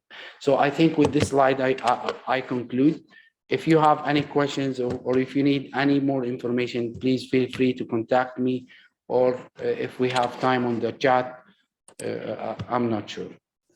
Thank you very much, Wasim. We are a bit tight on time, unfortunately, but are we happy to share this slide with your presentation with the attendees? We'll see. Okay, if we can double check, but that would be great. Yeah. Wasim, thank you so much for that presentation. It was greatly appreciated and a great way to end day one. And our agenda tomorrow is just as thought-provoking, and you can use the same link from today's event to join tomorrow, where we have speakers from the likes of Bank of Jordan, KPMG, EY, Orange Jordan, and we also have our iPad lottery draw for one lucky winner. So you need to attend day two and be present for the draw to have a chance of winning. But again, thank you to all of our speakers for such engaging content. Thank you to all of our partners for today, HPE, JDS, SMS, our diamond sponsors, our platinum sponsor, Dell, our official transformation partner, STS, our gold sponsors, Nutanix, Oracle, Thales, SAP, and Cypher Learning, and our silver sponsors, ManageEngine, Informatica, and our bronze sponsor, Infoblox. And finally, thank you to all of our attendees for joining us. We look forward to seeing you tomorrow. Thanks very much. Thank you. Thank you.